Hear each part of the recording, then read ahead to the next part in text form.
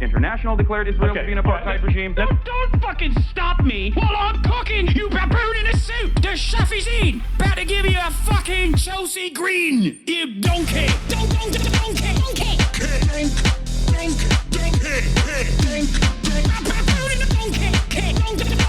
Listen to what I'm saying, and you will understand, perhaps, what I'm trying to imply. Patronizing.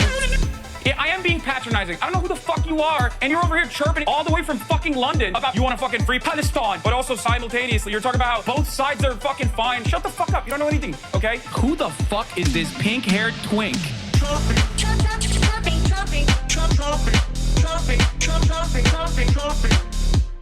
Dissolve the apartheid So what would you like to see happen, Hasan? Do you not understand the English language? What's going on, everybody? I hope everyone's having a fantastic evening, afternoon, pre-noon, no matter where you are in the world. I'm Hasan Piker, and this is the HasanAbi broadcast coming to you live from rainy California, Los Angeles. Folks, we're live and alive, and I hope all the boys, girls, and MBs are having a fantastic one because today's a beautiful day. Today's a wonderful day. Today is... my hair's kind of fucked up. Today is Turtleneck Day. That's right. It's Newsday Tuesday, October 14th, 2025. and it's actually 55 degrees and rainy here in otherwise sunny California, Los Angeles, and we're alive, and there's a lot going on in the world, so I'm obviously going to tell you all about it. This is part of the broadcast where I tell you about my personal news. It's obviously 11:56 a.m. This is an unceremoniously late start to the broadcast. Part of that is because when, it rains in Los Angeles, everything is crippled to a halt. But the real reason why I'm late is because I was doing a portrait, doing a photography session with some photographer that is doing like a portrait series. And that's the reason why I'm actually late. Anyway, but this is the part of the broadcast where I tell you about my personal news. Regardless, and there is not really much going on the personal news front. I ended the broadcast last night. Is your mic lower than usual? No. I ended the broadcast last night, as I often do, and I spent most of the time watching Code Geass. I ended it, watched some Code Geass, and I'm basically 2 episodes out from finishing Code Geass. I will say the second season of Code Geass, not as good as the first season. People might disagree with me, but I think that the second season is not as good as the first season. And it's just like, obviously I'm not like a big mech fan anyway. And I feel like it's more mech heavy in the second season somehow. So the ending hits, I hope, because it's gotten like really crazy. It's definitely gotten really crazy. But a lot of people say the finale is worth it, so we'll see. But in any case, what is this? Sam Altman news, read last sentence. All right, we'll look at that in a second. What the fuck is your problem with mecha? Okay, calm down. We can have our own opinions on mecha anime. I don't know why. I just don't really have mecha anime doesn't do it for me. I don't know what it is. Have you seen or heard of Gachiakuta, sick new anime with lots of class politics? Yes, I've been watching it. It's like the only anime that I feel like I can smell while I'm watching it. Do with that information what you will. But it unironically feels like I can smell the anime while I'm watching it. The way they've drawn it. There's also some bad parts about it. I think the how do I put this? It's not the dubbing that's an issue necessarily. It's not the dubs that is an issue, but it's like what the characters, like how they are written, like how they speak, how they communicate sometimes brings me out of it. I don't know how to describe it. It's like the way that they speak is like American slang written by like a Japanese person. In the anime, at least. And on the dub. So maybe it's the dub that like kind of sucks. It's a very Zoomer coded dub. Yeah. I don't know why. I don't know why it's like that. But it's kind of lame if we're being real.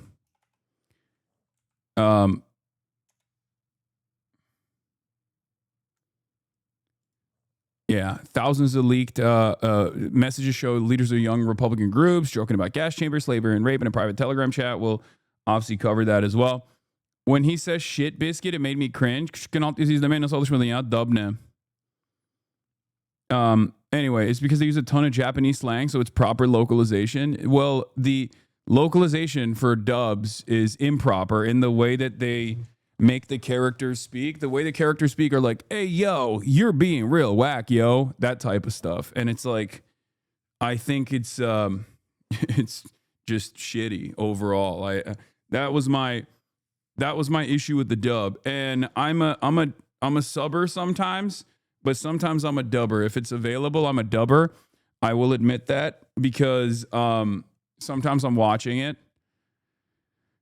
Sometimes I'm watching it in you know, in an environment where I can't like fully pay attention to it, like while I'm eating or something, you know what I mean? Or it's not second screening necessarily, but it's just hard. Anyway, some days you just don't want to read. Exactly. So the dub is classiat from your description. I don't know what that means. All right. Anyway, where was I? Don Da Don update. I haven't watched like the latest episodes of Don Da Don and Sakamoto Days. I haven't been able to keep up. I've just been so invested. I have been so invested in what do you call it? The Code Gay Ass. That's all I've been doing. Code Gay Ass is gay high school love story at heart. Like Lelouch. Okay, calm down. Don't no spoilerinos, okay? You got to start watching Chinese animes. Donghua, try out Gundam Hathaway. Okay, the problem with the Gundam is that like Gundams take me out of it, and I'm not a big fan of Gundams. But unfortunately, Gundams are the best for the best political animes out there. That's the issue.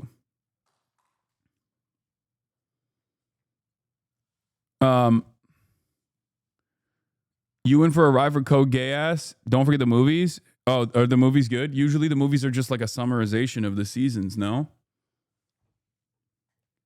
Anyway, you're only into the Flesh Mecha Gundams? Yeah, like Attack on Titan's a Flesh Mecha and it's fine. My mobile says you have 7K viewers. This is accurate, indisputable, and you have fallen off. This is true. I have fallen off, and I will never fall back on ever again. Play Road to Empress. I know. Everybody wants me to play the Chinese Emperor dating sim.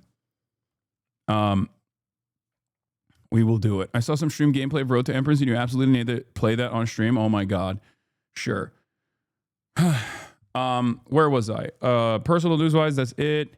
Not else going on. The reason why I'm late this morning is because, like I said, I did a portrait photography with this like photographer who's doing like a series on, you know, political people, like political leaders and stuff like that.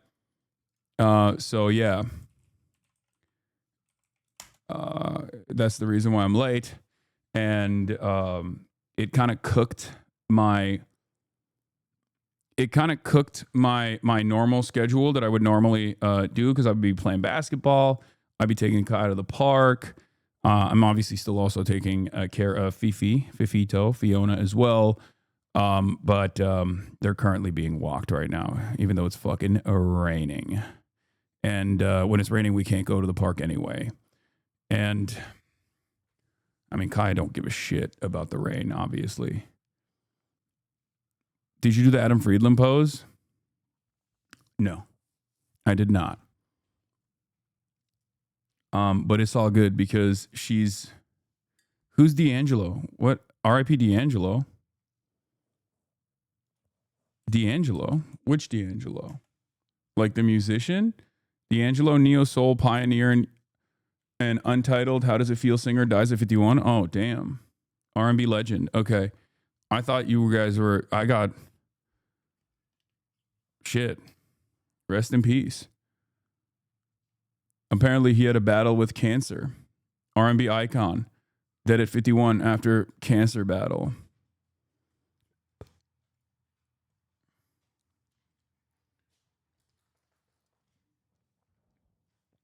I thought for a moment we were talking about,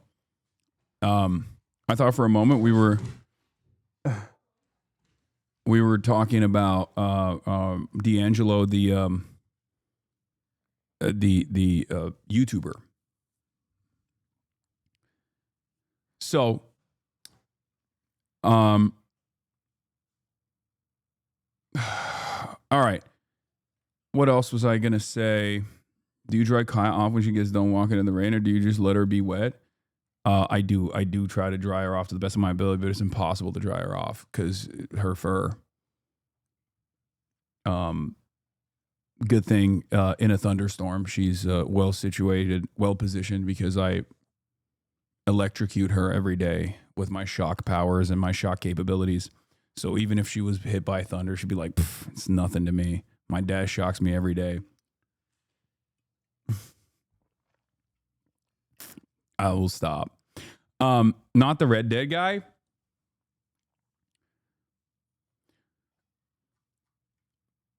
Yeah, hit her with the Raikiri.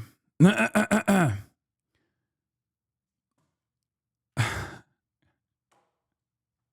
I'm just spamming it. Yeah, she's a ground type Pokemon.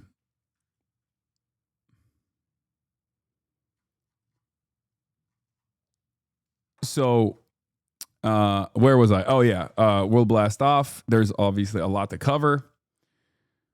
The ceasefire. Not sure if it is. Not sure if the ceasefire is happening or not. Okay.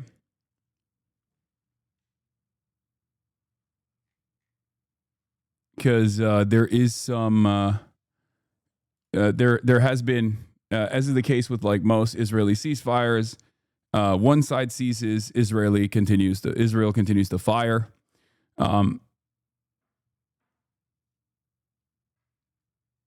Zoran is going to be on Fox News within this hour. Surely they want to ask him about you. I'm sure they will.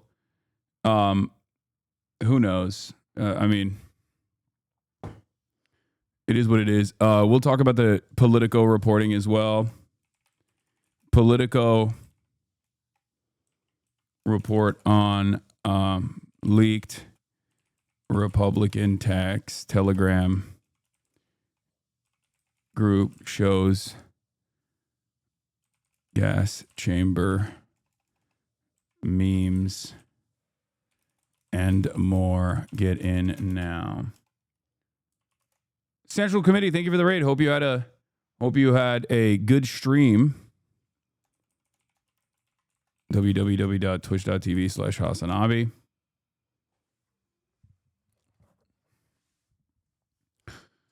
Are you going to come back to New York? Yes, I have some business in New York. I will eventually be going to New York. Not to roast your fib, but why is this Steve Jobs look? I don't know, because it's a little bit chilly today. And that's why. They are, as I said already, they're claiming, dude, it's exactly as I said would happen. They are saying that Israel is claiming that Hamas is violating the ceasefire deal by not returning the hostage remains. And they're claiming, I told you, it was going to be two different things, like IDF closed Rafah crossing, which stopped aid going into Gaza. Typical, as expected. We'll look at it. We'll look at it a little bit more. You gave them the idea? Yeah, I gave Israel the idea. And it certainly wasn't something that they already knew. It's certainly not something that they thought that they were going to do.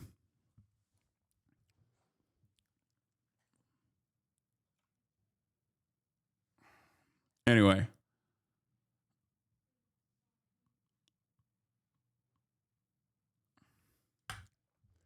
Charlie Kirk's ceremony is happening today as well. Trump is posthumously awarding Charlie Kirk a Medal of Freedom. We'll cover that too. Hold on. Kirk gets Medal of Freedom. But yeah, another one, bro, is needy as fuck. Dude, it is, these guys are like actively trying to turn this into a much bigger ordeal. They're actively trying to turn this into a much bigger ordeal. I mean, it is a big deal in general. Like, yeah, you have a political advisor to the president get shot in broad daylight, but it's pretty interesting that like while that event was horrifying for a lot of people who saw that, and it's like most people don't usually see someone that they know or someone that they have seen before exist in the real world get shot on camera like that. And it's like a harrowing situation from that perspective. The way that the administration has very clearly tried to use this to a tactical advantage to design this like this narrative surrounding it, and while simultaneously not giving all of the details, like leaving a lot of questions up for debate, the chaos of independent actors that ran with their own personal opinions on what took place, immediately blaming Israel, for example, especially at a time when like Israel has no good coverage whatsoever. Like even the Republicans themselves also don't trust Israel for understandable reasons. It's been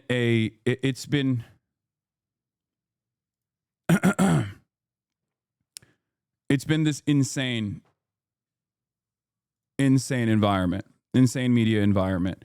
Before we get into that though, I just want to show you guys something incredible. Also, I don't know what the fuck's going on with YouTube. Did they change their visuals or something? It's crazy. Trump on Newsom, if he doesn't play ball, we're going to be very tough with them. Oh God, the UI changed and it's gross. What is this bubbly shit?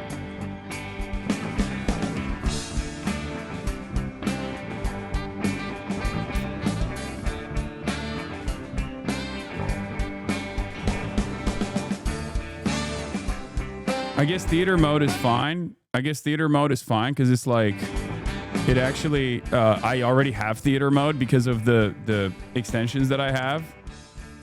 Scrolls keep on turning. Just 2 days and we are through.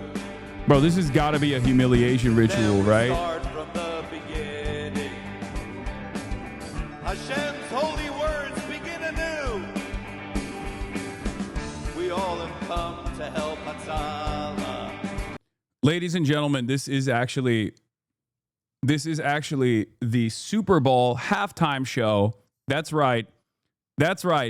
They said, oh, we don't want to have a non-American, even though Bad Bunny is an American because Puerto Ricans are American. We want to have real Americans. And what's more real America, a lot more real America than Puerto Rico? Israel, of course, the only territory that America seemingly cares about, the 51st state. So this is your new halftime Super Bowl show, ladies and gentlemen. That's right. And we want to help it thrive. As a Jew, we don't claim him, for fuck's sake, except it's Mike Huckabee. He's not even Jewish. He's an evangelical Christian. Based right here in God's holy city. Throughout this land. Who are the other dudes that are singing? I don't know. Who's the guy who's singing? Sweet home Yerushalayim. Yeah. Where God's words ring so true. Sweet home Yerushalayim. Lord, I'm coming home to you. Bad day to have ears. Jewish. The United Nations call us crooks.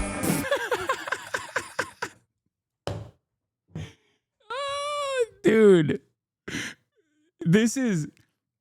it reminds me of the age-old Will Menaker lock, where he very famously said, fascists and reactionaries can't make art because, especially, they can't make comedy because in the process of trying to craft a joke, they get too angry and start explaining things and start just yelling talking points at you. And this is a perfect example of this, okay? These guys want to do like a cover of Sweet Home Alabama, but because they're so invested in spitting out talking points at you that all of a sudden it just like slaps you in the face. United Nations calls us crooks, but they're actually anti-Semitic. It's like, what the fuck? Bro, just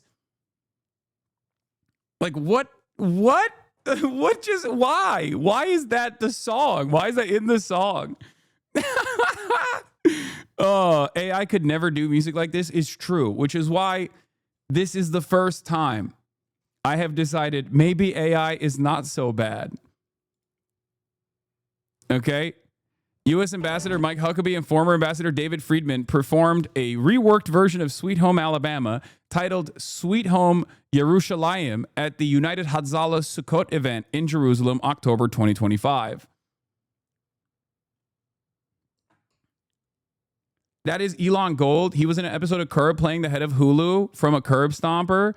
Oh, true. That's why he looks so, that's why I recognize him. I was like, he looks, I thought, you know, I didn't know where I saw him before, but yes, I remember that episode clearly and vividly because that is the episode where he's like telling Larry, hey, we have like a, you know, Shabbat dinner with Barry Weiss. And Larry just fucking slams the door shut on this guy's face.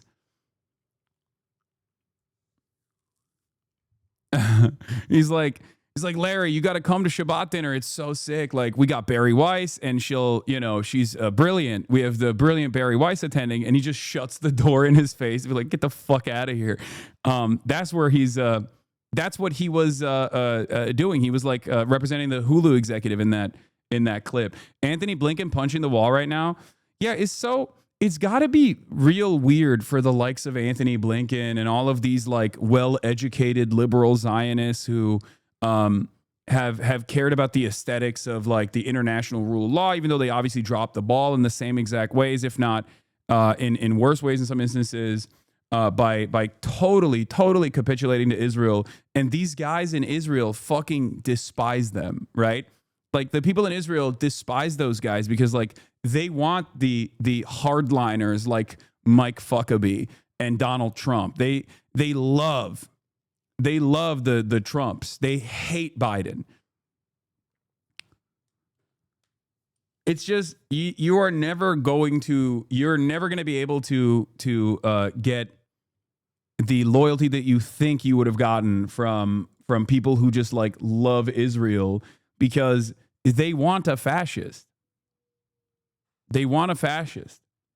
And that's ultimately what this is about. Like, they want someone who resembles their politics, and Trump resembles their politics. I 100% support and want to live ergotocracy. Will it ever come to fruition in our lifetime? I can't believe they killed Leonard Skinner a second time. Yeah, Anthony Blinken's cover band could never. But Donald Trump claims it's all Israel. Yeah, see? Just as it says in all the holy books. Yeah! Sweet home Yerushalayim, where God's words ring so true. Sweet home Yerushalayim, Lord, I'm coming home to you. Many say we have no capital, though we're here for 3,000 years.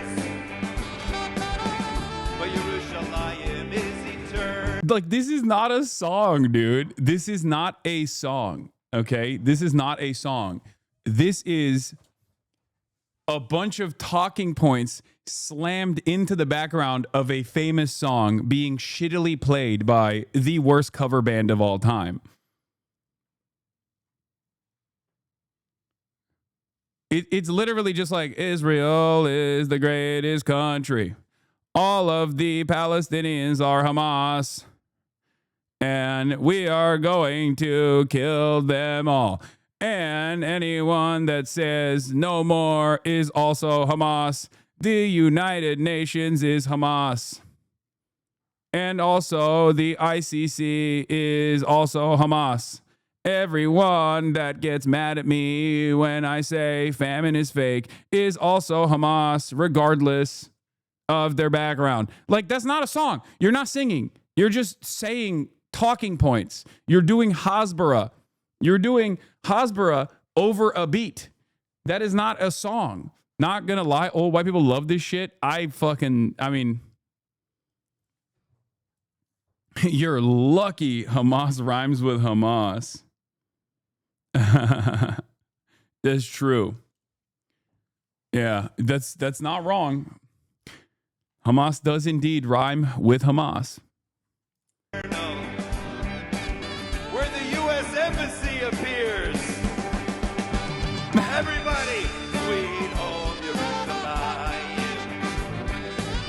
Don't skip, please. Don't worry. So true. I can't hear you.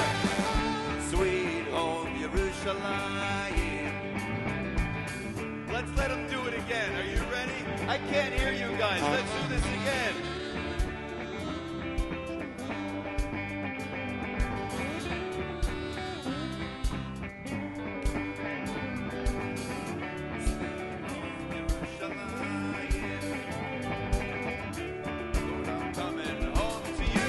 Let's hear it, guys. Play us.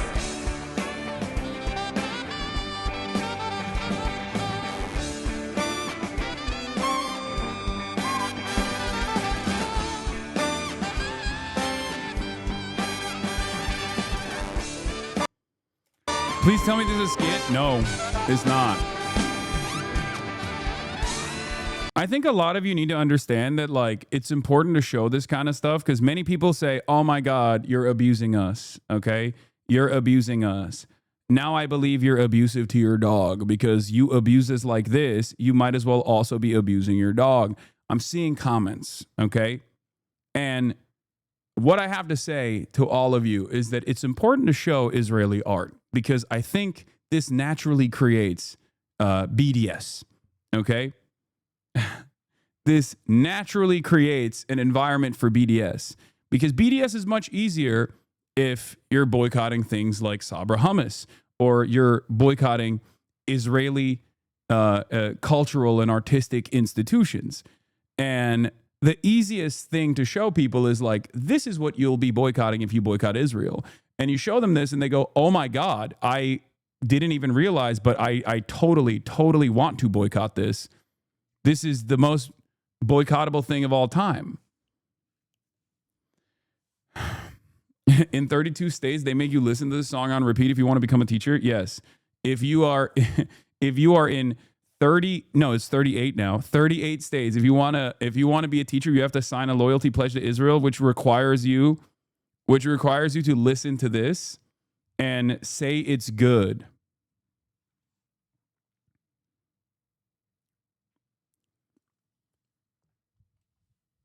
You have to say this is good. Otherwise, they will fire you from your job. You have to sing along, offbeat, just like they are. Yeah, the ambassadors and the comedians. Sweet home, Yerushalayim. I'm an art teacher in Georgia. Can confirm it's art now. Yeah, you have to listen to this and you have to nod along. You have to actually bop your head and be like, this is so good. This is so fire. Okay? I am from Israel and this is my art.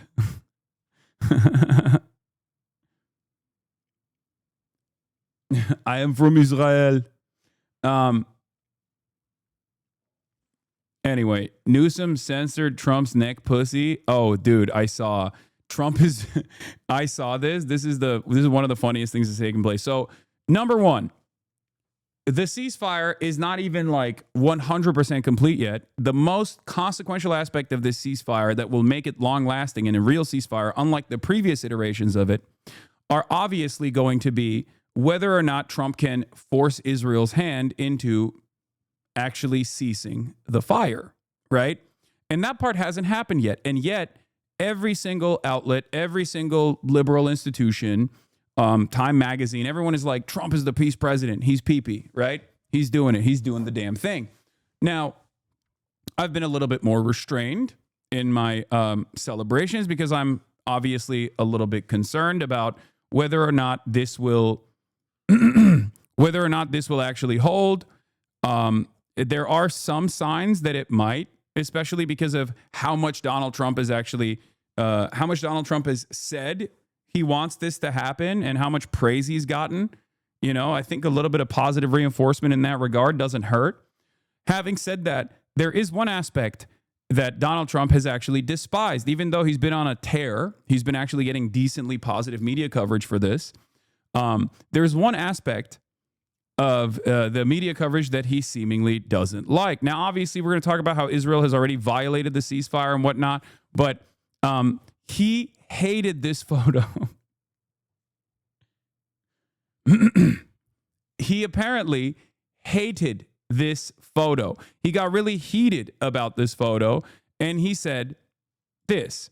Time magazine wrote a relatively good story about me, but the picture may be the worst of all time. They disappeared my hair and then had something floating on top of my head that looked like a floating crown, but an extremely small one. Really weird. I never like taking pictures from underneath angles, but this is a super bad picture and deserves to be called out. What are they doing and why?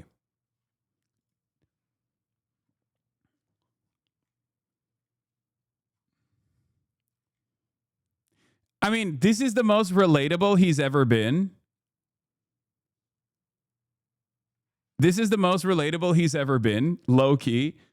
But it is also incredibly funny that he's just like super butthurt about the angle of the photo because he is uggo to the max. That's just how you look, my man. You have way worse photos than this.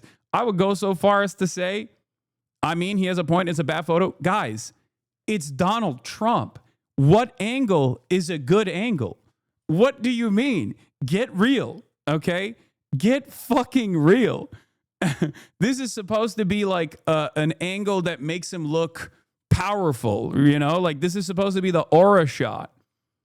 Like he looks like that. What are we talking about? He doesn't have any good photos. That's just what he looks like.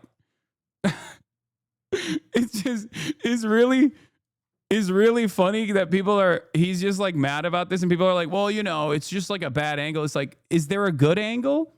Have you seen his like new White House photo where he's like doing this in his new White House like portrait shot that he posted? Like it's not like he looks good in any of those fucking photos. It just looks like shit all the time.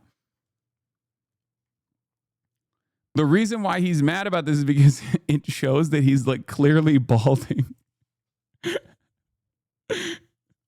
That's it. And the nussy is prominent and powerful.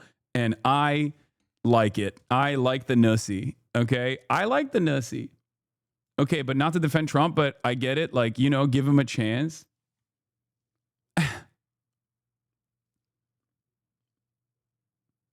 This is the iconic one. Unedited people went on to Photoshop it though. Yeah, like he just doesn't look good in general. He is not. He is not a guy that looks good. That's it.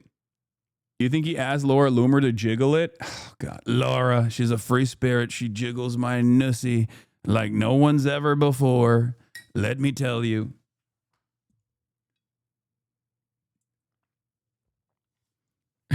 Trump is... oh, shit.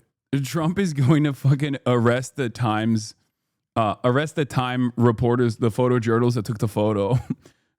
Why are you making me look bald?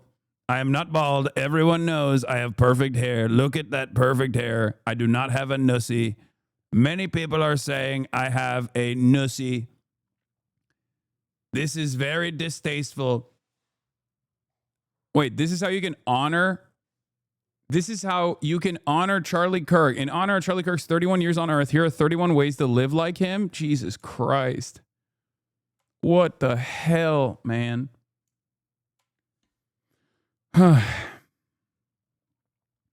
Anyway, yeah, Trump is mad about it. Gruesome Governor Gavin Newsom is shitting on him over it. And yeah, we're going to get into all of it. Okay, we're going to get into all of it. Trump is obviously back in the United States of America. He's back in the United States finally. Yesterday was a very interesting, chaotic day full of interesting things that took place where Donald Trump basically brought together everyone else seemingly other than the regional actors that are either experiencing a genocide or doing the genocide. And you know, he did the humiliation ritual for all of the Western leaders that wanted to participate. He did a humiliation ritual for all of the people that wanted to participate from all around the world. He just basically sat there and bullied them. Yeah, it was very interesting to watch Keir Starmer also known as Kid Starver, get told to do spot training with Kaya, you know, similar to Kaya's spot training where I say place. Just odd to see, you know, a person who is supposed to command the legacy of an empire that where the sun never set, you know, blowing a 13 colony lead all the way down to being a servile little gremlin to Donald Trump on camera, so much so that all of the other world leaders that were next to him started laughing. Like Mark Carney straight up starts laughing in Keir Starmer's face. Okay?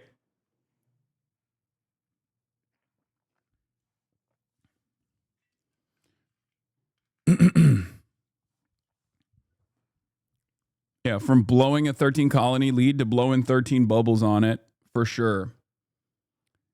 So all of that stuff took place. And meanwhile, obviously on the other side, you have Palestinians that are trying to go back to their homes, or what remains of their homes is mostly just reduce the rubble. And they're trying to rebuild. They're trying to rebuild. They're trying to survive. Meanwhile, there's obviously some chaos that's taking place in the restructuring in the Gaza Strip. Like all of the collaborator clans and you know, ISIS affiliates and other criminal elements that were unleashed upon the Strip in the process of the genocide by Israel are getting apprehended. And there's some chaotic incidents that have taken place. Like one of the gangs allegedly shot and killed a very famous Palestinian reporter. And then there's been retaliation on top of that. We'll obviously dive into it as well. We'll dive into we'll dive into like what has taken place in terms of like Hamas regaining control as the only organizing body on the Strip until they basically dissolve or give up control to a technocratic committee comprised of all of the different factions within Gaza.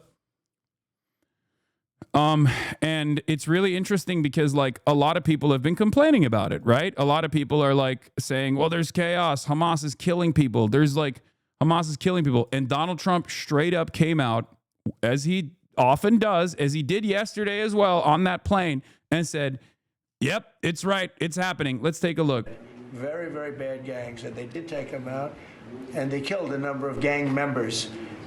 And that didn't bother me much, to be honest with you. That's okay. We had a couple of very bad gangs. You know, it's no different than other countries. Like Venezuela sent their gangs into us, and we took care of those gangs. We have Washington, D.C. Like, not only is he saying that these are very bad gangs, like, and he's not wrong. Like, these are ISIS affiliates. These are comprised of like drug dealers, ISIS affiliates, and people that Israel gave weapons to specifically to create an environment of chaos at the point of aid distribution and aid delivery. Like everything Israel said Hamas was doing, everything Israel claimed Hamas was doing, they actually got these collaborators to do. Okay? Every single thing.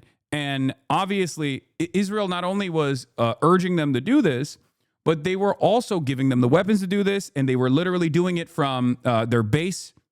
For the most famous version of this is obviously Abu Shabab, Yasser Abu Shabab, who was in prison for drug dealing. That Israel broke him out of prison after October 7, and then basically gave him a bunch of money, gave him some weapons, gave him aerial coverage with drones and whatnot to support him. And obviously, you know, you might know Yasser Abu Shabab, despite the fact that he is illiterate and can't even read or write in Arabic, from his Wall Street Journal opinion editorial piece that he wrote. Clearly, it was him who wrote that. That's, you know, you might know that from his, because I'm not the biggest fan of the guy, but he's a mean writer. You know, he's a really good op-ed writer. He wrote for the Wall Street Journal. So, in any case, Hamas and like the interior security apparatus that exists currently is punishing the collaborators and creating some semblance of stability in the Gaza Strip. Okay? And it's interesting that Donald Trump, in the classic Trumpian way, is openly saying it. Like, he's just like, yeah, these guys are dealing with like some really bad gangs. These guys are dealing with some really bad gangs. These are some really brutal gangs. He's not saying that like it was gangs armed by Israel. Okay? Even though that is the case. But the very fact that he's saying that instead of using the Hasbara line of like, well, these guys are brutal barbarians is very interesting. Is one of the safest cities in the country. It was one of the worst cities in the country if you go back just a little while ago, right? Now it's safe. You can walk to work. Isn't it nice? And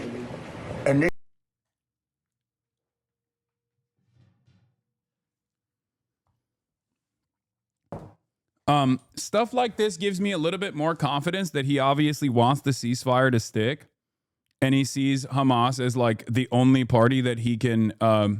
He sees Hamas as like the only party that can maintain stability and push the ceasefire to stick. Okay. New Trump defends Hamas crackdown on gangs in Gaza, likens the cleaning up Washington, D.C. Speaking for the White House, Trump said Hamas did take out a couple of gangs that were very bad and killed a number of gang members. And that didn't bother me much, to be honest with you, he added. That's okay. Trump compared to how his own administration handled violent gangs, claiming Venezuela sent their gangs. Now, of course, when Donald Trump is talking about like what he's doing with like domestic, he's doing with like the domestic incidents, like there is a difference between a resistance faction that is trying to literally, in the imminent aftermath of a pause in this genocide, restore some semblance of order, versus the most powerful nation on the planet creating a fake environment to start executing people carte blanche with no repercussions whatsoever, off of faulty claims that they're actually violent gang members. So there is no comparison between like what Hamas is doing with what the United States of America has been doing, for the record. Like, that's not a real comparison. But it's funny that that's like the only thing he can, like, I like that he's using Hamas as a positive here in terms of like dealing with criminal elements while simultaneously saying we're just like Hamas, because that's what this is. That's what he's saying here. He's saying my administration is just like Hamas, dealing with violent drug dealers and gang members in the most violent ways possible. Like, he's using Hamas as a positive force. Okay? Which is very strange. It's a very strange thing to hear from a fucking American president or any American politician. This is outflanking. This is outflanking Marjorie Taylor Greene. This is outflanking every left politician whatsoever. Like, this is an accurate reflection of what's taking place in the Gaza Strip without actually thinking about the why, the reasons as to why this kind of violence is taking place on the Strip. But it's shocking to me that he is able to just say that. Okay? He's just able to be like, yeah, that's right. Hamas, they're restoring order. Any other person, I mean, this is truly a Teflon Don moment, because any other American figure that says something like this, they would get fucking destroyed. Okay? They would get fucking destroyed. And I still think the reason why he's saying this is because he hasn't gotten the proper Hasbara notes on this. And he partially thinks that in order to make this ceasefire stick, which is clear that he wants the ceasefire to stick, the party that he has to align with, the more responsible party, the party that actually will generate the stability necessary for the ceasefire to hold, is going to be the existing resistance structure, which is currently led by Hamas. Which is, you know, unexpected from Donald Trump, but I guess he has his moments like that. This is yet another interesting Trump moment brought to you by his lack of interest in learning what the appropriate talking points are.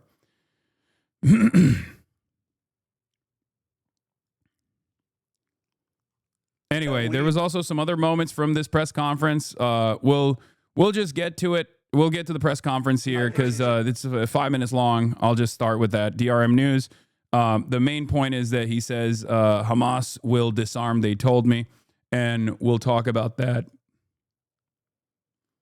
Bro, you're giving Trump too much credit here. I don't think he thinks ahead about anything. No, I agree, which is precisely the reason why yesterday when I first heard him say something similar about all of the activity, all of the like stability operations that Hamas was engaging in and the interior security was engaging in, when Donald Trump defended that, what did I tell you? I said, he doesn't know what the talking points are. He doesn't realize that Israel would use this chaos under normal circumstances to say Hamas is barbaric and brutal. And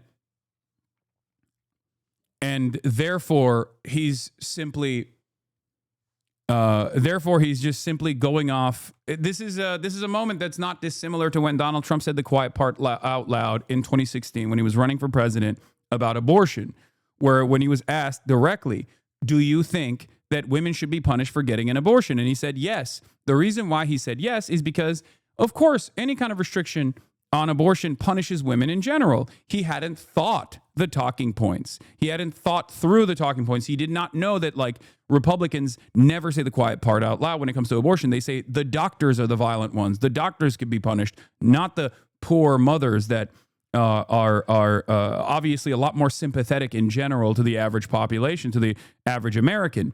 So this is kind of like that. This is a moment where Donald Trump turns around and looks at the situation. He's like, yeah, of course they're going to fucking do this kind of thing. Have you seen, the Gaza Strip? It's chaotic. These guys they're dealing with the chaos. They're dealing with the gang members, not realizing that Israel would, in normal circumstances, use that chaos as an opportunity to justify further incursion. Okay?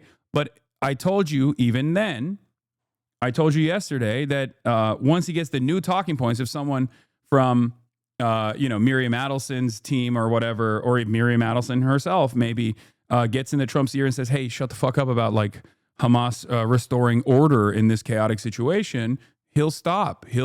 It's the same thing. It's the same reason why he says now it's 3,000 years of war and I stopped it. Someone told him that. And he really liked it. He really liked that talking point because he had previously never really talked about 3,000 years and how this land was promised to Jews 3,000 years ago. That's like a new thing that he started to say because someone told him that, and now he's just repeating it. Because at the end of the day,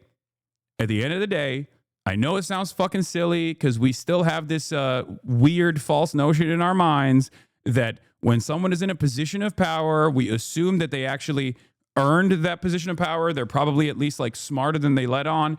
Donald Trump is not smarter than he lets on. That much is clear. Okay. He is a sponge. Someone tells him something. He has his own opinions on certain shit and he never lets it go, like tariffs. Okay. Somewhere along the line, someone told him tariffs are great. You should use tariffs. And he hasn't ever let that go. Okay. But beyond that, when it's an issue that he doesn't like give that much of a shit about, he will just repeat whatever the latest person that he trusts in his orbit told him. Okay? Donald Trump is not smart, full stop. No, I know. I never said he is.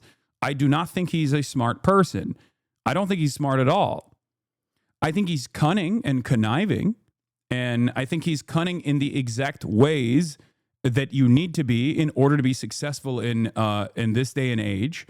But that doesn't mean he is a smart person at all. He's not a well-read person. He's not a curious person. He's not an intellectual. He is just a good salesperson. And as a good salesperson, he is trying to sell this. And the product that he's always trying to sell, obviously, is himself first and foremost. He's fucking narcissistic. And that is what he's doing here. In any case, we'll look at what Donald Trump has said about the latest on this ceasefire deal, even though Israel is already claiming and screaming bloody murder that Hamas is actually not abiding by the ceasefire deal. And we'll see what Donald Trump is saying about it nonetheless. Mr. President, on Gaza, how long will it take Hamas to disarm, and can you guarantee that is going to happen? Well, they're going to disarm, and because they said they were going to disarm. And if they don't disarm, we will disarm them. How will you do that? I don't have to explain that to you. But if they don't disarm, we will disarm them. They know I'm not playing games. Okay? Now, we did something monumental. We got the hostages back. That was the first thing we had to do, above all else, get the hostages back. Now, they misrepresented because we were told they had 26, 24 of dead hostages, if we can use those terms.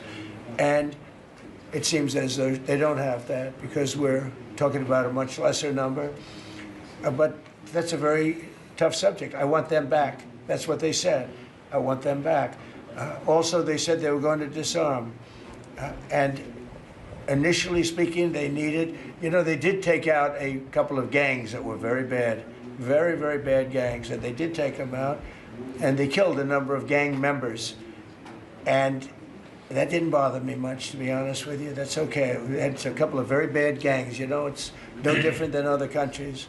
Like Venezuela sent their gangs into us. Dude.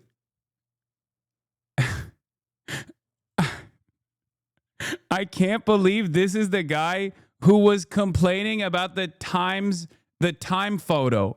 Look at how he looks like shit. He looks so bad, bro. I know this is not the main point here.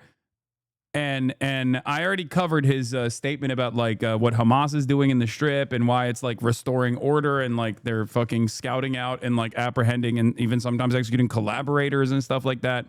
And engaging in gun battles with the collaborative elements that have gotten arms from Israel or are trying to take advantage of a power vacuum inside of the Strip. But like while he's correct on one front in terms of like, we knew that Hamas was going to do this. They were going to do this. They have to deal with these gangs. They're very brutal gangs. Okay. Some of these guys are literal fucking ISIS affiliates and shit. Right. On the other hand, he then compares it to extrajudicial killings of like Venezuelan fishermen, okay, off the coastline of Venezuela. And that obviously is fucking insane. Having said that, I can't let go of the fact that Donald Trump, on the one hand, looks like this all the time, and on the other hand, is bent, butthurt, pissed off about the time photo, the time angle. Is this supposed to be, do you look good here, Mr. President? Should they have posted this? And we took care of those gangs. We have Washington, D.C. is one of the safest cities in the country. It was one of the worst cities in the country if you go back just a little while ago, right? Now it's safe. You can walk to work. Isn't it nice? But we have told them we want to disarm, and they will disarm. And if they don't disarm, we will disarm them. And it'll happen quickly and perhaps violently. But they will disarm. Do you understand me? Yes. You say because quickly. Everyone says, oh, well, they won't disarm. They will disarm. And I spoke to Hamas, and I said, you're going to disarm, right? Yes, sir, we're going to disarm. That's what they told me. They will disarm, or we will disarm them. Got it? Okay. What is next. the deadline you're going to put on that? You say quickly, sir. Sir, you say quickly, but what is the deadline you're going to put on that before you take period action? of time, pretty quickly. Mr. A President. reasonable period of time. Congratulations on the peace you achieved in the Middle East. Yeah, Israel is already back to its Israel ways. By the way, following the transfer of only 4 bodies in violation of the agreement, Israel decided to reduce the entry of humanitarian aid into Gaza and prevent the departure of Gazans to Egypt, according to Channel 12. A security source said that following the release of only 4 deceased, the recommendation to the political echelon would be to stop the entry of aid into Gaza and not open the Rafah crossing. What aid? Barely anything has been allowed into Gaza. This is, once again, Israel doing fuck shit. It's Israel doing Israel shit. And I told you that Israel was going to do this Israel shit. Israel is fucking up the bag. Someone needs to stress this to Donald Trump. Someone who has Donald Trump's ear needs to say, hey, sir, Mr. President, Israel's making you look really bad. Remember all the positive news coverage you got, even though Time magazine also showed your nussy? Ultimately, it was a round of positive news coverage, and it made you feel really good about yourself because you're a deal maker president. You're the peace president.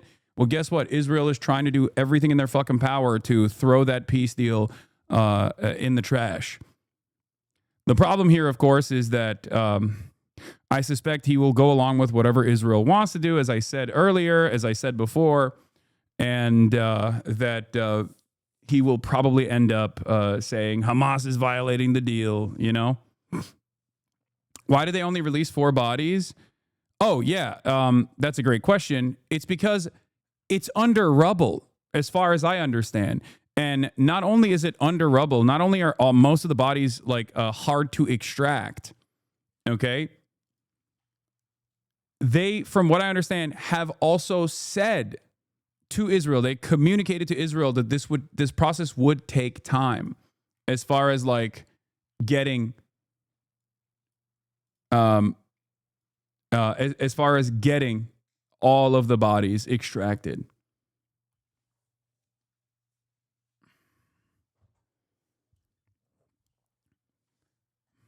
I thought they had the bodies ready to be returned. No, no. If you recall, I talked to Jeremy Scahill about this as well. Like, this was a big point in the negotiations that Hamas actually communicated to the Israeli side, of the Israeli envoys, that like they don't have the capacity to instantly find all of the bodies and return them.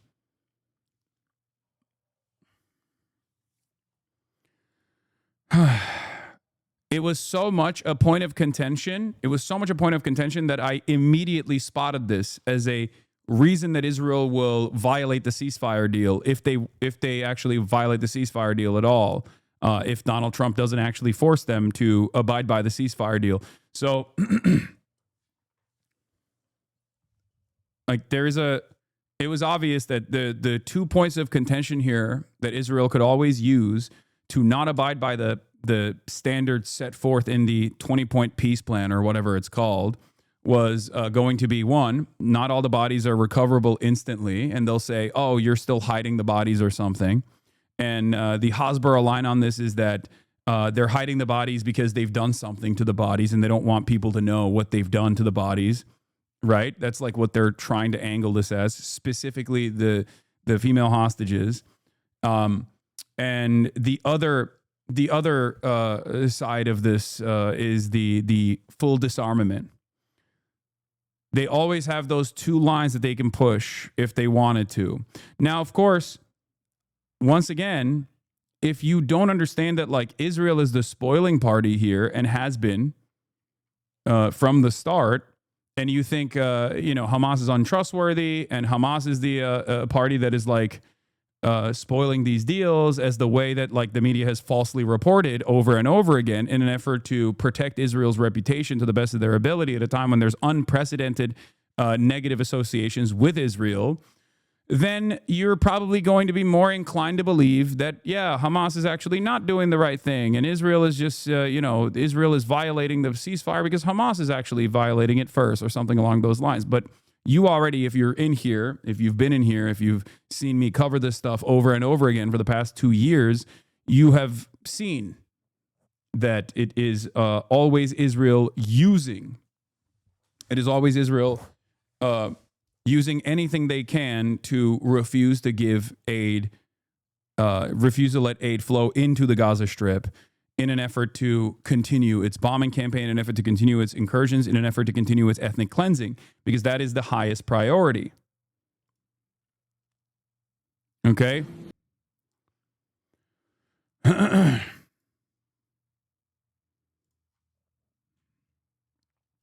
So there's a bunch of different things that are going on here. First of all, very much. and my question is regarding Argentina. Does continue? Are you from Argentina? I'm from Argentina. Yes. I like the Argentina. I like them much better than ABC. Than ABC fake news. Me too, sir. Yes, go ahead. Does continued U.S. support for Argentina depend The entire on the country. Don't even know if it's like a hostile reporter from Argentina or not. He's like, I like Argentina. It's better than ABC fake news. Argentina is the best country. I just gave you 20 billion. I just gave you 20 billion. Fake news. He's going to say no aid for Argentina if a communist wins and Milei loses. of Wait, the really? upcoming legislative elections and the ability of the government to pass long-lasting reforms through Congress? Well, I think if they don't do that, we're not going to be around very long. Scott, can you handle that one, please? We're confident that the president's party will, and the coalition will do well in the election, and this aid. That's so incredible, dude. That is just like, this is transparent intervention in the electoral process of another country, and it's just another fucking Tuesday morning in this administration. Back in the day, these kinds of things used to be hush hush. Now they just openly say it on television. Okay? We gave him $20 billion. If the opposition wins, we gave him $20 billion. If the opposition wins, we'll take it away. That is crazy. That's just in broad fucking daylight. Like, these things used to matter, okay? Like, think about the Iran-Contra affair, right? When it was, when the Iran-Contra affair was, like, unearthed, this became a major point of contention at the time. And I feel like it's just a Monday for this administration. They just do it out loud. They just openly do it. They're gangsters. They're doing gangster capitalism in broad daylight. Doesn't even fucking matter. What are you going to do about it? It blows my fucking mind, dude.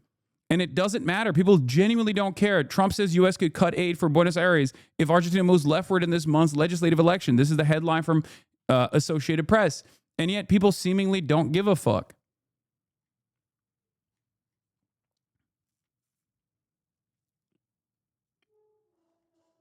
I don't know how the Argentinian population will react to this. I think that they will probably not be as appreciative of Donald Trump's direct intervention, especially at a time when Milei has lost a lot of the initial support that he had, because, you know, once he implemented his policies, people realize maybe they don't like it so much. Okay, so I do feel like this could potentially have the same like Mark Carney style impact that it had in Canada, where it will negatively polarize people that associate openly with the American administration. But then again, I don't know enough about like the Argentine feelings, the Argentinian population, so I'm only speculating here. But I do know that, from what I understand, they don't actually like Milei all that much. And I don't know. I would go so far as to say that, like, obviously, in all circumstances, when your economy is on fire, regardless of who is manning that ship, as long as that ship is fucking sinking, people are going to not like the leadership. They're going to say, fuck the leaders. They are responsible for the economic turmoil. Even Donald Trump is experiencing a bit of this, right? So I suspect that this kind of direct intervention that violates the sovereignty of the Argentinian population will probably not be helpful for Milei's chances of maintaining power. Is predicated on robust policies, and going back to the failed Peronist policies would cause a U.S. rethink. Thank you very much. It's a great question. It's a little like New York. You know, you're reading in Argentina. Oh my fucking Lord. It's a little bit like New York. We're going to deny aid to New York if the socialists win. We're going to make sure we cripple New York, the finance capital of the country. Good luck. Argentina about New York. We have a problem. We have a communist who's 33 years old, doesn't know a damn thing. Practically, he's never worked a day in his life. And he sort of caught on, right? And I'm not going to send a lot of money to New York. I don't have to. You know, the money comes all through the White House. And if they're going to be sending us stupid policies, I mean, communist policies, which is proven for thousands of years doesn't work. You know, we don't have to prove it again. We're not going to ruin one of our great cities, because we'll make that great. We will clean up the crime in about 30 days. It took 12 days to do Washington, D.C., so New York is bigger. And Chicago, we've already made a lot of progress despite fighting from the government, but Chicago's doing great. Memphis is doing really great. You know, we have great support there from the political leaders. They said, please come in and clean up crime. And we love it. We've in 1 week, Memphis is so good. It's so much better. We'll have it within a month. We'll have that into a safe city again. And all of these cities, we want to clean them up. We don't like that opposition. But if somebody's going to be a communist mayor of New York, it's a fluke if he gets in. there are a lot of failed people that he's running against. I mean, you have inferior candidates or something, because it's impossible to think that New York City can have a communist mayor. He's a communist. He's not a socialist, by the way. There's a big difference. He's a communist. He's down and dirty. He's a communist. He hates police. He wants to get rid of all police. I mean, how can a policeman? He hates Jewish people, and yet he's got Jewish people supporting. He hates Jewish people. This part is so funny because this is just like when Trump said, you know, a lot of your children to Jewish donors at like a Jewish summit. Remember when Donald Trump turned around and was like, you know, a lot of your kids are protesting against Israel too. This is like that, where he's just, once again, you're supposed to not say the quiet part out loud. You're not supposed to say a lot of Jewish people are still voting for him, even though he hates Jews. Like, you're supposed to say he hates Jews and Jews are terrified, right? But he still turns around and says, you know, a lot of Jews are supporting this guy. Can you believe it?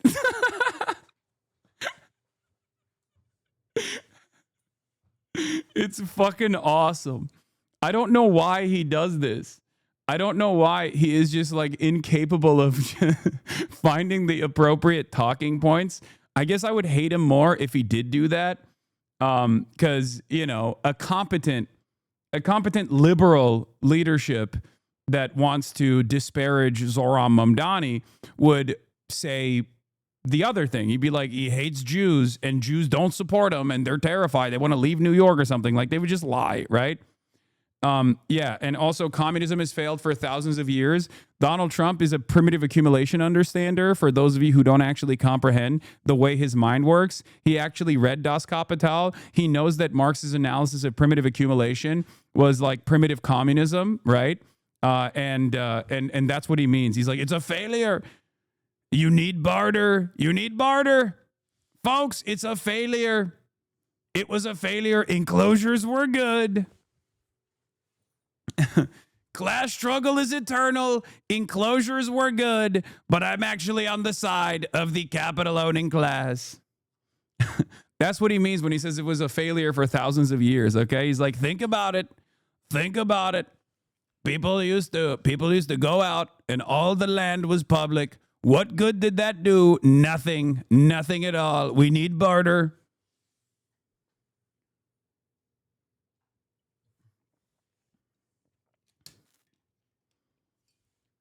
Yeah, the other side of the story that I find very humorous is just on my own, at least, is like whenever he makes a distinction between communism and socialism, and he'd be like, he's a communist. He's not even a socialist. Socialists are fine, folks. It's the communists that are scary.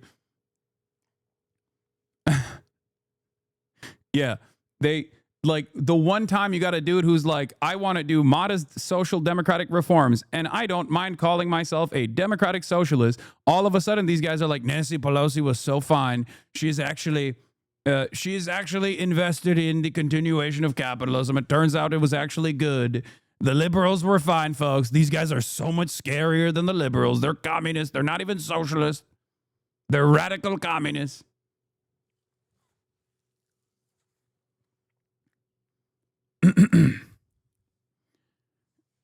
Yeah, all of a sudden when someone even when a popular figure calls themselves openly a socialist, then they have to like start changing the way that they attack this stuff a little bit more, because people go, wait a minute, now you think Nancy Pelosi is not a radical communist? Because you used to say that all the time. I thought Kamala Harris was a communist and a fascist and a socialist, and now you're saying Zoran is a socialist, communist, fascist, but the rest of the Democrats are not somehow? I'm confused. So it comes through the White House. The funding for New York and for every place comes through the White House. And I'm very generous, and I was always very generous with New York, even when you had opposition there, but I was always very generous. But I wouldn't be generous to a communist, a guy that's going to take the money and throw it out the window, because you're talking about hundreds of billions of dollars. Yeah. I wouldn't be generous to a communist who would take the money and throw it out the window, as opposed to Javier Milei, which I gave $20 billion to after the IMF also did another bailout. That guy is not throwing the money away. Whereas, you know what's throwing the money away? using the pre-existing funding mechanisms to beef up American infrastructure in one of the most robust public transit cities, if not the most robust public transit city in the fucking country. How dare he? How dare he throw the money away by giving it to the fucking working poor, or giving it to every person that lives in New York by investing back into public transit? This is wasting the money away. You're supposed to take the money and throw rock concerts for yourself, like my goat Javier Milei. And we're not going to let somebody get into office and squander the taxpayer money from this country. We're not going to let it happen. So it's a little bit like that with, if you take a look at Argentina, if the president doesn't win, I know the person that he'd be running against, I believe, probably, we probably have the person. A person is extremely far left and a philosophy that got Argentina into this problem in the first place. So we would not. Okay, but you're the one who's bailing out the anarcho-capitalist over and over again, and he's not a socialist. So what the fuck are you talking about? None of this makes sense if you hold it up to like a little bit of scrutiny, right? He's like, oh, this is the same principle behind like people always being like, socialism is when one guy has all the money and everyone else is poor, as opposed to capitalism where some people have the money, some people don't have the money. And it's like everyone goes, okay, but the graph you're showing about socialism resembles what we're experiencing currently. Are you saying that we're living under socialism right now? Is that what you're claiming? It doesn't make sense. It literally does not make sense. He's like, that's right. Milei is very good, which is why he needs more and more billions. Okay, he's doing capitalism the right way, which is why we will support him, even though he lights the money on fire. Okay, it doesn't make sense because Milei isn't even running for re-election right now. It's a midterm. There is no guy. I know, but he's talking about like the Peronists taking back control over the parliament. I assume that's what he's implying here. That's what he's talking about, which will create. I mean, it's already, from what I understand, it's already created some setbacks for Milei's austerity agenda, because people very quickly responded with, "We are poorer than ever before."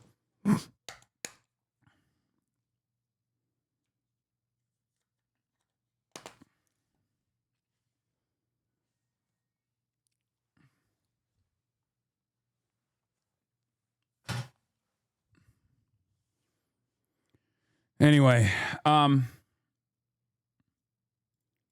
Glenn, I know. Trump, the irony of Trump's strong insinuation today about Miriam Adelson that she loves Israel more than the U.S. is a statement that is prohibited and subject to punishment as anti-Semitism under the expanded IHRA hate speech rules Trump forced American universities to adopt. Yeah, of course. But as is the case, well, first of all, it's not even false. Like, let's be real. I do think that Miriam Adelson cares more about Israel. Like, I think she cares mostly about money, right? Like, that her number one priority is money. But as far as like the spiritual stuff goes, as far as like the idealism goes, like, yes, I think that she does care quite a bit about fucking Israel, which is precisely the reason why she gave $250 million to Donald Trump, so that Donald Trump would continue demonstrating unlimited fealty to Israel. So, you know, we have never been at an impasse or a crossroads where like her highest priority, which is probably to expand gambling in the state of Texas, is met with Israel. Only then would we find out if she cares more about making money or more about Israel. Only then would we find out what is her highest priority. But it's not wrong to say that she has she plays a fairly high amount of emphasis in her advocacy work in the direction of Israel. That's not a crazy fucking statement to make. But I think this is more so Glenn Greenwald talking about the idiocy of the IHRA definition, because Trump's assessment of what Miriam Adelson is doing is not a falsehood. It is correct. He knows it firsthand from his experiences with Miriam Adelson.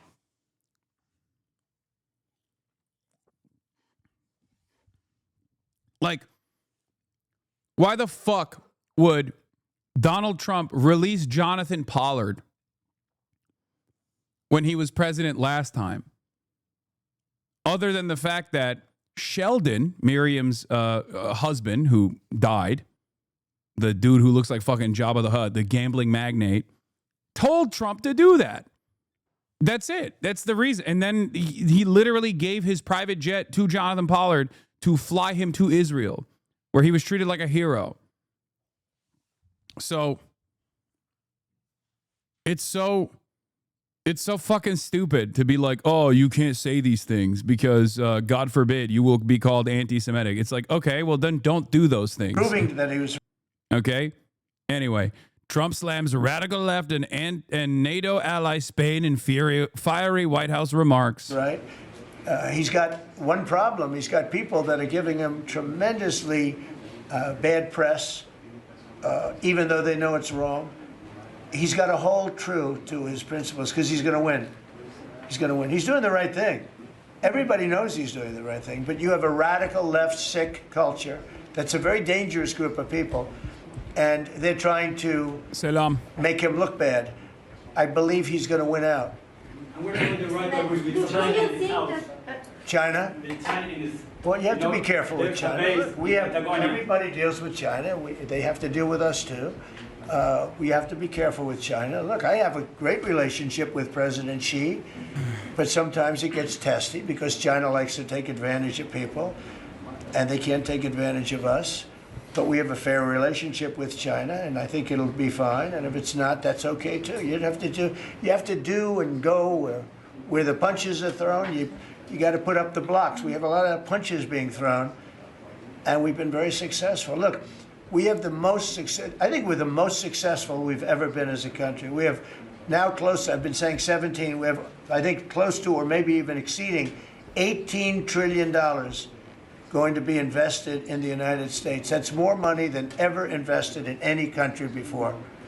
Even countries with much bigger populations like India or like China, nobody's ever had $18 trillion invested in the country. We have, and that's because of November 5th election, because I won. Oh, if she won, you'd be negative. You'd have people getting out of the country. This country would have been in a major depression. If she... Yes, I've gotten $17 quintillion to American economy. If Kamala won, we would be $700 billion quintillion in debt. Bodies on the streets. Thank God I won. Because I did all the good things. Nothing bad can happen. Only good can happen. One, we would have been 1929.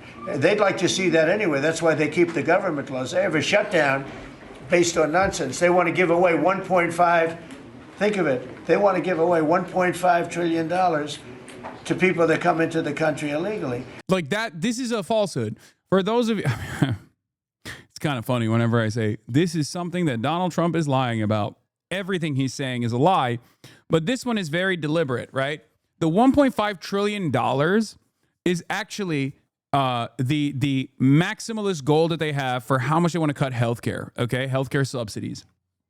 Because in this country, healthcare is unfortunately a private-public partnership where the public side, the government, subsidizes private healthcare companies that actually are an unnecessary and bloated middleman, but they exist regardless.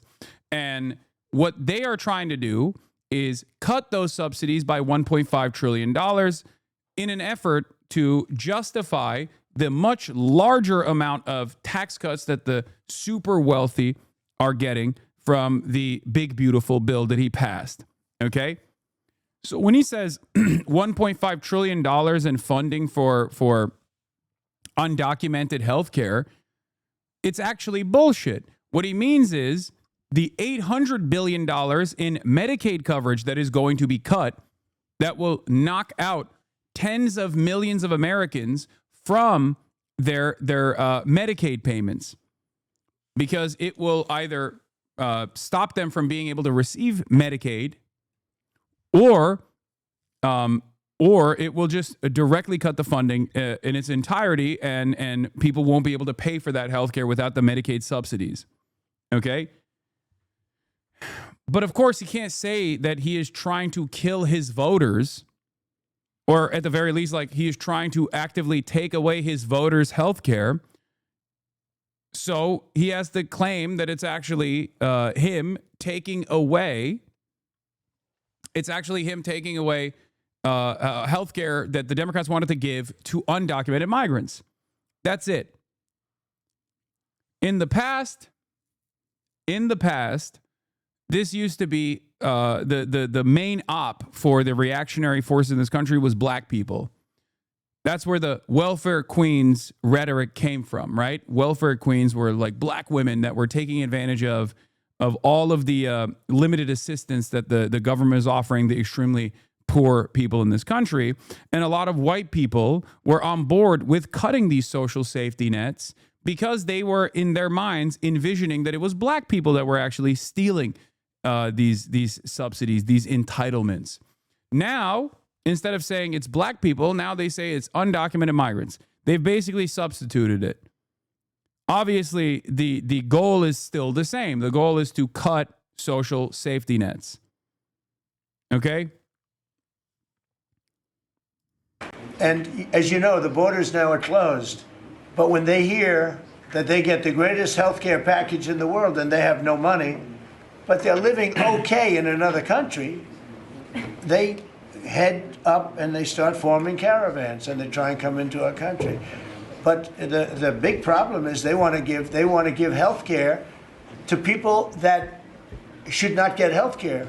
They want to give health care to illegal immigrants by the millions. Look at Gavin Newsom, what he's done. He's ruined California. He gives health care to anybody. And I guess they do it for votes. I actually think it's bad politics, but I guess they do it for votes. So I'm with this man because his philosophy is correct. And he may win and he may not win, but I think he's going to win. And if he wins, we're staying with him. And if he doesn't win, we're gone. How can Argentina can help to the peace process, to the Middle East peace process? They can help by doing well. If Argentina does well, that's helpful because they know we help Argentina. So if Argentina is successful, that's great because they view us as somebody that helped Argentina and they did well, and the United States maybe will help them and they're going to do well. So the success of Argentina would be a great feather in the cap of the USA because we're helping them. Right? You understand? Yeah. Yeah, please, behind you. Behind you. Thank you, Mr. President. Last week you said that NATO should consider expelling Spain.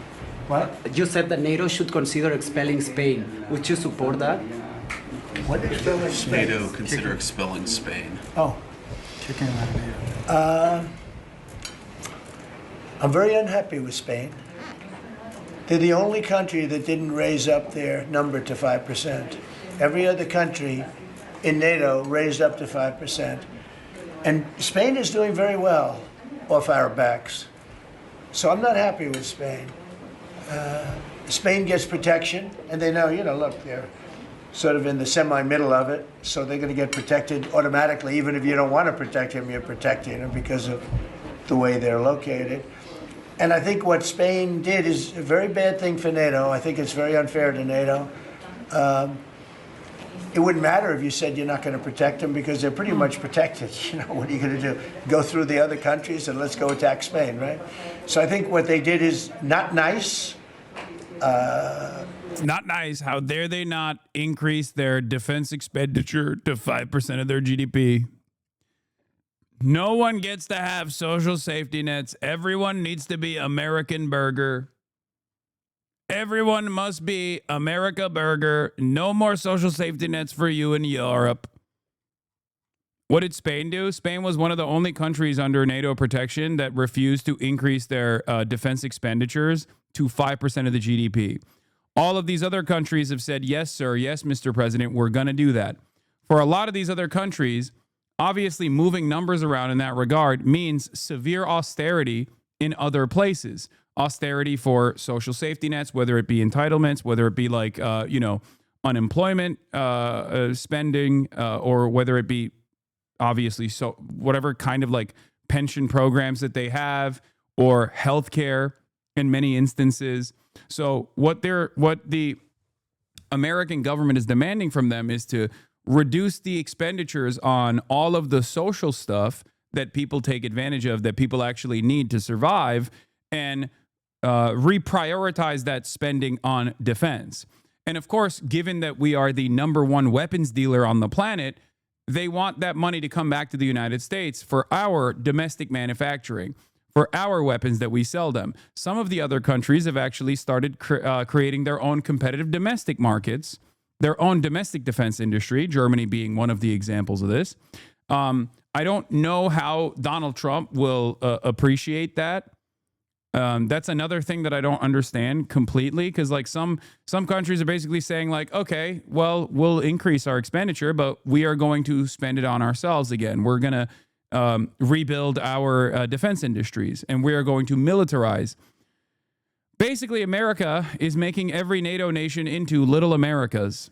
All of the things that are wrong in the United States of America that people like myself, people like yourselves, regularly criticize, that our spending priorities are completely out of whack, where we just constantly fucking fund and subsidize this war machine rather than fixing our roads or fixing our infrastructure in general, making sure that we have adequate public transit in cities. Instead of doing any of that, fixing our education, fixing healthcare, instead of spending this money on ourselves, we spend it on war, more weapons of mass destruction, both on the R&D side and also on the subsidies we give to other countries so they can buy our weapons, right? Like, it's just this endless cycle of militarism, and every single thing that we complain about here in the United States of America as leftists, as socialists, as Marxists, okay, as radicals, is currently in Europe's immediate future. A lot of the European countries have already developed austerity measures in the last 20 years or so, and this has obviously created a lot of instability, a lot of anger, a lot of resentment. All of that resentment by right-wing forces has been directly shifted onto the refugees, partially the refugee crisis that we here in the United States of America greatly contributed to by destabilizing the entire fucking region. Obviously, if you destabilize and kick people out of their homes like to the tens of millions, they're going to have to go somewhere else to survive. And that somewhere else is either Turkey or Europe. And right-wingers in Europe have used that as an opportunity to say, it's actually not the austerity backed by capital owners. It's actually the Muslims that are coming here that are like ruining your day-to-day existence. And America is now enforcing that. 1.5% of the 5% was for infrastructure. They just never told Trump that, so he can say 5%.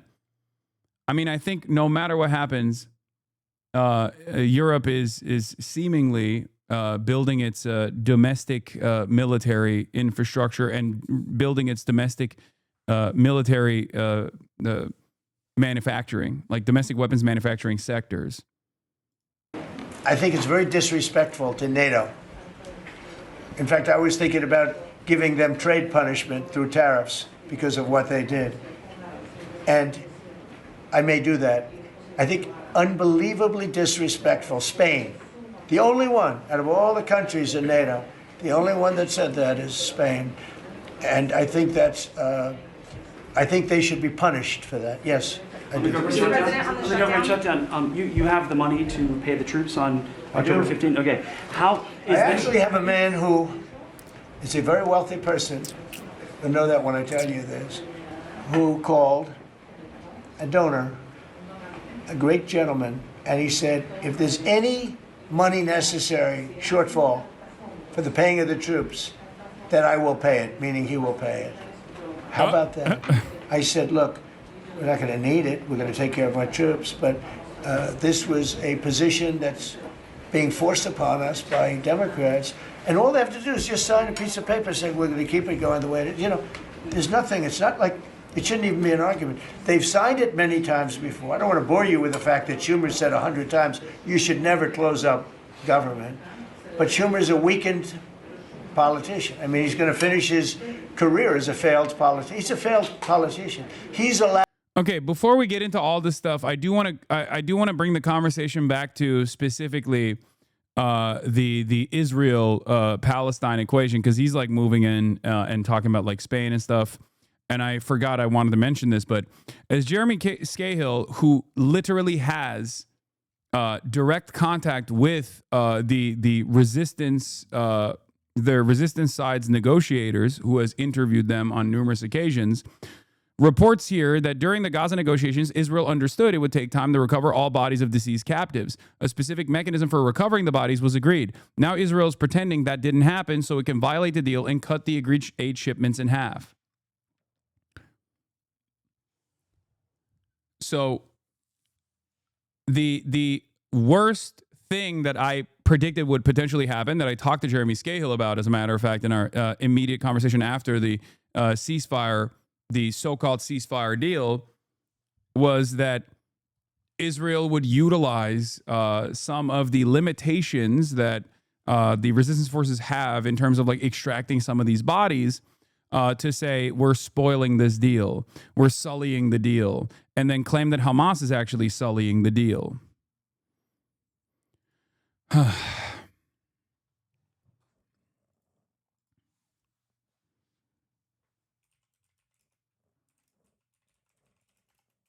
Hell-bent on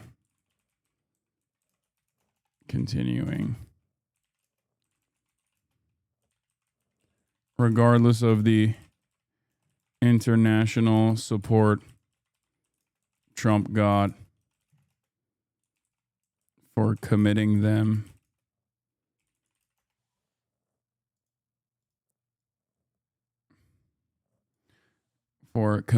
to a ceasefire, I worry that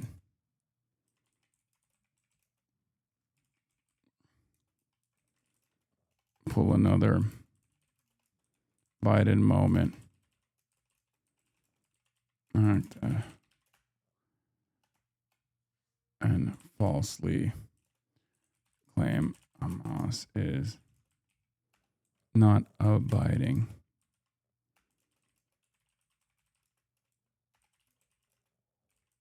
Israel violate peace again. Israel is hell-bent on continuing its genocide regardless of the international support Trump got for committing them to a ceasefire. I worry that Trump will pull another Biden and falsely claim Hamas is not abiding by the conditions and let Israel violate peace again. Just like January.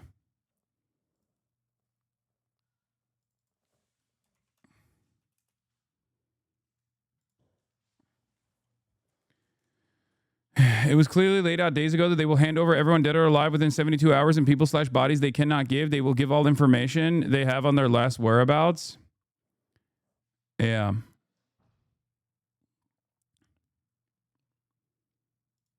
Bonzer Berry reports that there are actually more footage of the transfer of bodies that are taking place. I think like the total number is now at 8. Following the transfer of only 4 bodies in violation of the agreement, in air quotes, Israel decided to reduce the entry of humanitarian aid to Gaza and prevent the departure of Gazans to Egypt.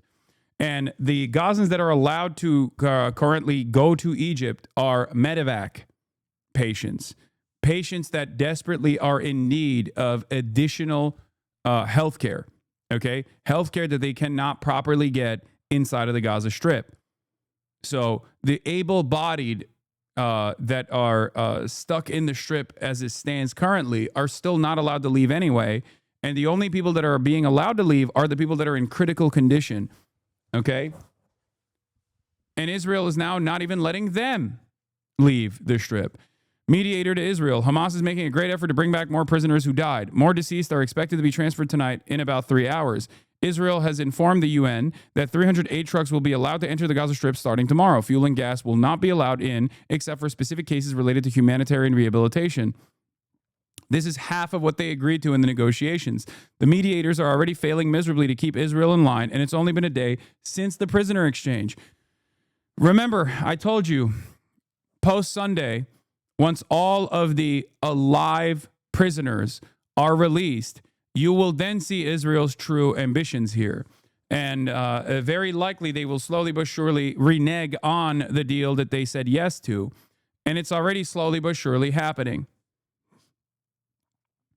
We will soon confront these hotspots firmly and will not allow any threats to internal security. We have documented more than 14 Israeli violations of the ceasefire agreement, and we raised them to the mediators in order to put an end to these practices and maintain the ceasefire.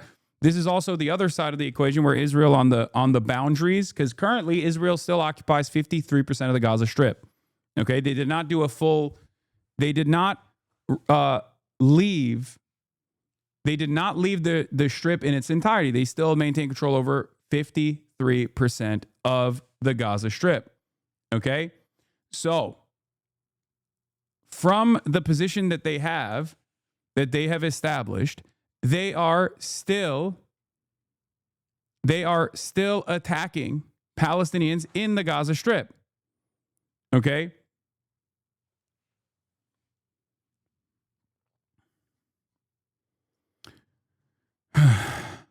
Only 173 aid trucks have entered the sector since the crossings began operating, including 3 cooking gas trucks and 6 solar fuel trucks. This is just a drop in the ocean of needs, while no trucks entered yesterday nor today.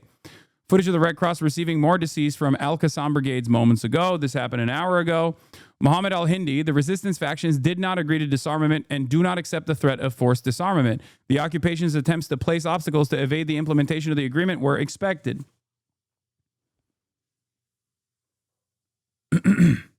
Yes, from what I understand, the aerial strikes have actually stopped, but there are still shootings happening. I think maybe like tank fire as well.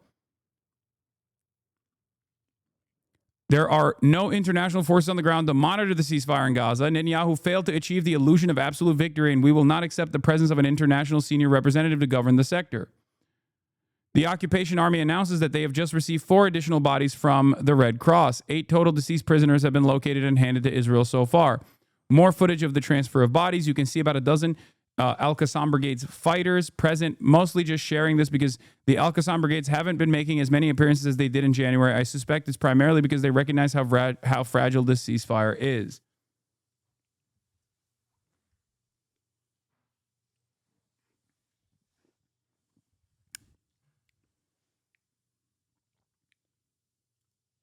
Ultimately, Hamas will neither return its weapons nor be defeated by the IDF. In other words, Benjamin Netanyahu will not achieve his stated main goal, which is to completely collapse Hamas. And this is from Ma'ariv. Netanyahu's goal of completely destroying Hamas is unrealistic and has brought Israel to the lowest point in its history due to setting an impossible goal due to the military's lack of proper preparedness. What they actually fail to consider here, which is what some other Israeli generals have openly mentioned in different points, is that you cannot eradicate an idea because Hamas is a mere representation of the Palestinian resistance. Their interest in surviving, their interest in emancipation. This is something that generals for the past 2 years within the IDF military infrastructure that have openly fucking said time and time again that you just can't kill your way out of this problem. You just can't murder your way out of this problem because the reality of the matter is every single person that you kill has a relative, has a family member. And then when they see their bloodied and massacred family members, they also want to take up arms against the entity that has done this massacre. That's just how it fucking works. Hamas, even if dissolved in its entirety, is going to turn into Hamas 2, if you want to call it that, right? Hamas itself is an evolution from the previous formation of Palestinian resistance. Back in the day, it was the PLO, right? Those were the terrorists. Those are the scary terrorists. If Israel cannot commit to a long-standing peace and stop its occupation, then of course the people that are living under that occupation are inevitably going to resist no matter what, unless they actually complete their ethnic cleansing campaign. This is what they are trying to do in Gaza. This is also what they're trying to do at a slower pace and in a more decentralized fashion in the West Bank. Okay? It was not the military pressure of the IDF that brought Hamas to the current deal, as military commentators and reporters who have become IDF spokespeople in the media try to claim. This is a fantasy of people who are guided by ideology and emotion, not logic. Zamir failed in everything he has said. Hamas was not defeated, and not a single hostage was released through military pressure. The opposite is true. Nearly 70 fighters were killed in Operation Gideon's Chariots, and many more were injured. Security sources announced full control over militia in Gaza City. Sources told Al Jazeera the security forces have gained complete control over the armed militia in Gaza City and are carrying out a comprehensive sweeping operation. 60 arrests have been made. The security forces reported that a number of individuals accused of executing displaced persons and collaborating with the occupation were killed during clashes with the militia in Gaza. This is potentially the final day they have before the security situation changes with respect to Israel. Once the prisoners are released, this was 2 days ago from Bonzer Berry. Once the prisoners are released and the 72-hour period ends, the terms become ambiguous and the ceasefire becomes entirely predicated on good faith negotiations and on Trump's word. This is why I kept repeating over and over again that what was important was actually going to come after Monday.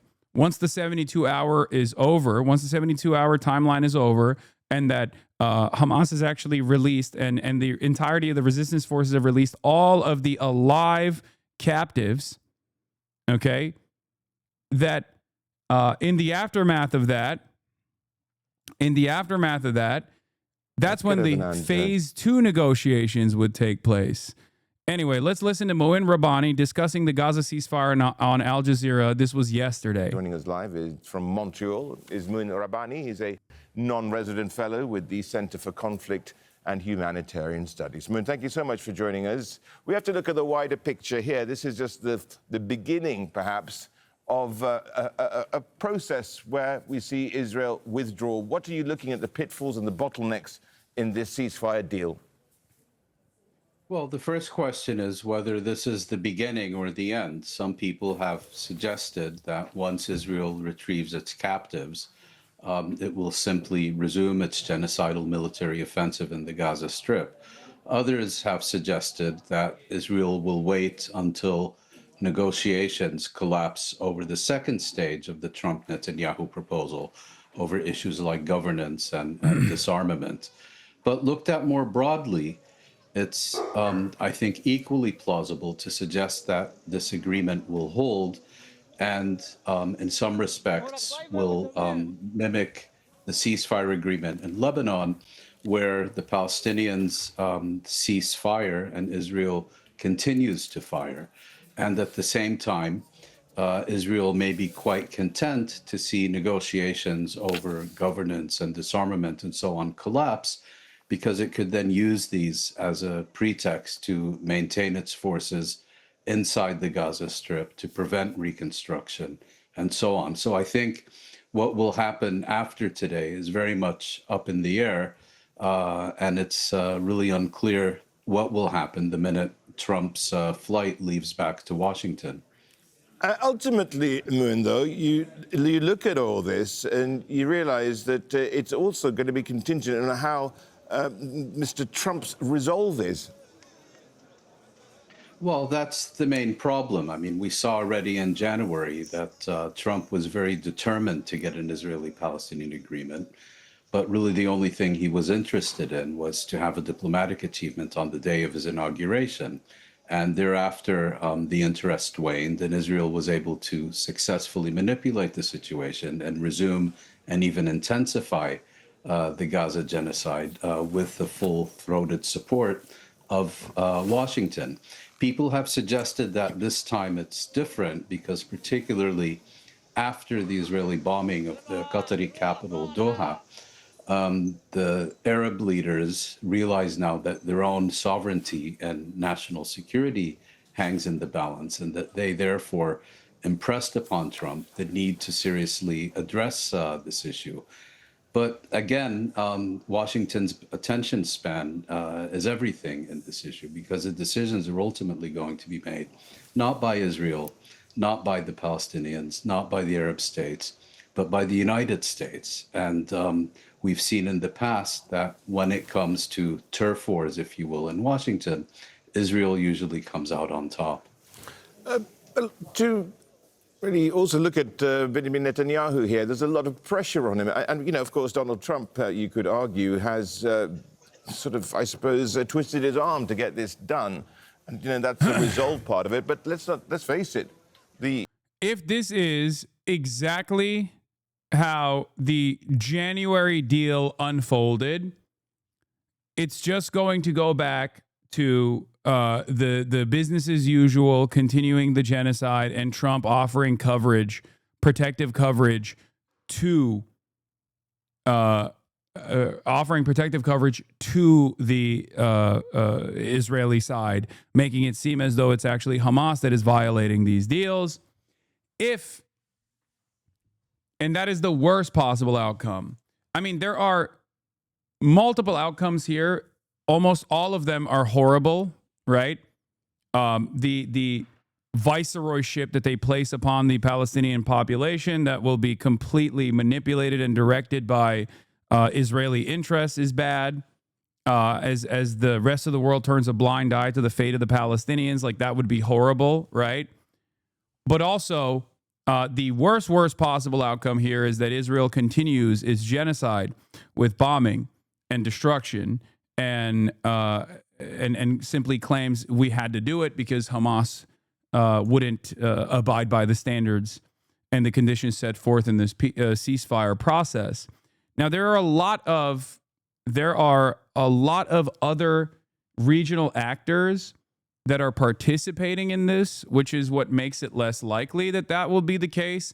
And it seems like Donald Trump has also said that this is going to be complete, like this is going to be a ceasefire. Now, we know that he is very malleable. We know that he is at the mercy of whatever fucking Israel wants. So who knows? Who knows if this will be consistent? Who knows if this will be a long-lasting commitment? Anyway, for the time being, Donald Trump is now doing the Charlie Kirk event, a posthumous able to fight people. Medal of Honor being given to Charlie Kirk. He really loved those enemies so much. You know, I heard he loved his enemies, and I said, wait a minute, is that the same Charlie that I know? I'm not sure, but I didn't want to get into it. But it was a horrible, heinous, demonic act of murder. He was assassinated in the prime of his life for boldly speaking the truth, for living his faith and relentlessly fighting for a better and stronger America. He loved this country. And that's why this afternoon it's my privilege to posthumously award Charles James Kirk, our nation's highest civilian honor, the Presidential Medal of Freedom. Thank you.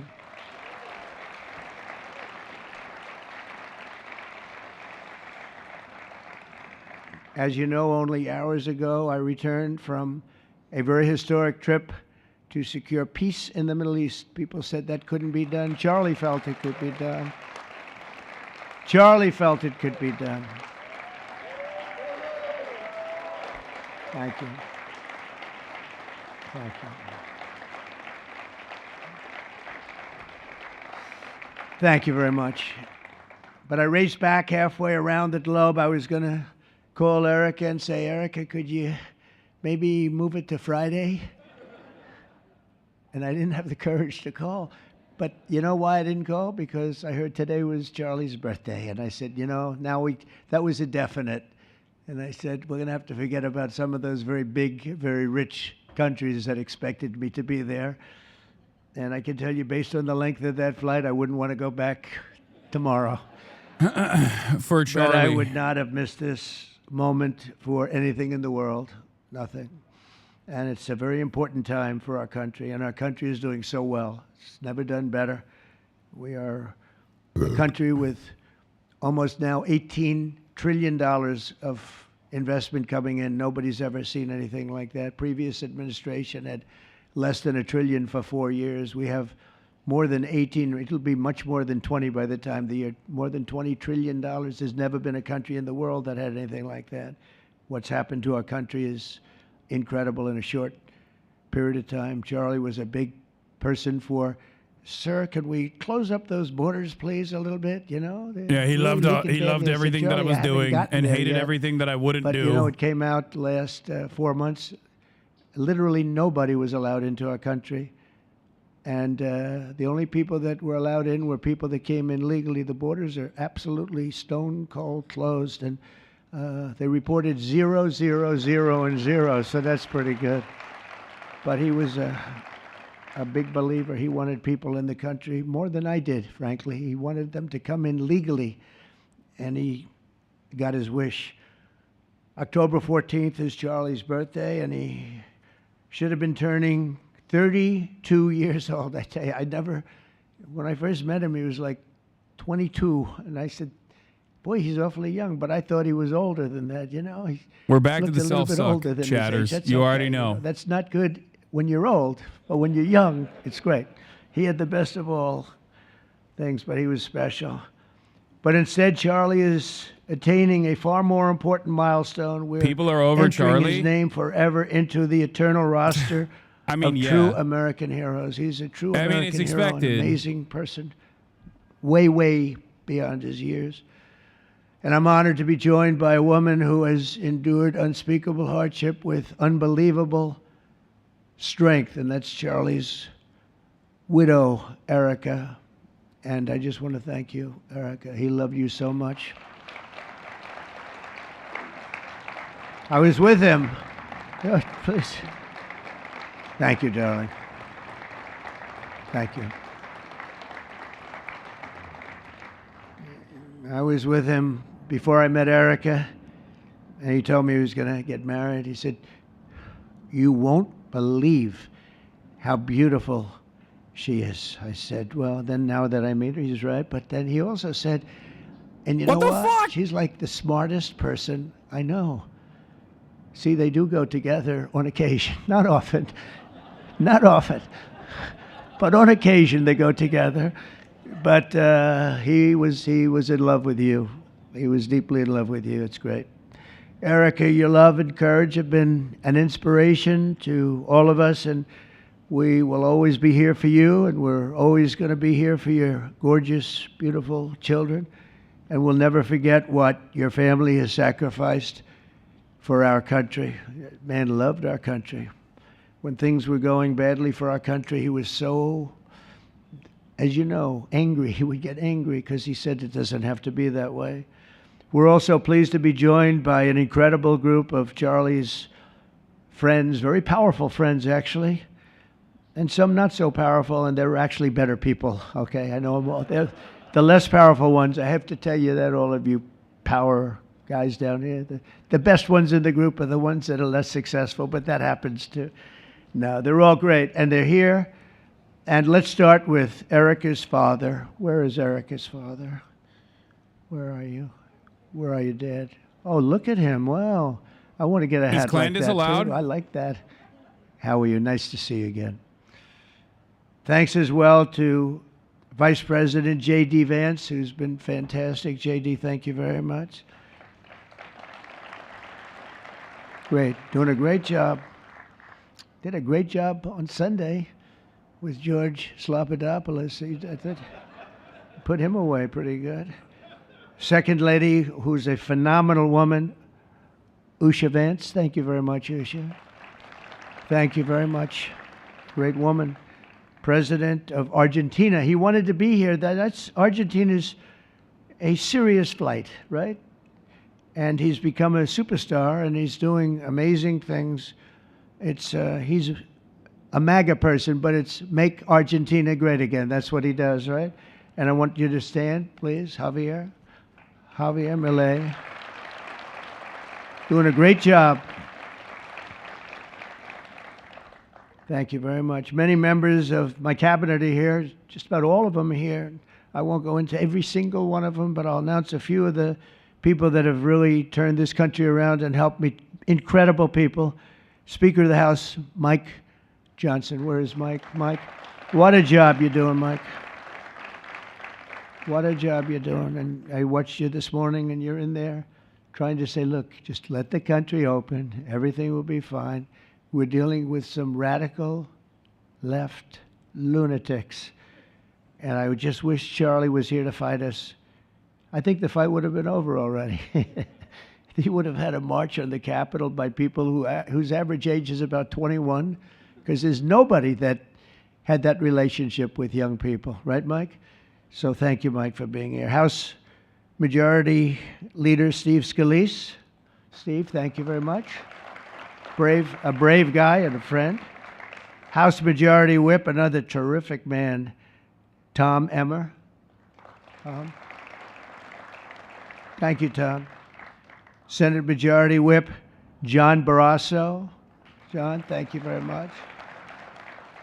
You have all these senators. I'm going to get in trouble. I'm not going to read all their names. I'll be reading all day. We'll be talking about Charlie in about 45 minutes from now. We can't do that. So all of the senators, there's so many of you, thank you very much. I do want to thank Senator Thune for doing a terrific job. He's really been leading properly. Do you agree, Mike? The team, the two of these guys have been fantastic. So to Senator Thune, I want to thank you very much. Incredible job. I watched him this morning, and he was out there pounding them this morning on television, too. And John Barrasso, thank you for the work you've done, and congratulations on your success. But I want to thank you all and all of the Congress people that are here. And I see we have our Attorney General here, and you are doing a fantastic job. Thank you very much, Pam. Thank you. Thank you very much. We have everybody. Wow, that's incredible. Okay, I'm not going to do any more. I'm going to be here too long, but I just want to thank you. Have given him such support, but he always gave you such support. That's why you're here. And very unusual. Charles James Kirk was a visionary and one of the greatest figures of his generation. He was truly an amazing figure and growing leaps and bounds. He knew that the fight to preserve our heritage is waged not only on the battlefield and in the halls of power, of which we have tremendous power here, including the head of a place called War. We call it now War. We had Defense. We had our Secretary of Defense. Now we have a Secretary of War. And somehow I think it's more emblematic, and hopefully we'll never have to use war, but the fact that we're ready is very good. Peace through strength is very important, but also in the hearts of our nation's youth. That's where Charlie rode strongest. At age 18, that insight inspired Charlie to found the organization that ultimately touched the lives of millions and millions of people, and so many young people that nobody's ever seen anything like it, frankly. Turning Point USA. It's amazing, and it's actually bigger now. It's become bigger in the last few weeks than Charlie ever thought. I think his end vision in many years from now would have been just a fraction of what it turned out to be in a couple of weeks, right? It's amazing. With hard work and joyful spirit and endless enthusiasm and determination. And he did have great enthusiasm. You know, I always say you need enthusiasm to be successful. He had great enthusiasm. Charlie grew Turning Point into the largest conservative youth organization in the entire country. He forged a personal bond with countless young conservatives. He fought for free speech, religious liberty, strong borders, and a very strong and proud America. In everything he did, he put America first. He really put America first. And ultimately, Charlie became more than a leader of an important organization. He became the leader of historic movements all over the country. There were movements, individual movements, one movement, but it was historic. Everything he did was historic, and a true evangelist for the cause of freedom and the word of Almighty God. God was very important to Charlie. He would say, you know, if you don't have religion, you're not going to have a strong country. It's true. He was so wise beyond his years. You know, I talk to him sometimes and say, this guy is like a young guy. He was really a wise man. From the time Charlie worked on my presidential campaign in 2016, and he was there right from the beginning. He liked me. I don't know. I have no idea why. What the hell was he thinking? He said, you're going to win, sir. I said, you know, I'm running against 17 senators and a lot of tough people and governors. We have all these people. And he said, no, you're going to win, sir. He said, not going to be close. And he made it happen. He helped make it happen, I'll tell you that. Without him, who knows what would be. Maybe you'd have Kamala standing here today. That would not be good. I will tell you, Javier, you don't know who Kamala is. Promise, it would not be good. You agree with that, Howard? He also mobilized countless citizens to go vote. It's called Go Vote. Very simple. And with his help in 2024, we won more young people than any Republican by far in the history of our country.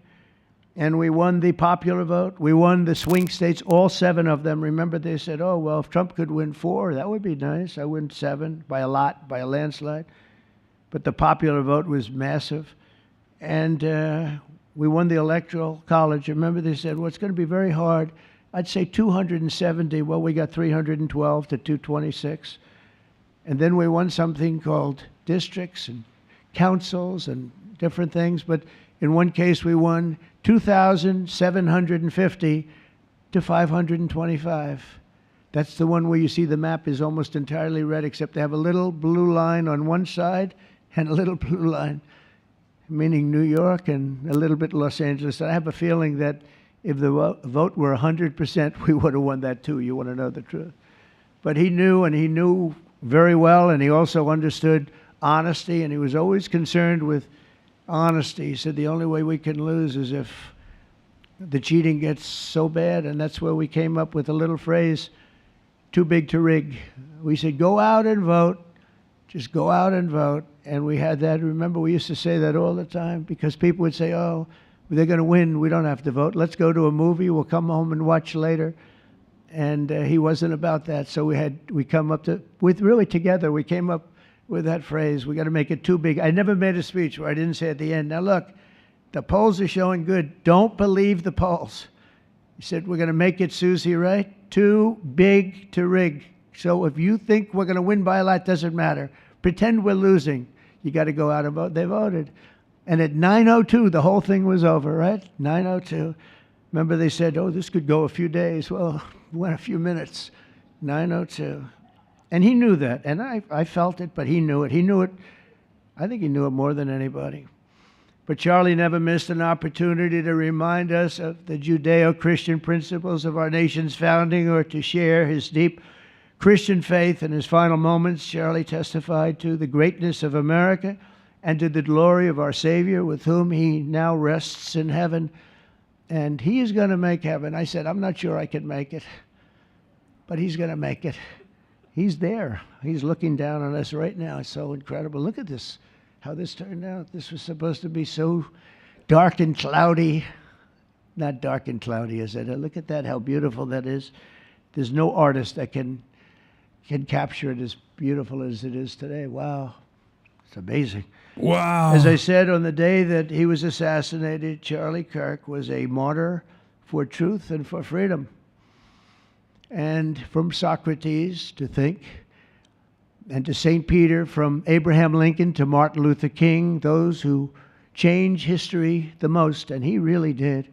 I can't stand the fact that they compare him to causes MLK, especially because he has routinely shit on MLK. He didn't want to waste Charlie time. Kirk has straight up said horrible things about Martin Luther King Jr., and now they're comparing him to Martin Luther King Jr. as in the affirmative. But he almost, I guess, didn't have the time. I don't even know if he would like that, personally. Like, what are we talking about? Classroom for 4 years listening to people teach me liberal principles, because they were never going to teach him that anyway. But he didn't have the time. He really didn't have the time. But every time the enemies of goodness and virtue tried to silence the voice of righteous and noble leaders like Charlie, they failed. They seem to fail. Ultimately, they look like they're doing well. Once this is over, we'll talk about the political piece. But it's like obvious to me that they're trying to keep this alive to the best of their ability, and they're failing to do so because in this day and age, it's very difficult to keep people's attention on one thing and one thing only. That's number one. And number two, it's so today, like, it's not only very difficult to keep people's attention on one singular focus, one singular news story, and secondly, like, a lot of people obviously didn't really like him. A lot of people also had their, their negative associations with him. I mean, this has on Fox News has 34,000 live viewers, like, as opposed to the previous, WWE style funeral proceedings that took place. Like, people have moved on from it already. And with great love. I mean, I read so many stories about some of the enemies, but I watch the enemies, and it's hard for them to speak badly about them because they just don't. And then you do have people in the days since Charlie's killing, we've seen exactly why our country so dearly needed his example. We've watched legions of far-left radicals resort to desperate acts of violence and terror because they know that their ideas and arguments are persuading no one. They know that they're failing. They have the devil's ideology, and they're failing, and they know it. They feel it, and they become violent. They seem to become very violent on the left. They've rammed vehicles into federal law enforcement, fired sniper rifles at ICE agents, and me, you know. But I made a turn at a good time. I turned to the right. Charlie couldn't believe it, actually. He said, how the hell did you make that turn? I said, I don't know. But fired rifles and threatened the lives of our Supreme Court justices, our great justices. They have to be protected. We just issued a lot of money, $60 million, to protect the Supreme Court justices. Very important. We can't let anything happen. In places of worship, we're protecting our people. We've seen that a candidate for Attorney General in Virginia boasted that he would want to see the Republican legislature, a legislator in Virginia, shot in the head and to see his children murdered. He actually said this. And now he continues to run for office, and most people continue to back him, but he said he wants his man shot. He said shot in the head and to see his children murdered. And they keep running. Pretty amazing, right? That's a bad one. Let's see how that turns out, but that's a really bad one. Nobody's heard that one before. Especially in the wake of Charlie's assassination, our country must have absolutely no tolerance for this radical left violence, extremism, and terror. We're done with the angry mobs, and we're not. I do think that, like, our cities be unsafe. the other side of this is that, like, Trump You can't. have Chicago, where they had 4,000 Trump can't people have murdered singular over a focus very short on period of any time. issue that doesn't 4,000 revolve people. around himself. And then we have a Like, governor no standing matter up and how saying things fortuitous this could have been swimmingly for their like that. ambitions We're to gonna make violate Chicago the First safe, just like Amendment we're gonna and make- to further Look what we did in prosecute DC. It's so political nice that we enemies of the started here, 'cause state, this was one of the most he, violent his places own in the ego, United his States. own narcissism dangerous to be right is out here. unironically getting in the way of him communicating how serious this is, how important this is. And wait, he actually did mention how a bullet missed him, but it hit Charlie. Is that what he? Oh my God, that was a fucking meme from like the second day. A day after Charlie was shot and assassinated. Someone said it's going to be, y'all are complaining right now, but just wait till he talks about how he dodged a bullet expertly and Charlie actually didn't fucking, Charlie actually didn't. He's going to talk about like skill diff, Took us 12 skill days to make issue. it great. We took out Pam 1,700 Like, hard criminals. he just career can't even, criminals in he many can't even cases, but fucking these are talk about hard it like, criminals. Many of them came in he through can't even the talk about this stuff without being like, I do everything so good and Charlie loved me, you know? In order for him to make a coherent case here, he has to literally elevate Charlie's status above himself, and he literally cannot do that. One In arrested order to 28 successfully times. Every create prison the martyrdom get into a narrative, he violent has to incident. make it seem as though 28 Charlie is a times. more valuable person than put he him is, away for and he a is long time. physically incapable of doing that. But we're done with the angry mobs. We're done with it. This is such an unbelievable place right now. You take a look where you can walk down the middle of the street with your wife or your husband. Your children can walk. They can walk alone. It doesn't matter. They can walk anywhere in Washington, and they're safe now. If this were a year ago, they'd have a serious chance of being badly hurt, even killed. They'd come in from Indiana, they'd come in from Iowa, they'd come from Florida to see their nation's capital, and somebody would have to call the parents, I'm sorry, but your son or your daughter's been killed. Not anymore. You hear Uh-oh, what those are the sirens sirens? going off? That's good. That's a good sound. That means they either got the bad guy or they're going to stop the bad guy. You didn't hear that sound because nobody wanted to do anything. Yeah, no sirens were listened to ever them. heard in the nation's capital before Seriously. I got here that's and the real deal decided sirens. They're policing not is back. politically It's correct fucking sirens. nuts. You hear, they're about 3 miles away. That's great. What a beautiful sound. They're stopping crime. That's what they're doing. So we're done with the voices of fools. They're fools. And death threats, and we're going to make our cities safe. And I thought it was Charlie's, one of his biggest dreams was that he couldn't believe it. Chicago is going to be a great city again. we've already, we sent people in there 6 months ago, and this governor said, well, crime is down. Yeah, that's because we had the FBI in there for 6 months, just preparing it for the bigger surge. And they've done a great job, the cash and the FBI. They've done a great job, and they love doing it, They love being able to do it. They were restricted from doing it. They couldn't do anything.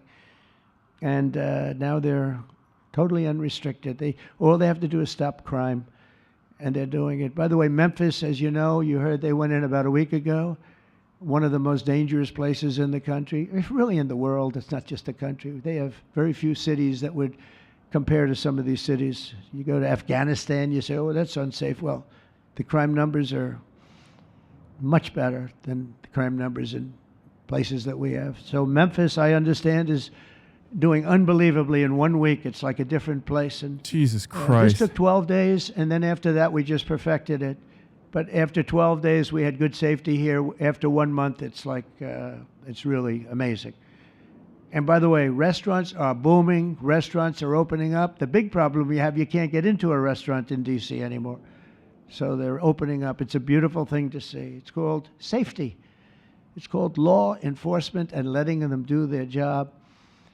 And that's why I said last month that I have directed the Attorney General and the Department of Homeland Security to confront the very real threat of left-wing terrorism in our country. It's a real threat.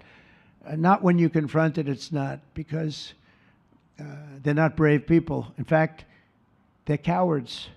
When you confront them, they immediately fold. You have to see them fold. You have to see them crying. They fold.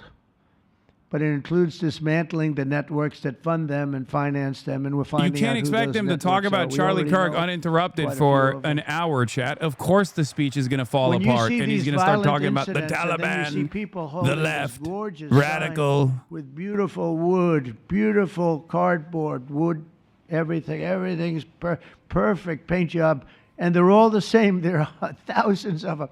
You know that they weren't made in the basement out of love. They were made by anarchists, and in some cases wealthy. I'll probably find some of my nice friends that are up there being so nice to me, especially lately. They're being very nice. But it surprises you who they may be, and you almost wonder why would they do it? But they're hurting our country, and we're really taking it back one by one. If we didn't go into Los Angeles early on in the administration, the commissioner, the chief of police, Los Angeles, said if they didn't go in, we would have lost our city. Now, they already lost 25,000 houses to fire because they wouldn't let the water come in from the Pacific Northwest, which they should have done. I said, you better do it. They didn't do it, and we had 25,000 homes where they had no water in their sprinklers, they had no water in the fire hydrants. It would have been a different kind of a thing if they did what they were supposed to do. We had to break in. We broke in and had the water come down. They said for the environment, great, they lost 25,000 houses. It's incredible. But the commissioner said without the federal government and President Trump's intervention, we would have lost the entire city. And we have the Olympics going there soon. I got the Olympics. We have the Olympics. We have the World Cup. And we have, most importantly, we have the 250th anniversary of our country. That's going to be most important. And all of these things are happening, and we're going to have safe cities. We're going to have very, very safe cities. So 1 month after Charlie's death, we still feel the terrible shock and the pain of his loss, like just about nobody I can think of. Charlie Kirk was one of a kind. He was unstoppable, and he really was. Boy, when he had an idea in his head, he would call me, sir, please, you haven't done it yet. I said, Charlie, relax. Just relax. He didn't relax. He'd call me the next day again. It got it done. But he was like indomitable and always will be. He's really irreplaceable. Nobody going to replace him. But they're going to do great. But you can't replace that kind of person and that kind of talent, frankly. The word talent is an important word, but that kind of talent. So we hold his memory in our hearts forever. Every single day of this administration, we will continue to carry out the mission for which he lived, and he really did. He lived for this country. He lived for his wife and his family, but he lived for this country too. In Charlie's honor, we will continue like we have been to fight, fight, fight, and to win, win, win. We're going to win so much.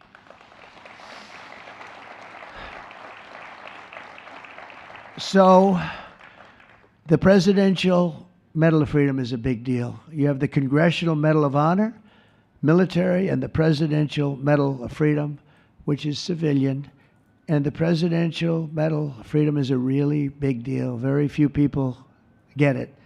Very few people, frankly, qualify. It's a decision of the president, but it's a qualification that's a very hard one to get. And I would like to ask, if I might, the military aide to read Charles James Kirk's citation for the Presidential Medal of Freedom. Thank you very much. Thank you.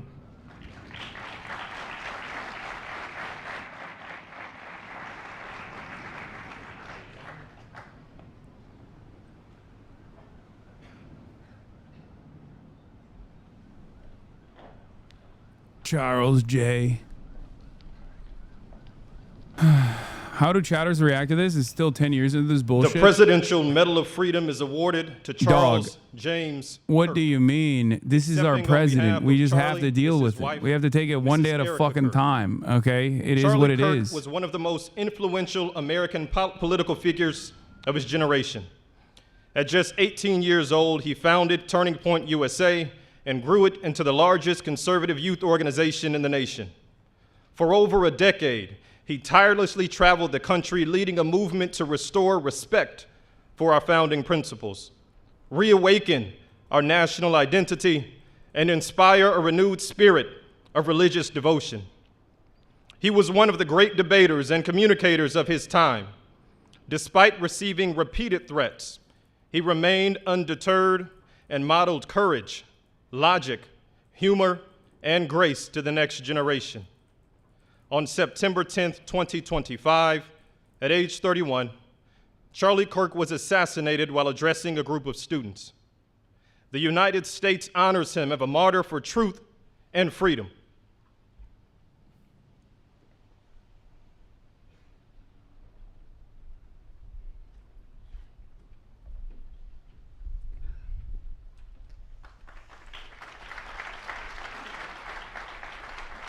Can you take the medal back once it's given to someone? Can this be reversed? No, I don't think so. That would be crazy, though.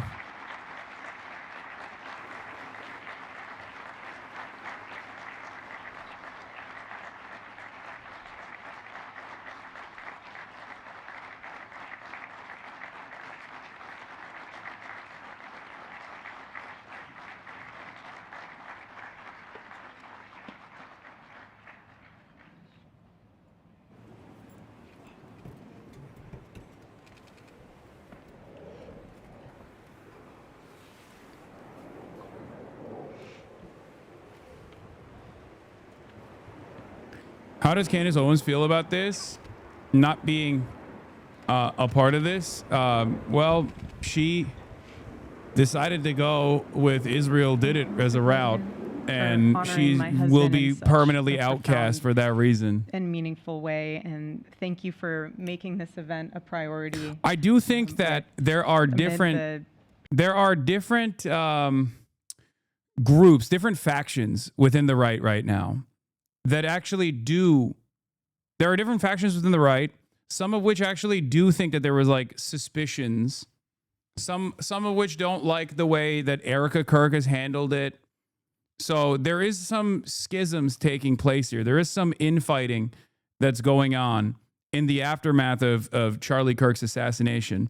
This should have been a moment of unity for them to get together and say, we are going to attack the left. The left did this. And yet there have been a lot of people who have been fighting one another in the aftermath of this, partially because it's a grift economy that they've cultivated, right? And there are always going to be different factions, different people that look at this and have a higher priority. Some people who fucking hate Israel and want to say that this is Israel. Some people who dislike the information that has been given on this case so far, and then the misinformation landscape that we already have. It's kind of like with COVID. There were a lot of people who were hawking supplements as an alternative during the COVID era, but then there were also plenty of people who were doing it specifically to come out as like a different voice, an anti-intellectual voice, right? So there are numerous reasons as to why people decide to communicate around this issue in the ways that they do. And it's almost always about clout, and clout means money, obviously, but in some instances, literally to hawk whatever supplements that they want to sell. And in other instances, is just to show themselves as like an earnest voice. Tying this back to Israel, if your highest priority is to say this is Israel's fault, is going to make you look more honest than the rest of these guys. These guys are all fake. These guys are all phony. They're farming Charlie Kirk's death in the wrong direction. What they should be doing instead is farming it in the direction that Israel did it, right? I say let them fight. I think ultimately there are some like interesting there's some interesting information that has been released in the aftermath of Charlie Kirk's death that like call into question exactly what happened, but that's always a given in high profile incidents like this, and it's especially more so a given nowadays in this misinformation landscape that we're in. But you know, let them fight, I guess. Sacred promises. He used to love to journal about this topic all the time, and with such a heart postured of gratitude. And he believed that liberty was both a right and a responsibility. And he used to say, freedom is the ability to do what is right without fear. And that's how he lived. He was free from fear. Trump is not amused by her. Yes, Trump doesn't like being upstaged. Free from anything that and he's currently being upstaged. He doesn't like to sit in the cuck chair as someone else speaks. We know that already. That's his like power play for every fucking world leader. And that's exactly who my husband was. He was a free man. And from the time I met him, sitting across from him, being interviewed on politics and philosophy and theology, anything that Charlie loved, any topic he loved, and I just saw the fire in his soul, and there was this divine restlessness within him that came from knowing God placed him on this earth to protect something very, very sacred for all of us. And he never stopped fighting for people to experience freedom. He didn't. Charlie often said that without God, freedom becomes chaos. And he believed liberty could only survive when anchored to truth. And I remember in one of his speeches, he told the audience that the opposite of liberty isn't law. He said it's captivity. And that the freest people in the world are those whose hearts belong to Christ. But what's so powerful is that Charlie had the ability to communicate so brilliantly across all generations. And he reminded us that in a world that tells us freedom is doing whatever you want to do, the real freedom is the power to live freely and to do what is right. And in one of his journal entries, he wrote that he wanted everyone to know that you can't have liberty without moral responsibility. Freedom divorced from faith eventually just destroys itself. And what's so fascinating about all of this is looking back these past 12 years of Turning Point USA and his mission, there's almost this veil of sacredness. Because what I realize is that while he was building an organization, he was also building a movement.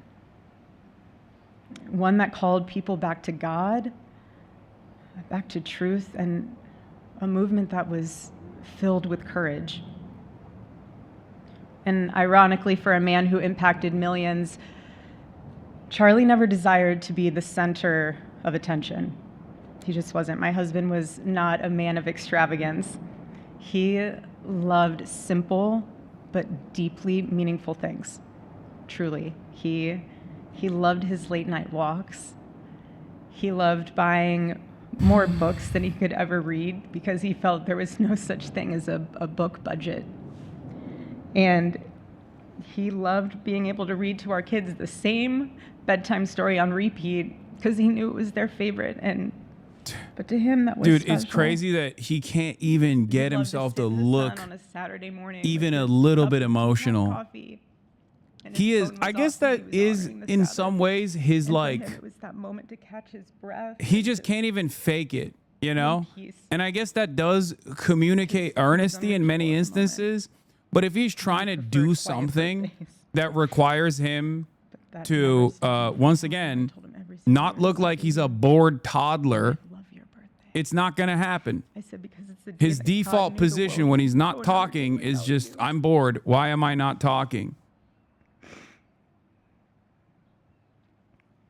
And so the rhythm of our usual birthday celebration for him was mint ice cream, mint chocolate chip ice cream. He only had it twice a year, on his birthday and 4th of July.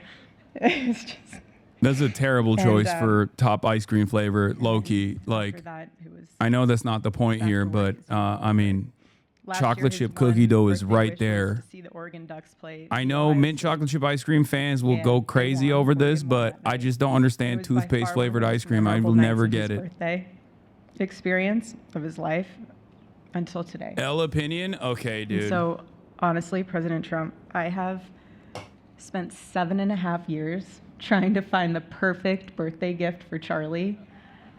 And it's so difficult. And those of you that have spouses or loved ones, you know how difficult it is sometimes to buy a gift for someone that you love, because he wasn't a materialistic man, so that also did not help. But now I can say with confidence, Mr. President, that you have given him the best birthday gift he could ever have.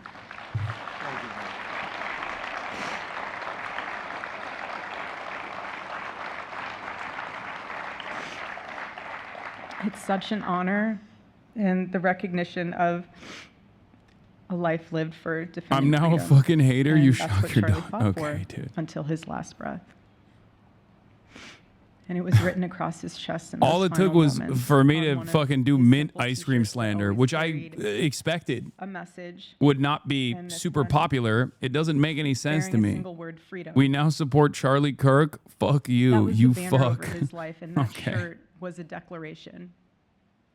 The same declaration he made in every speech, every campus visit, every time he shared the gospel at a church, every sleepless night that he would spend praying for the youth of this nation and planning for the future of our country, and just impressing upon them that when we defend liberty, we defend the soul of our nation.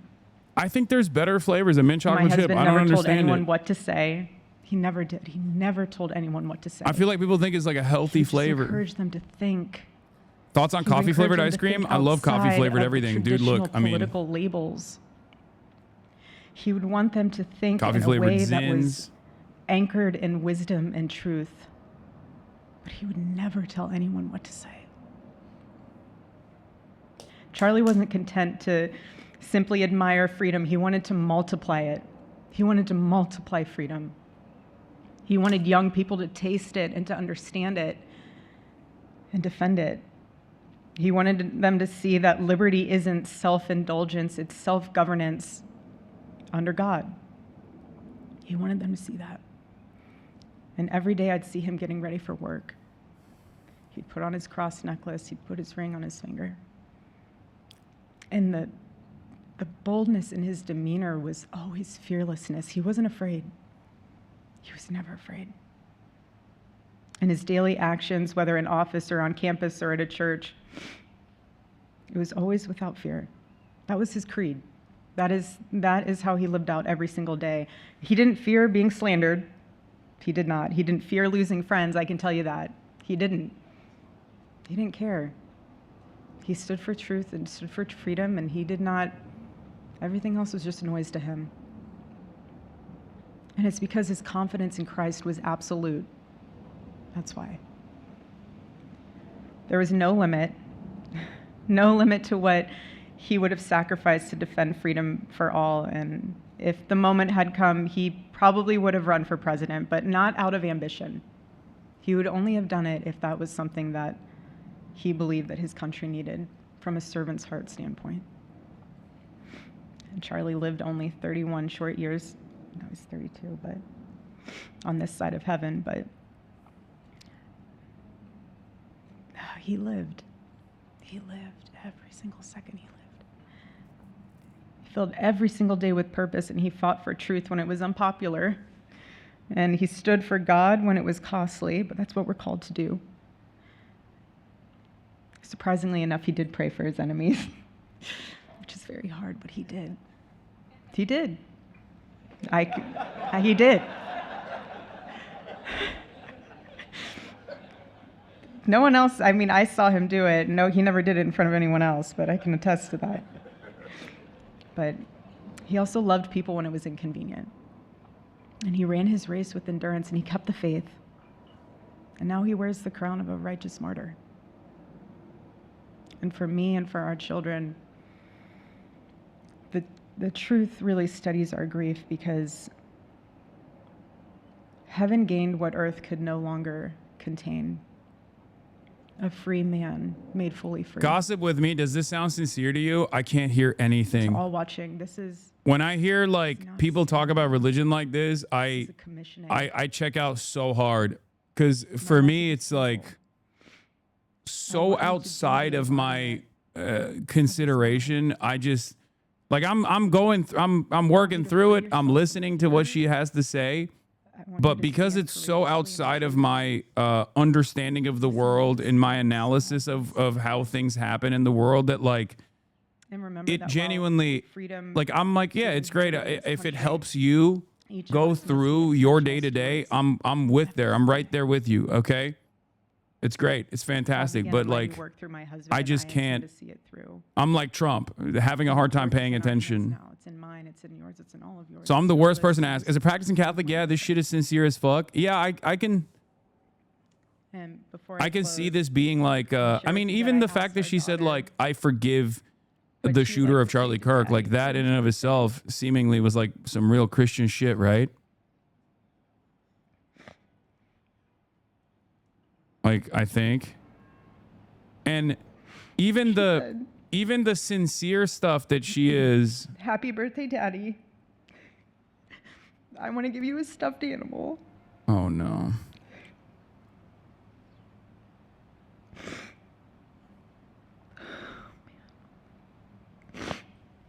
I want you to eat a cupcake with ice cream. And I want you to go have a birthday surprise. I love you, is what she said. And while our son is precious, he can't yet speak. In classic Kirk family fashion, his actions spoke louder than his words. And his gift to you, Charlie, and myself for that matter, was deciding to become the man of the house and be fully potty trained at 16 months. But Charlie, baby, I know that you're celebrating in heaven today, but gosh, I miss you. We miss you. And we love you, and we promise we'll make you proud. And Charlie's life was proof that freedom is not a theory, it's a testimony. He showed us that liberty begins not in the halls of power, but in the man of a heart surrendered to God. And so today, as we honor Charlie with this incredible Presidential Medal of Freedom on his birthday, I stand here with tears and just a humbled heart and spirit, because his story reminds us all that to live free is the greatest gift, but to die free is the greatest victory. Happy birthday, my Charlie. Happy Freedom Day. God bless you.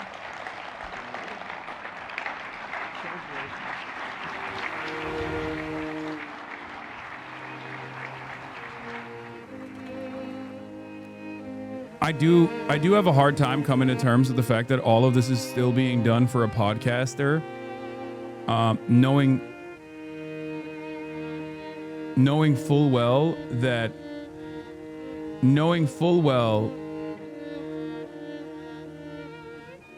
yeah, this is the other side of the story, by the way. This is something that I've seen as well. A lot of like right-wingers are dunking on Erica Kirk. She's getting so much shit on Insta, even from fans. They feel like it's a grift, and they're mad about the cover-up, and they feel like she's being blasphemous. Like, they straight up think that like either she's not abiding by like religious doctrine, There's some people who are mad that like they suspect her of like converting Charlie to Catholicism. There's like a million different reasons, and they are very mad. Like right wingers have been yelling at her nonstop. I think partially this goes back to what I was talking about, which is that like everyone has a lot of unrestrained anger with no outlet, with no clear, decipherable, discernible movement, with no outlet whatsoever. And they are looking for like a pressure valve, but there is none.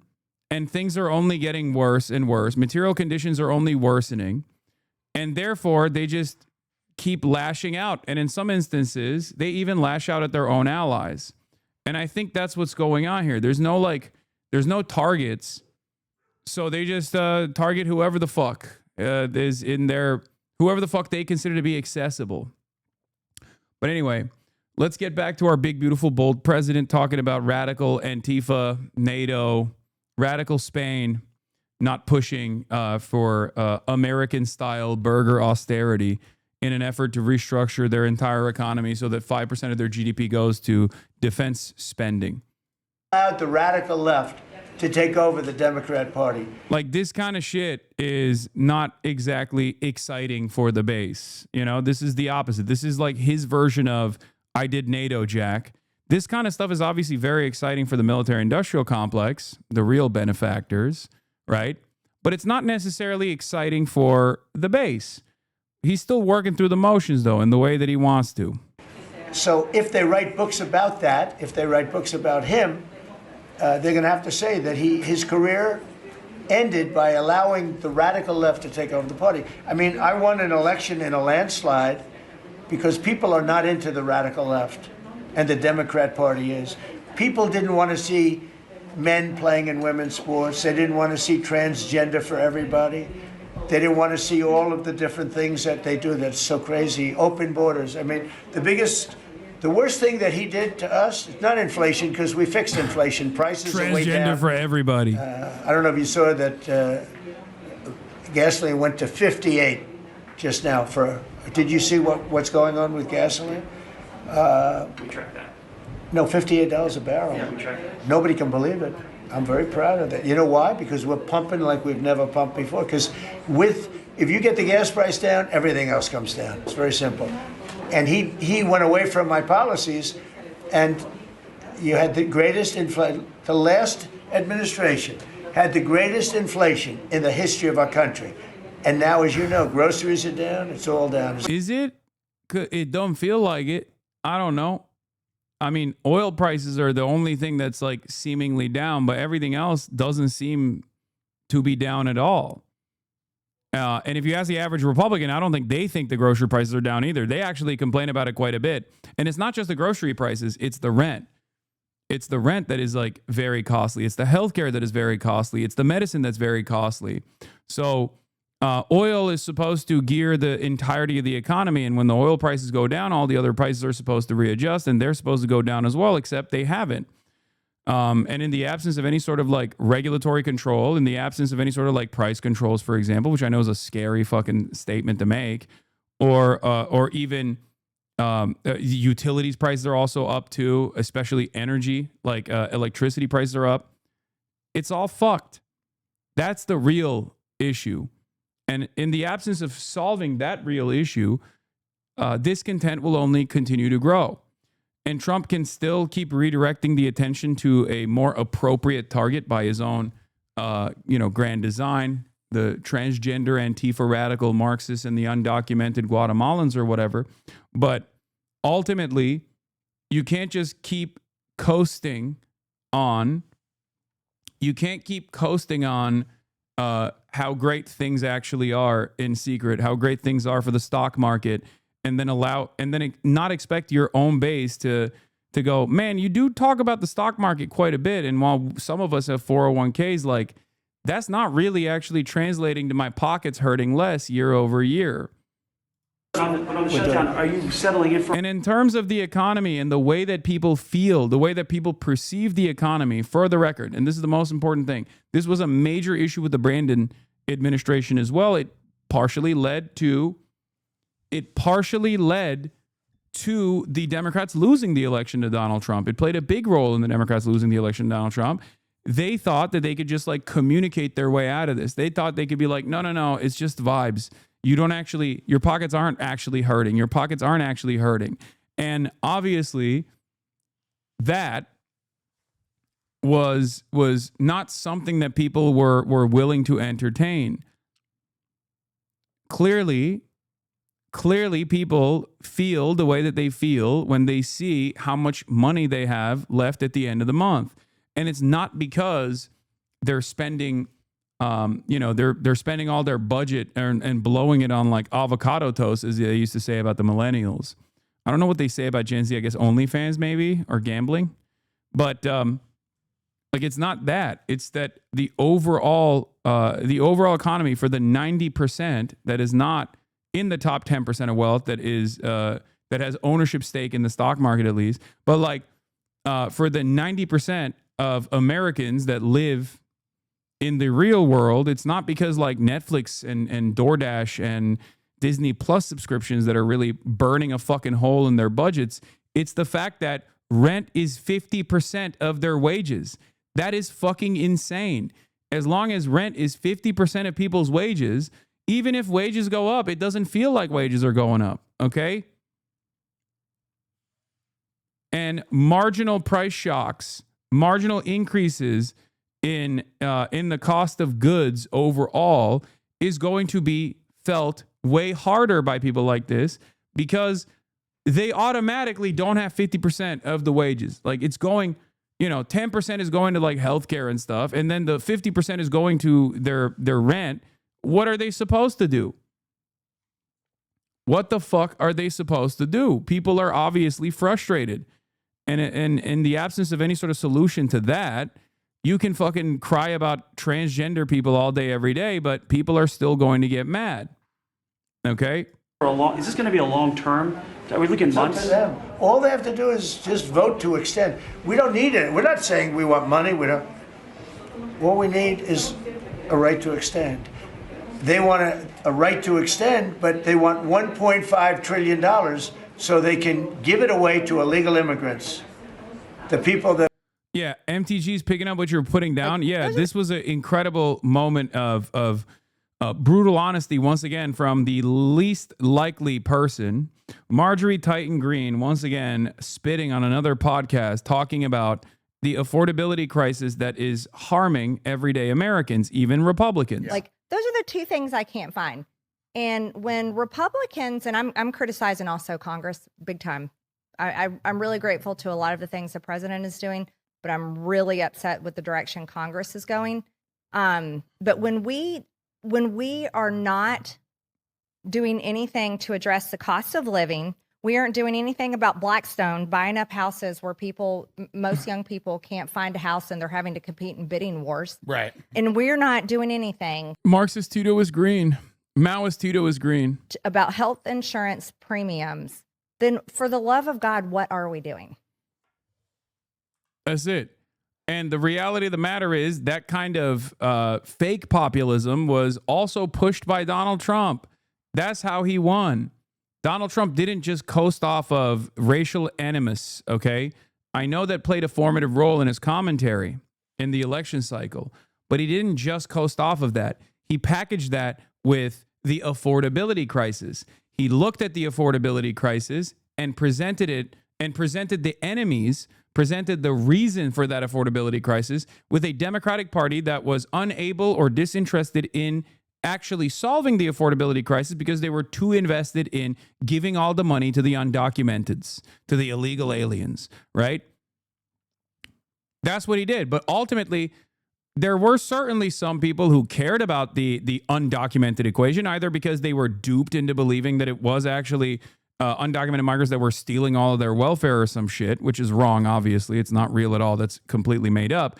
But there were plenty of others who were also like, yeah, I don't really give a shit. I just don't want Mexicans around me, right? I don't want black and brown people around me. This is definitely an animating political force in this country. White supremacy has been left unaddressed for hundreds of years in this nation, and white supremacy is a major motivator for a lot of people. However, if you want to capture the attention of the broadest subsect of Americans, simply farming white supremacy and racialized animus and pushing for white nativist anti-immigrant sentiments are not actually going to move the needle for many people. After a certain point, they're going to realize, okay, you're doing mass deportations. You're funding the fuck out of ICE. These guys are actually creating so much chaos in my neighborhood, and it doesn't feel like my pockets are hurting any less. And at that point, you need a united popular front. That are invading your cities. And many of these people, for whatever reason, I mean, I understood this. I called it a long time ago. These countries are run by people I know, friends of mine. Like, I know this gentleman. I hope you haven't said, he probably did too. Why not? They send up their worst people. They send up people that are criminals. They send up people from jails. And at best, the best ones they send up are people that don't work very hard and that are on a social form of welfare. And they're sending those people into the United States. I don't blame them. I'm angry at them, but I don't blame them. But I'm really angry at Biden and Kamala and that group of lunatics for allowing it to happen, because it's the hardest thing. Now, you know, we're sending them out. It's incredible the job that Christie and Tom Homan and the whole group is doing. But we shouldn't have to be doing that. We're doing a lot of work on getting people out of here. Tren de Aragua has caused tremendous damage, and our soldiers are great. You know, our soldiers are now based on merit. They're not based on woke, because we won the case in the Supreme Court, which was the bravest case. I have such respect for the Supreme Court because of what they did with merit, because our country was built on merit. Countries are destroyed on woke. You know, I made a statement, and I hated to make it because it sounded bad, but everything turns to you know what when it goes woke. You remember the term. I don't like to use it because you might have some children listening, but it turns bad. And no, we have the hottest country right now anywhere in the world. That's why he's here. That's why every other country wants to meet here too. But we only have so many hours in the day and days in the week. But we get the hottest country. Think of it. We were a dead country a year and a half ago. And now we have the hottest country anywhere in the world. It's pretty good. We did a good job. Okay, any other questions? Mr. President, would you like to visit Argentina soon? There is an invitation for that. What does that mean? Do you like to visit Argentina soon? I do. I would love to. I'm just a little busy. I would love to. I'd love to go to Argentina. I'd like to be like Biden. I'd like to go to the beach. You know? My legs are not quite as thin as his. My legs are slightly heavier. My arms are slightly larger. My body is a little bit larger than his. I'm not sure it would be appreciated on the beach, but I'm not going to take a chance. You won't see me in a bathing suit. You won't see in a bathing suit sitting on a beach in Argentina, falling down, not being able to lift a 3-ounce chair, meant for old people to lift, and he couldn't lift it, so we had. Sometimes he has his moments, you know? Like when he fat shames himself. That's funny. That's objectively a funny moment. It's just being self-aware of that and engaging in any sort of like self-deprecating humor of that sort is good. You do have to fucking hand it to him, I guess. He spent too much time on the beach. Somebody told him that he looked good in a bathing suit. The very fact that he doesn't have moments like this more frequently still implies that he's lost his sauce, though. He has lost his sauce for sure. Because I feel like in the past, he would have moments like this all the time. He would constantly have funny moments like this. Don't fall for his tricks. He's an automaton. I mean, I'm not falling for his tricks. He's still a giant piece of shit. And you'd see this guy on the beach all the time. I never quite understood it. Steve, go ahead. Could you preview your meeting with Ukraine President Zelensky? First of all, I congratulations. don't take questions from ABC fake news after what you did. So are with you. Stephanopoulos Fuck to the you. Vice Wait, President what? of the United States. Do we have a guy who hates Trump but also hates me as well? Is that what's going on here? You're like, you know, Trump is a piece of shit, but so are you. Okay, man. Yeah. All right. I don't take questions from ABC fake news. Brian, go ahead. Yes, sir. First of all, congratulations on achieving peace. You are indeed the peacemaker. On a lighter... Did you ever think I was going to be called a peacemaker? Actually, I did. I saw some of the actions you were doing. Go ahead. But on a lighter note, Alyssa Farah, she is one of the hosts on ABC's show The View. She said a while... So much of this back and forth in the remaining servile media apparatus that is allowed in these fucking rooms revolves around he said, she said about like entertainment figures. How is this in any way, shape, or form advancing any sort of journalistic cause? I don't understand it. It's just like petty squabbles and drama. He is not a fucking television critic, okay? He's not a TV show critic. He's the motherfucking president. What are we doing, bro? What the hell are we doing? Back, I'll quote, "If Trump gets the Israeli hostages out, I promise I will wear a MAGA hat for one day on this show and say thank you for doing it." Your response? Well, did she put the hat on? Well, she hasn't got the hat yet. Who is it? Which one? Alyssa Farah. Well, she used to work for me. So she used to work here. I'll tell you about Alyssa. She worked here. She gave me the most beautiful letter when, you know, the administration, the time came up, the election was rigged, I left.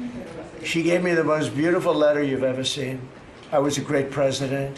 What a great job. Some of the letters have been quoted. This is Alyssa, who I never thought was very outstanding. I figured she would not make it.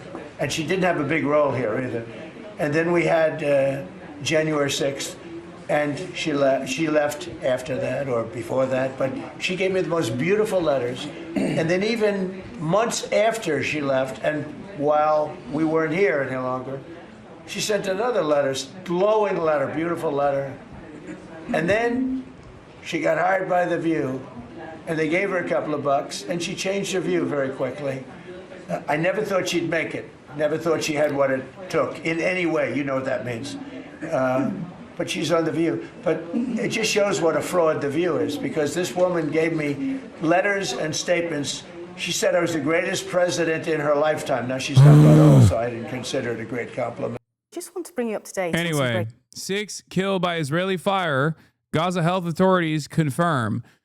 Interesting angling on this. Obviously, this is a violation of the ceasefire because one side has ceased and Israel is firing, and yet, let's see how the media is covering it. News we're getting into Sky News, and we told you earlier that the Israeli military said it had opened fire in the northern part of Gaza because it wanted to. I assume this is from the. Wait, is it from the same interview? No, this is a different interview. Threat of some suspects that approached them in the northern Gaza Strip.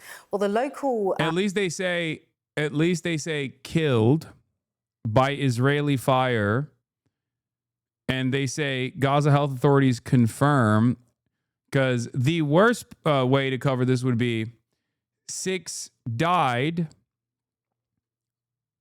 6 died due to gunfire. Hamas health ministry alleges. The worst version of this is 6 Palestinians died due to gunfire alleged by Hamas health ministry. Okay, this is still very neutral. 6 killed by Israeli fire, Gaza health authorities confirm. And obviously the most appropriate headline here, the Russian style headline here would be Israel violates ceasefire 24 hours after implementation by killing 6 Palestinians.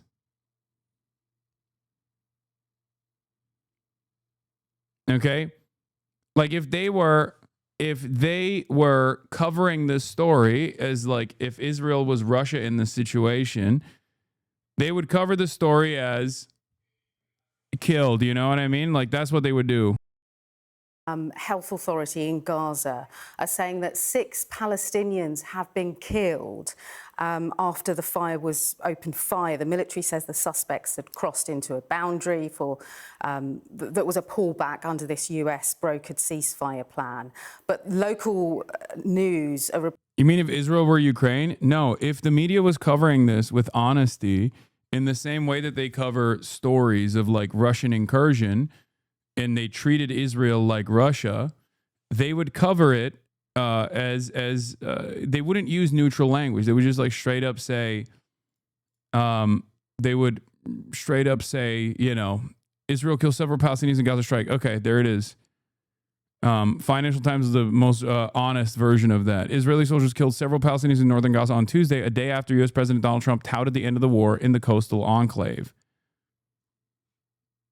Like, reporting there that the authority has said that the Israeli military in that situation killed 6 Palestinians in 2 separate incidents across the enclave today. So that's just the latest news. Let me just recap. So earlier we told you how the Israeli military said that they had to open fire to remove a threat that was posed to them by suspects who had approached them in northern Gaza. They had told local people to not approach them in that way. Fire was opened, and now Gaza local authorities reporting that 6 Palestinians had been killed. So that's the very latest there in that situation. It's live and breaking. So the Gaza health authorities saying that 6 Palestinians had been killed in that situation. Also here in Israel. Also, before we continue with the Israel story, there is more updates on the Charlie Kirk thing. Breaking news, the U.S. Department has revoked the visas of citizens from Argentina, South Africa, Mexico, Brazil, Germany, and Paraguay for comments they made in the aftermath of Charlie Kirk's assassination. The comments included calling Charlie Kirk a racist, misogynist, and a fascist. The commenters who had their visas revoked also said Charlie was burning in hell and deserved to die. Free speech is gone, okay? It was fucking nutty. Like going through people's like social media posts and denying them entry into the country on the basis of this is so fucking ridiculous to me. I don't care.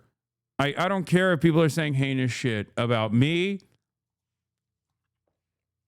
I don't care if people are saying heinous shit about Charlie Kirk. I think it's absolutely unacceptable. Can you imagine a world where like the Joe Brandon administration is like, if you say anything mean about HasanAbi October, you are not allowed into the country? Like, that's ridiculous. Who the fuck wants that? I mean, that's crazy. It's completely unacceptable. A lot of people are saying me in the chat. I mean, I don't know. I think that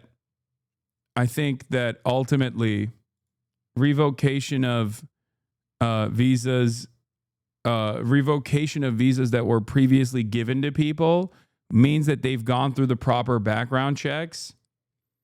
It's completely unacceptable to do this, in my opinion.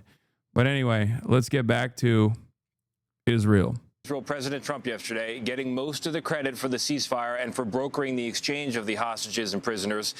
And before returning to Washington, he joined other world leaders in Egypt, posing before a giant banner that read, quite optimistically, "Peace in the Middle East." He also signed a declaration to keep working toward that lofty goal. Weijia Zhang has more now from the White House. President Trump was still flying high aboard Air Force One following an epic trip to the Middle East. Historic day, to put it mildly, right? Wasn't it amazing? Even that last meeting, when you see the heads of those countries, those are serious countries, right?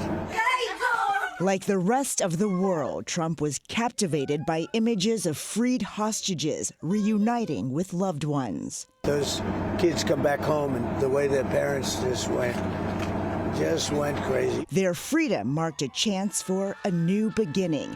In Sharm el-Sheikh, Trump, along with the leaders of Egypt, Qatar, and Turkey, signed the Trump Peace Agreement, opening a new chapter for the region defined by hope, security, and a shared vision for peace and prosperity. Together we've achieved what everybody said was impossible. At long last, we have peace in the Middle East. The president met with heads of state and diplomats from 36 countries who showered him with praise.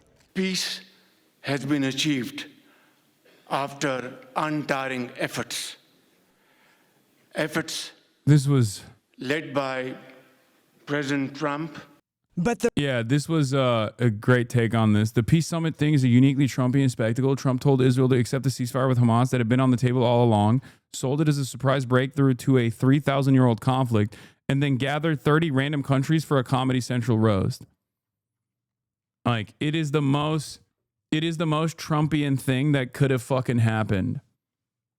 Incredible. Absolutely incredible.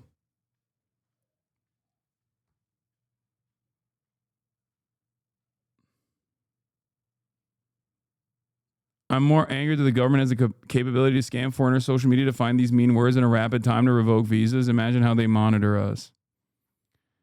Yeah. The road to long-standing peace is a long one, as many questions remain. Will Hamas give up all its weapons? How will Gaza be governed?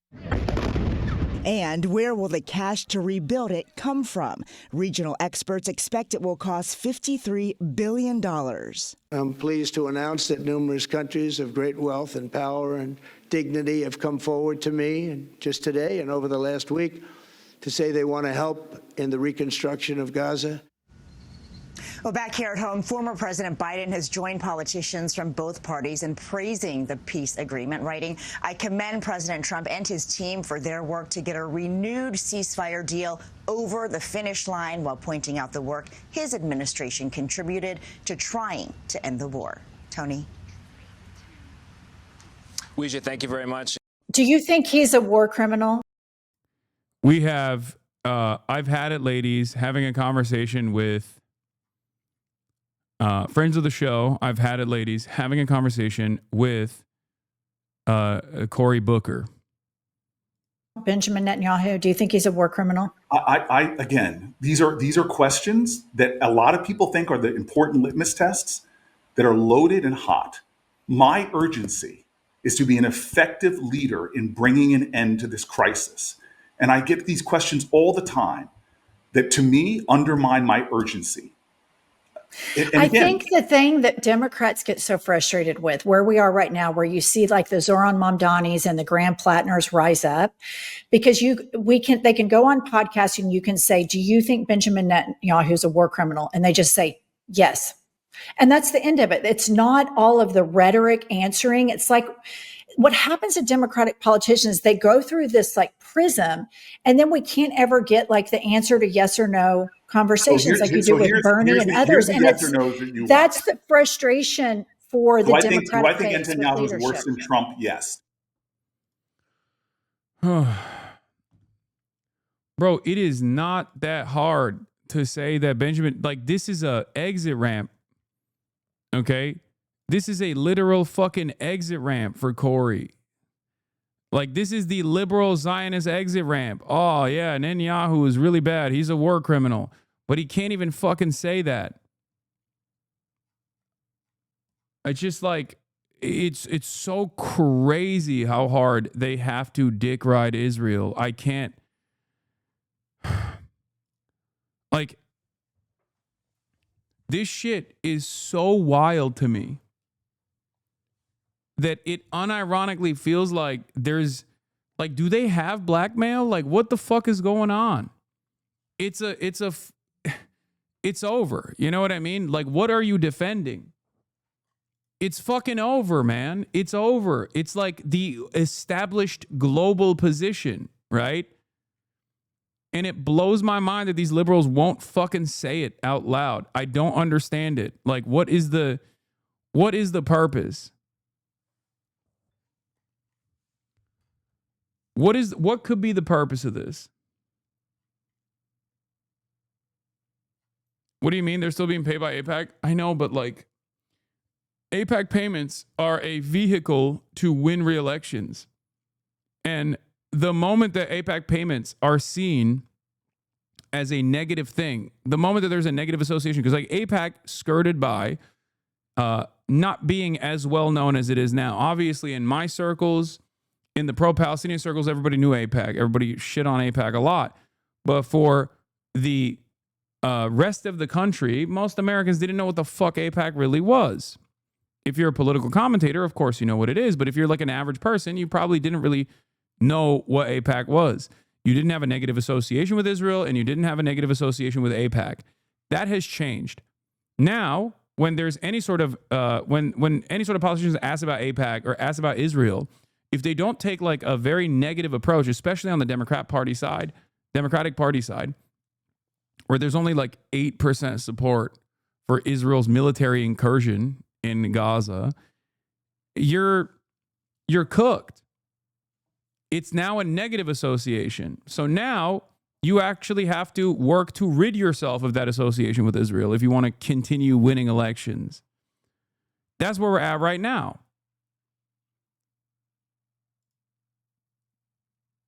It's a handful of people that don't take corporate PAC money. I don't understand my Democratic What Party. about AIPAC money? You take AIPAC money, don't you? A minuscule percentage of my resources come I from read it's like 871,000. 800,000. Yeah, but that's a lifetime number of raising tens of millions of dollars. Let me give you the right stat. The majority of my money comes from small dollar contributions. My last report, I think 76% of it came from people that gave $25 or less. Again, we could pick at each other, or we could do what we need. Yeah, we gotta unify. We gotta unify. It's like, yeah, we do, which means you have to unify with us on this issue, because the overwhelming majority is no longer believing this shit. Now it actually hurts you. To be doing right now is joining in a chorus of conviction to condemn it. And again, I'm a child of civil rights activists. You think Malcolm X and Martin Luther King agreed on everything? No. But when it came to the fight, that's crazy to talk about fucking Israel funding and being a dick rider for a foreign nation. Now, obviously, when it comes to Cory Booker, Israel is one of the problems. The other problem also is his pharmaceutical donors as well. He is like Johnson & Johnson's most loyal soldier, obviously, from his state. J&J is from New Jersey. So like there's a lot of other issues as well. But like with Israel, because it's a foreign country, because it's a foreign country that has dominated American politics and American political discourse, especially in these past 2 years, where there is a negative association with Israel, any sort of like, oh, I'm trying to unify here, and you're like getting in the way of that by constantly bringing up Israel is silly, because it is a major point of contention.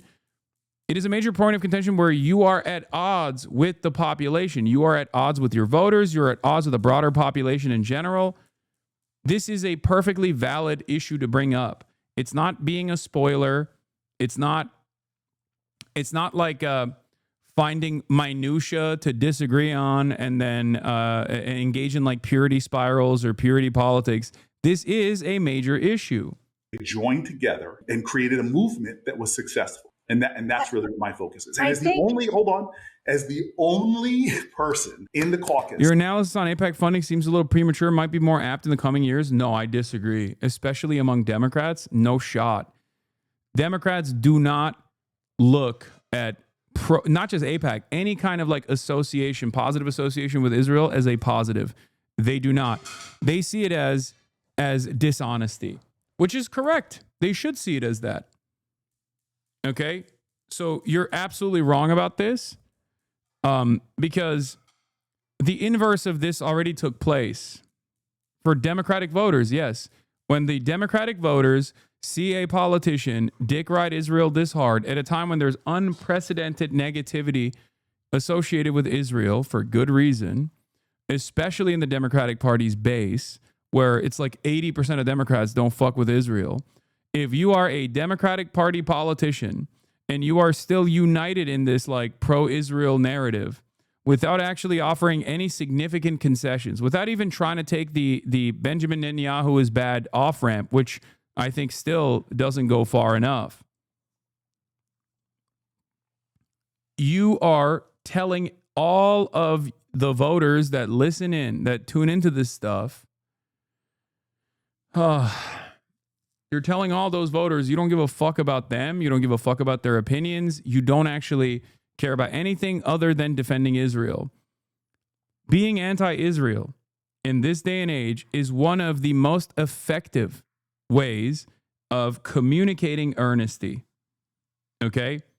Zohran Mamdani is proof of this concept. Okay? It already happened. We don't have to speculate any longer. We don't have to present approval ratings or polls any longer. We can just point to a person who boldly declared that as an American mayor, he cares about his constituents here and not about a foreign nation. Okay? And he was rewarded for it. That was a major turning point in American political discourse. Okay? Now, I'm not talking about what Zohran has done since then, okay? Because we're talking about his electoral victory in the primaries, the upset victory that he secured in the Democratic New York mayoral primaries, right? Voters overwhelmingly see something wrong. They see that Israel is doing a lot of harm. And then they look at the media and they see everybody dick riding Israel. They look at our politicians and they see everybody dick riding Israel. They go, what the fuck is going on here? So you can cut away at that. As a party, if the National Democratic Party took a partisan approach and became anti-Israel, they would win tremendous favors in the process. Okay? They would be able to communicate earnesty at a time when they are in dire need of goodwill from the broader population. This is precisely the reason why they lost the previous election. This is a major issue with the way that Democrats are perceived. Okay? Earnestness, not earnesty. Okay, thank you. Sorry. Earnestness. I'm not even doing the moral position anymore. Okay, I don't have to argue on the boundaries of morality. Although I have, and although I still do, because it is immoral to defend Israel. But a lot of people in the field of politics don't care about that. They're immoral vessels. They are empty suits, empty husks that are utterly soulless. Okay? Being anti-Israel recovers something that the Democratic Party has lost. The confidence of the voters that they actually do listen to their desires. This is the best opportunity to strike. Okay? This is the best opportunity to present. And the reason why I say that is because right now there is still a major fissure between the way that the public perceives Israel and the way that politicians communicate their undying loyalty to Israel. Okay? That's it. And there are people like Marjorie Taylor Greene, Tucker Carlson, and numerous others who actually take advantage of that messaging vacuum and present themselves as honest communicators, saying things that others are too afraid to say. Meanwhile, you shouldn't even be afraid to say this because it's beneficial to say this. That lives in a low-income black and brown neighborhood below the poverty line. I still remember when some progressives from the suburbs came down to protest me, and they were literally chased away by my neighbors because we are in an urgency. Every day I see it. We are in an urgency where real people are getting hurt. When I go up and down in New Jersey, they don't care about the fact that I took 1% of my money from some group. They care about what are you doing to restore my health care? I think the Democratic base feels like there is a disconnect. We hear you, like when you did your 25-hour speech, I was like, go, Corey. I love this. That is amazing. And then there's a photo shoot with you with Benjamin Netanyahu. And I was just like, what in the actual fuck? Like, how can he do that? It was heartbreaking. I felt betrayed. Yeah, and that hang on. And that doesn't just happen in an echo chamber. Democrats like you, where the base, we should make each other better. It's not a purity test. We want credible messengers. Because when we are down the middle, beholden to corporate interests, we leave this vacuum. And that's how fascism has flourished. For myself and a lot of our listeners, when I saw the picture with Benjamin Netanyahu, I felt like it diminished your 25 hours. That's how it felt to me. That's a great cook. Wait, people said she was soft on him. This is not. Van recently spoke on why the Dems don't feel the need to fix this disconnect. There's a large cohort of people that are getting to that. It's really going to be up to them about how they change and how they govern and who they take their money from. Because remember, the way I look at it is this. When you take some of this huge corporate moneyed interest out, you actually have to be a pure and better communicator of your values to your people, because it's then them that is paying you. So really, you get a cheat code by having a big faceless, nameless corporation or the lobbying group. I will be linking up with Van. Hold on. I want to see more of this interview, to be honest. Oh, there's also a Kamala genocide question. On MSNBC, Kamala is asked directly by Eugene Daniels. HasanAbi head Eugene Daniels asked if Israel's committing a genocide in Gaza, and here's how Kamala Harris replied. A lot of folks in your party have called what's happening in Gaza a genocide. Do you agree with that?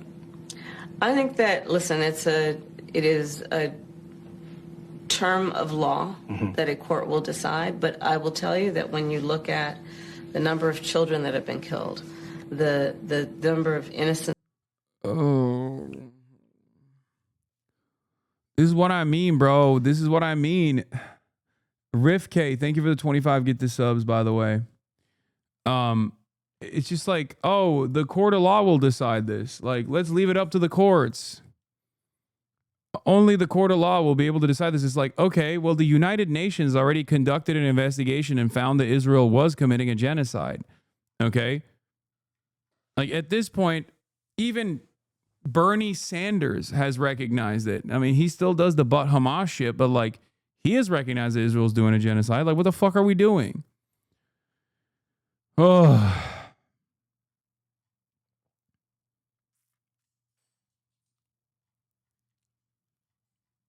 I'm just... like, she's out of politics too, which is why it's so crazy.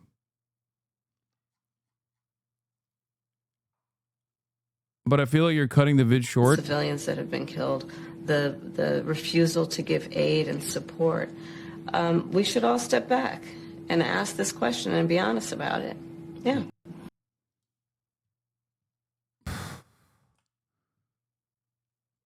It's just... what a waste. With such insight, she could have been mayor of New York. When you look at the number of children that have been killed, we should all take a step back and ask this question and be honest about it. Yeah, at least, I mean, I guess at least she's like recognizing it. So that's not that bad.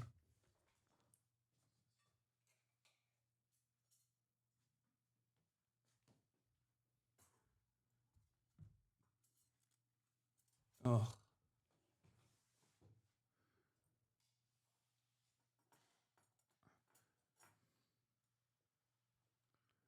There's no reason to just still hit the fucking... she still neutered to shit because she sees the way the wind is blowing. Yeah. Kamala Harris says we should be honest about whether we call Israel's actions in Gaza a genocide while refusing to call it a genocide. Sounds like calculated boutique workshop response to placate her base. She is still absolutely and hopelessly out of touch. I agree. Like, just say yes. It's that's what the United Nations declared it as. Like, it's the highest standard beyond the ICC and the ICJ, which will take a long time to arrive at a reasonable conclusion, if they even arrive at a reasonable conclusion at all, especially considering the unimaginable pressure from the Trump administration that has been placed on this fucking court. We told you. Yeah. A day after the ceasefire, Ehud Barak, then Israeli Prime Minister and former Israeli Defense Minister and former Prime Minister in 2012 said, a day after the ceasefire, no one will remember what is written in that draft. The only thing that will be tested is the blow Hamas suffered. We're like the first to bring up AIPAC in years, which is interesting. I will not vote for a candidate that takes $1 from AIPAC. It's interesting. It's interesting. I haven't thought about AIPAC. And it's interesting. You're like the first to bring up AIPAC in years, which is interesting. Why? Why I say that? Benjamin Netanyahu. Not relevant to my day-to-day life. Why is that interesting? Of course it's relevant to your day-to-day life. If it was irrelevant, you wouldn't be taking money from them, and you wouldn't actually like push for any kind of provision that silences like American voices at the behest of a foreign nation state, right? Wasn't there a recent bill that he actually signed into law that was like another one of these like crazy cynical anti-Semitism bills that was just like combating any sort of anti-Israel speech?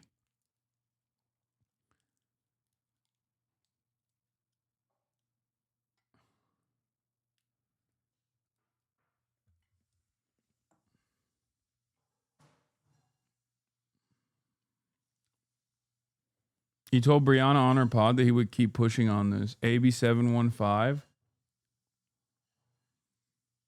Yeah, Governor Newsom signs bill further cracking down on hate and anti-Semitism in California schools. Obviously, it's presented as like combating hate speech.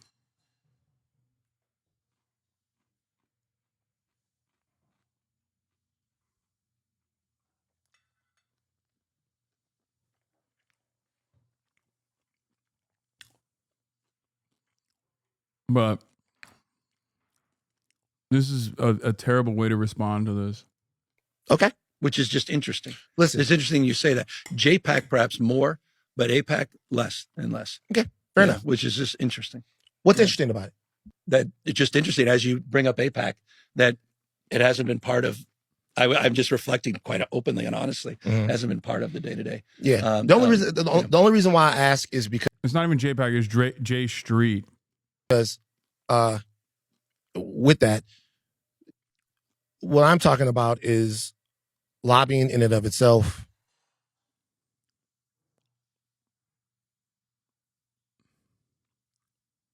And I was just like, what in the actual fuck? Like, how can he do that? It was heartbreaking. I felt betrayed. Yeah. And that is, and that, hang on, and that doesn't just happen in an echo chamber. It's important when there are Democrats like you, where the base, we should make each other better. We need to evolve. And I love that you come on here. We need to have these conversations. It's not a purity test. We want credible messengers, because when we are down the middle and beholden to corporate interests, then we leave this vacuum, and that's how fascism has flourished. And so for myself and a lot of our listeners, when I saw the picture with Benjamin Netanyahu, I felt like it diminished your 25 hours. That's how it felt to me. So a few things. One is, I work in the Beltway. I live in the Central Ward in Newark, New Jersey. Streets that a lot of folks tell folks, why would you demean and degrade my communities? I keep a little picture here of the first place I represented at 28 years old, which is a Black community that's struggling. And we've transformed our schools, Yeah, no, this is like the best possible thing to do for the Black community is by demonstrating unlimited fealty to a foreign state that is also notoriously anti-Black. But, that's not even neither here nor there.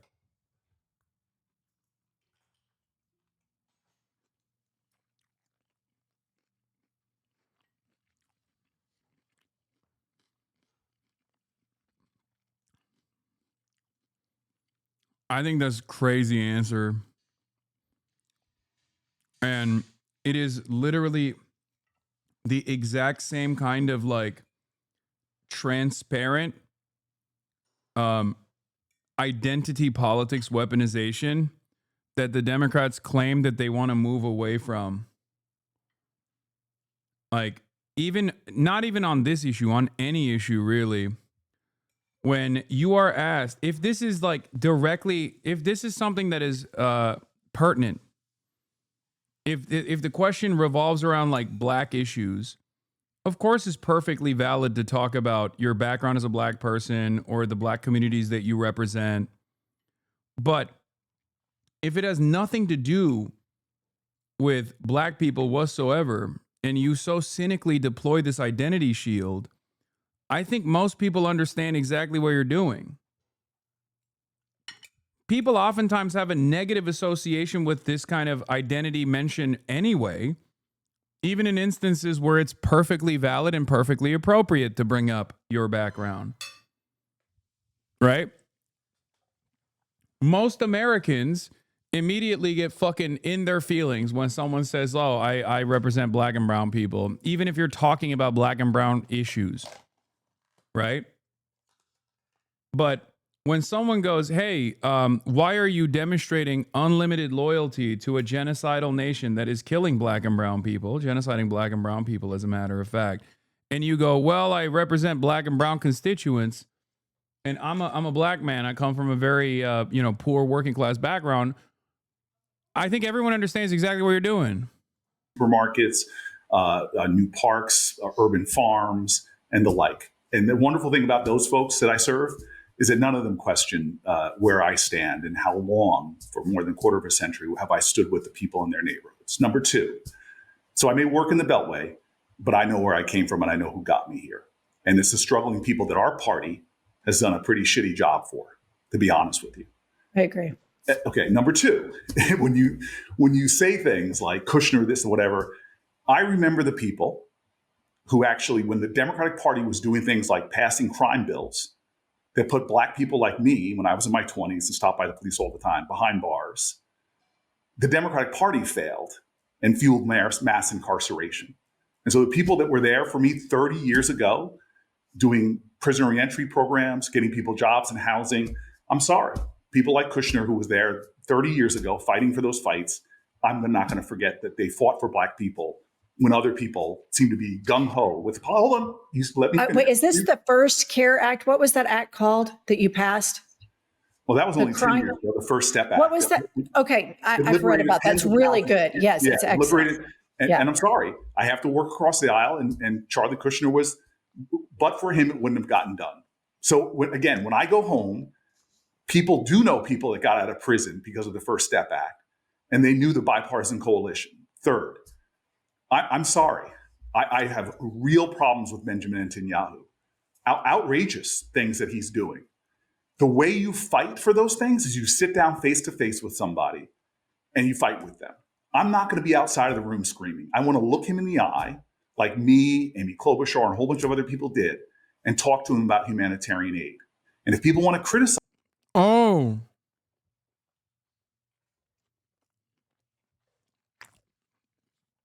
So when he was hiding his face in shame in that famous photograph, because it was obviously a photo op for the most pro-Israel congresspersons, he actually was there to argue with Benjamin Netanyahu.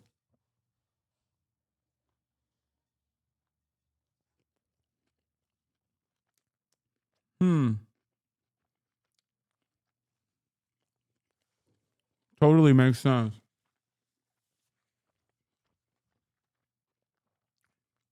It's just crazy because for me, it felt like the reason why you were either silent on the issue of Israel's genocide of Palestinians or were always defensive of Israel was because you were a stooge for Israel.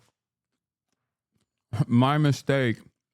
Me for it, then go ahead. But I'm leading in the Senate on West Bank crises right now, from their attempts to annex it or illegal settlements. I lead the legislation to sanction the people that are doing that. I can stand strong on my principles and still work to end these things. And I don't mind taking criticism, from folks that don't necessarily agree with my tactics. But we on this podcast right now, we share the same aim. Ceasefire now, humanitarian aid now, return the hostages now. And I'm going to work. Do you think he's a work? God damn, dude. I think it's like, maybe it's me, but it almost feels disrespectful that he's not even doing a good enough job here. Obviously, it's a fucking indefensible position, but I would have assumed that these guys would at least like try to craft an elaborate narrative.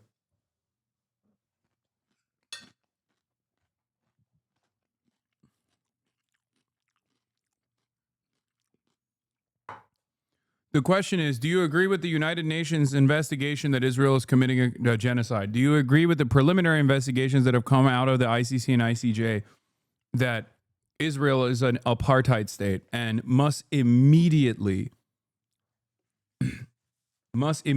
stop its apartheid practices, both in the occupied West Bank that it illegally occupies and everywhere else as well.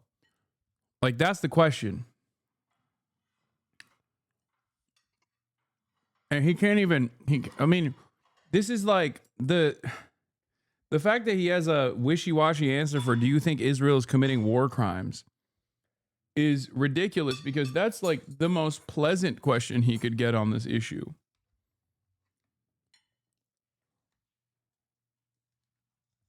It is totally fucking horrifying the way he is like communicating. Charlie Kirk got the Medal of Freedom. We're cooked. I mean, come on, man. He deserves it. He's courageous. He's one of the biggest AIPAC shills. It's not just AIPAC. He is a massive Israel dick rider. He is close and personal best friends with Rabbi Shmuley. That's all you need to know. He literally went to college with Rabbi Shmuley. There's photos of him. There's photos of Rabbi Shmuley giving him a fucking piggyback ride.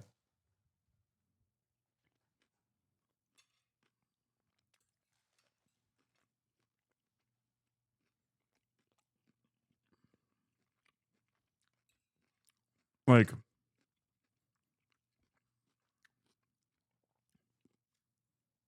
yes, Rabbi Shmuley, the kosherized dildo guy, that Rabbi Shmuley. Cory Booker knows him personally from his youth.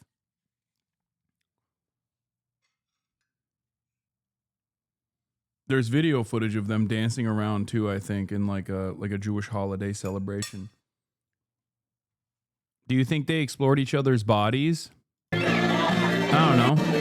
I'm sure this doesn't have to do anything with kosher sex rabbi compromat compiler Shmuley Boteach leaking a video of himself wearing a clown costume and drunkenly piggyback riding Cory Booker on Purim at Oxford in 1993.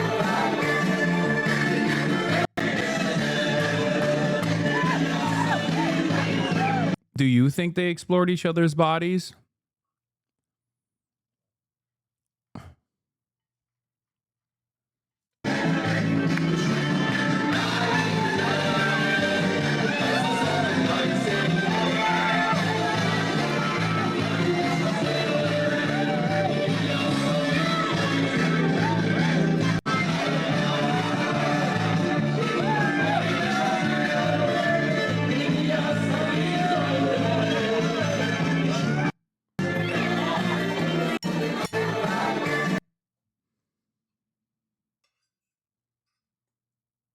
Like,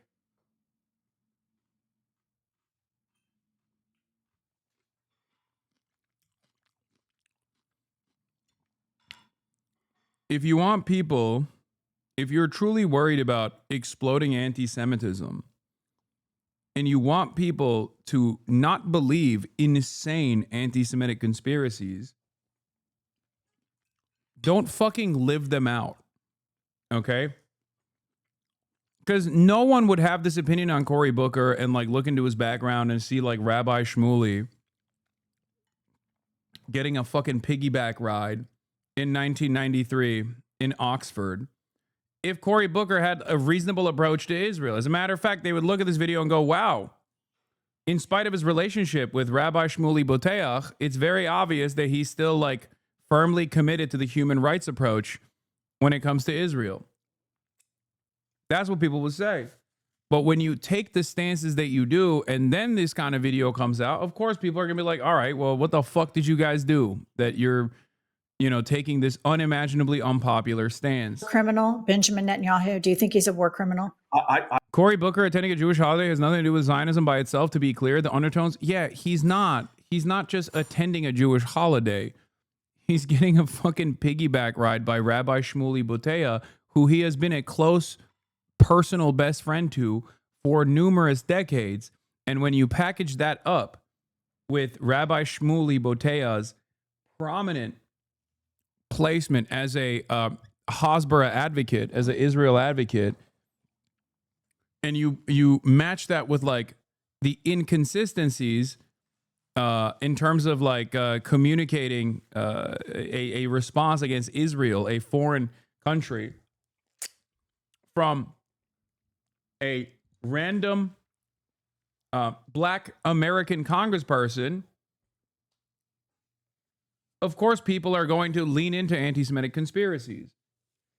That's why I said if they were besties and he was like, yeah, what Israel's doing is unconscionable and wrong, then no one would actually fucking lean into the anti-Semitic conspiracies.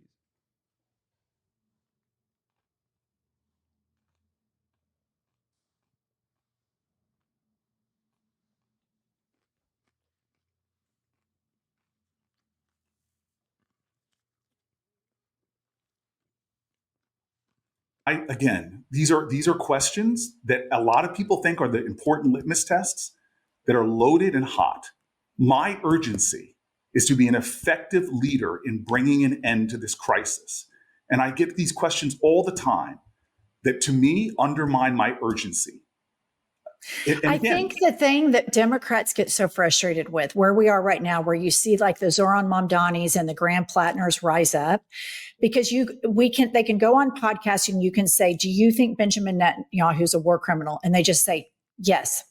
And that's the end of it. It's not all of the rhetoric answering. It's like what happens to Democratic politicians, they go through this like prism, and then we can't ever get like the answer to yes or no conversations like you do with Bernie and others. And that's the frustration for the Democratic base with Netanyahu is leadership. worse than Trump? Yes. Do I think that we right now, in America, should be doing everything possible to bring peace, not just to that crisis, but to the ones that shock me that no one talks about? And I hope, and I don't know if you guys have or not, but crises like Sudan, where there are American weapons literally causing horrific, in fact, by double, triple, quadruple, it's the biggest humanitarian crisis that we're not talking about as a country.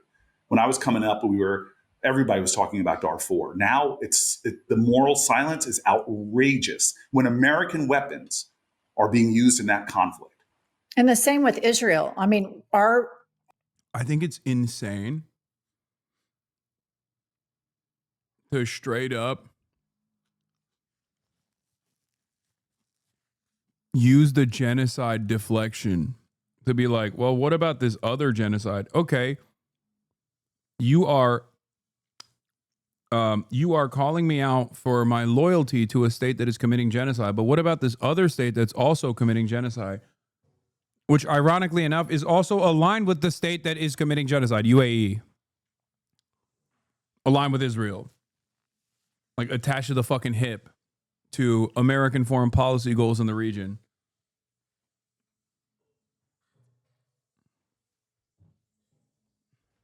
Sudan is a civil war, Gaza is not. It doesn't matter.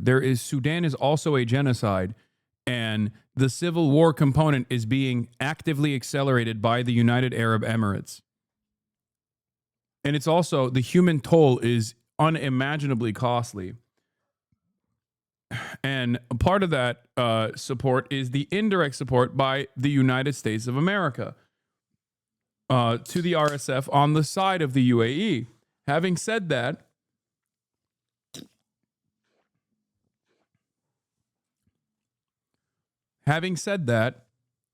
our support for Israel is completely direct.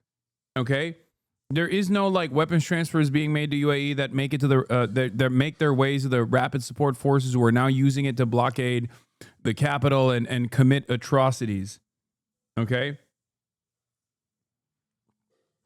We have a direct hand in Israel's genocide. And not only that, we directly offer political cover for Israel. That's what Cory Booker is doing in this situation as well, and not doing a very good job at it. We bailed him out politically. We bailed him out with financial support. We use our own American soldiers, the American Navy in the region, to defend Israel. We fund the genocide. We bomb Israel's enemies for Israel. We allow Israel to bomb our allies in the region. And on top of that, we allow Israel to play a formative role in domestic affairs. So yes, the entanglements that we have with Israel is magnitudes worse than the indirect flow of weapons that make their ways into the hands of the RSF, which also is an issue and should be stopped.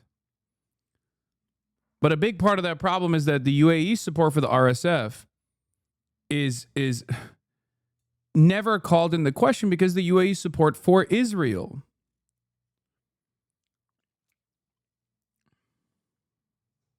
Our weapons and even Democratic politicians signed them before they were sent over to kill kids. I really feel like if we get through this fascism, we have to have conversations like this, Senator. I think it's but you're right. important. Where you're right is the Democratic Party. As a black guy in America, there are so many things we don't talk about that we need to have an honest conversation about. You're right. I work in a place that corruption has been accepted. Why are people taking corporate PAC money? Why are people trading stocks? I hold myself to the standard of what I want to see other elected officials, if I was a guy in Newark that I talked to about. Uh-oh.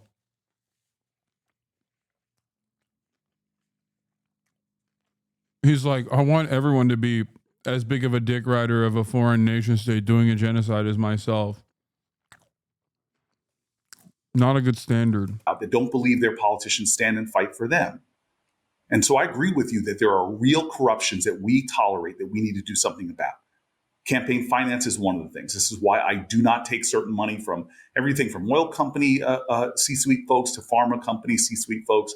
These are all things that I believe. But every day that I get up here, I know the people of New Jersey want me to fight for them and their interests.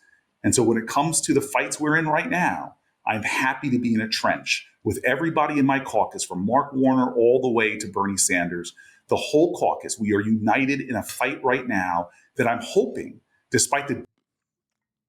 I wonder if the cynical deployment of I'm black works at all in this situation. Because, like, on issues that pertain to white supremacy, on issues that are actually against white supremacy, because I would go so far as say Israel's actions in Gaza, Israel's actions in general, Israel's entire settler colonial enterprise is damn near identical to previous white supremacist colonial formations.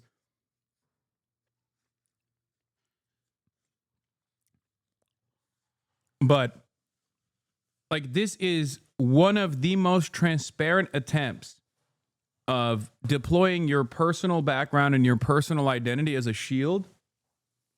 And this is exactly the edge case of what people universally despise. Progressives, and obviously everybody else as well. But, you know, Republicans obviously despise any sort of mention of identity coming from a non-white person, non-white, non-male person. They love it when you do identity politics for white men. And that's oftentimes not for good reason. They despise it because they don't want to hear about the realities of white supremacy. But in this circumstance, it seems like such a transparent attempt to say, like, look, I'm black. I get it. That's why I have to defend a white supremacist enterprise. You know? Wholesale slaughter of black and brown bodies by a nuclear superpower that is attached to the hip to the United States of America. Disagreements within the Democratic tent that we all can unify and say it's outrageous for people's healthcare costs to double their premiums. It's outrageous for 22 million Americans to lose their healthcare. It's outrageous for hospitals to have longer waits at the emergency room because people are going there to get their primary care. I go home every day, as I told you, or at least every week, to my community. And a lot of the things that I often talk about on podcasts like this, they don't give a damn about. They want to know what's going on with my rising costs. Yeah, this Israel stuff is irrelevant to my black and brown constituents, I think is silly. Like, nobody is saying that you shouldn't pay great amounts of attention to these other problems, right? They're very important. and especially progressives care about this stuff, especially when it comes to domestic politics, domestic affairs. But the question here is, why do you have such undivided, irreplaceable loyalty to a foreign state? A foreign state that is conducting heinous crimes against humanity. What's going on with my loss of health care? What's going on with the poisoning of my communities? Because everybody wants to talk about them being an environmentalist, but nobody's talking about the toxic sites that are in communities like mine and community. What's going on with the fact that giving birth in this country is one of the most dangerous jobs you can have, especially for Black women? And so I hear you when I'm down here in the Beltway or get on podcasts, everybody wants to talk, well, you didn't vote 100% this way. Nobody asks me about that in communities that I'm fighting for in New Jersey. What they want to know is, what are we doing to make the American dream, that I can buy a home, that I can afford health care, that I can afford to pay the groceries or pay for childcare? What are you doing? I spoke to the Teamsters last week. Packed room. Pissed at the Democrats, pissed at the Republicans. By the end of the Dude,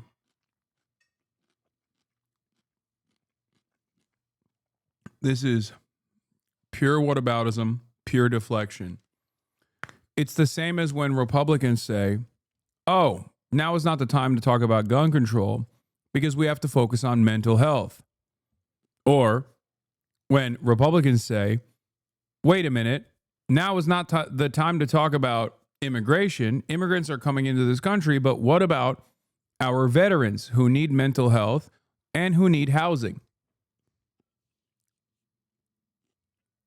It's just a cynical way to shift the conversation and the attention away by claiming that like this Israel stuff is insignificant to the average American when it clearly is not insignificant, especially because Israel has, whether people recognize it or not, and I think more and more people are recognizing it now, has had a stranglehold on even domestic affairs for a very long time.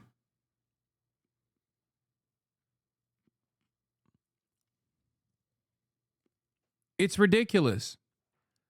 He is trying to say like, oh, I want healthcare for everybody, actually, even though he's not a pro-Medicare for all politician as far as I remember. But in an effort to move the attention away from the Israel stuff, he's like, well, what about healthcare? People want to be able to pay for healthcare. It's like, okay, what are you doing about that? But the moment that you ask that question, he's already won because he doesn't want you pressing him on Israel.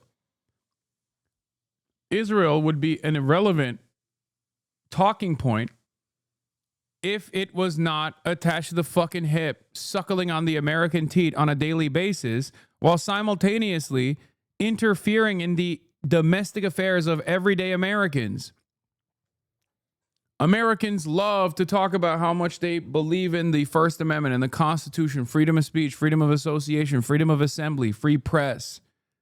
There's only one country that has been able to successfully, in the most transparently unconstitutional way possible, undermine the First Amendment. And it has gone on for decades. That country is Israel. The lobby that wrote those bills is AIPAC.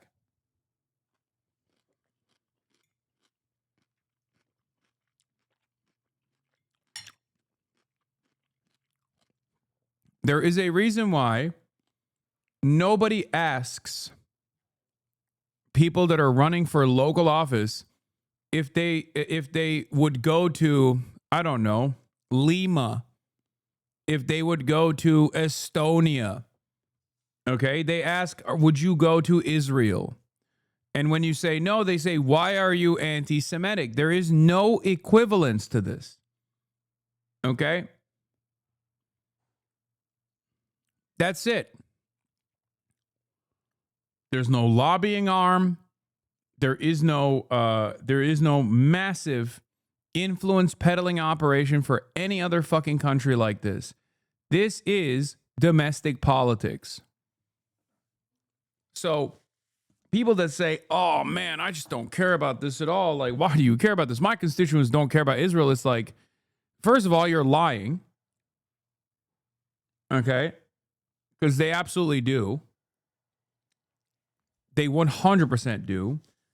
Are you a Democratic politician? Then yes, your constituents do care about this. Even if it's not the highest priority, you are directly at odds with your constituents on this issue. And it's not even like a 50-50, 60-40 split. It's a 80-20 split. It's worse than an 80-20 split, depending on what specific aspect of this Israel stuff that we're talking about. So it's not even a question. You could be finding yourself in the pocket of, I don't know, the great forestry lobby, and maybe the New Jersey constituents don't actually give a fuck about it all that much. But if asked, New Jerseyans said 98% that they don't think that they don't think that they should be destroying the forests, and you were getting unlimited funding from lumber companies and were constantly advancing bills that destroyed the national forest, then it would be a perfectly appropriate question to ask. Like, well, here's 98% of your constituents that say not a single dime to subsidize the forestry industry. Okay, like they're destroying our national forest. Seemingly, your constituents care about this. If you turned around and you were like, well, my constituents care about like their day-to-day needs, it's like, okay, but this is an issue where you are directly at odds with your constituents. Why is that the case? Because it seems like you get a lot of money from this specific industry. Perhaps that is the reason. Speech, I had them on their feet applauding because I was saying things that they're not used to Democrats talking about, which is screw all this stuff that talked about up here. What are you doing for me and my family to represent us? I want to get the Democratic Party back to the basics that makes people believe in us again. And first, it is getting rid of corruption. And corruption means that I know my politician isn't bought and paid for, that I know my politician isn't. Yeah. The way to fast track this is the way to fast track this, because he's not wrong. Democrats have a messaging problem. He's not wrong. Democrats have an earnesty problem, an earnestness or earnesty, whatever you want to call it. Okay, they are not seen as credible actors. They are seen as smug, entitled, out-of-touch elitists. If only there was a overwhelming majority support issue that Congress seemingly constantly refused to address about our undying loyalty and defense of a foreign country that seemingly gets to dominate American politics. If only there was a party that looked at that situation and said, no more, we're not doing that. Perhaps that would be a wonderful opportunity for the Democrats to actually win back some of that confidence.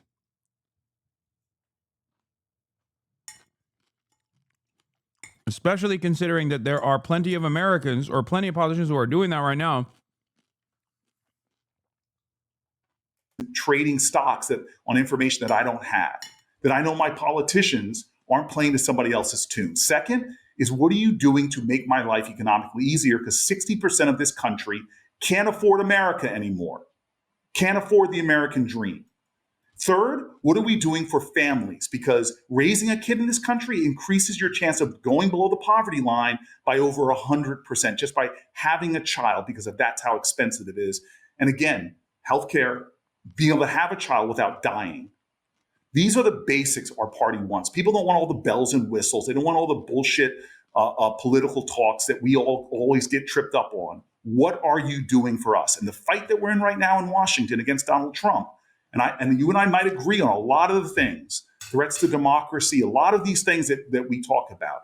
But when I go home, people are just so pissed off that they can't afford America anymore. And that's what we need to be talking about. Listeners, sometimes it's so difficult to get ahead through, and I mean this, I have had it for problems. Just take him because you're in the Senate. I feel like every single day, Democratic leadership in the federal government should be out saying Donald Trump has dementia.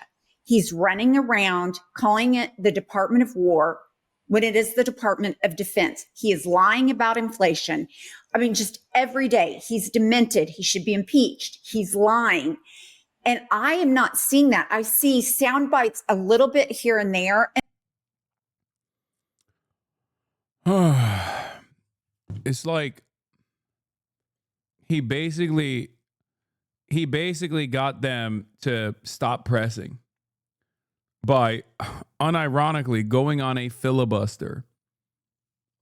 Like he just filibustered this conversation. Mr. Filibuster. Mr. Filibuster himself, he did it. Oh, nobody cares about this. What do you mean nobody cares about this? You're talking about the unprecedented cost of, you're talking about the problem with, you're talking about the problems with the Democrats not being able to look honest, win back confidence from the regular voters. One quick way is Israel. Okay, taking a bold anti-Israel stance.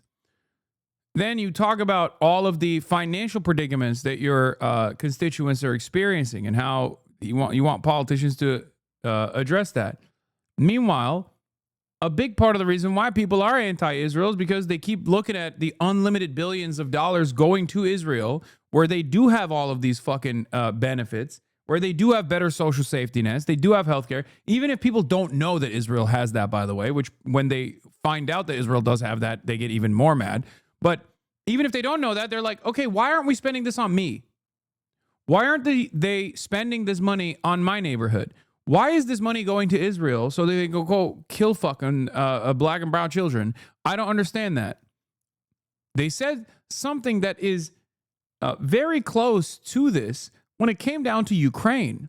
And Ukraine is a at least morally defensible posture in the eyes of the broader American collective consciousness, that Ukraine is a defensive position against the Russian incursion that is unjustifiable.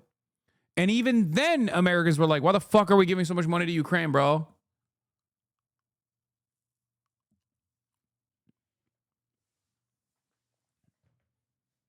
Americans are fed up with foreign entanglements and foreign intervention and demand that this money is spent on them, that their taxpayer dollars go back to funding their neighborhoods. At its base, this is the argument. Okay? At the end, they talk more about Israel again.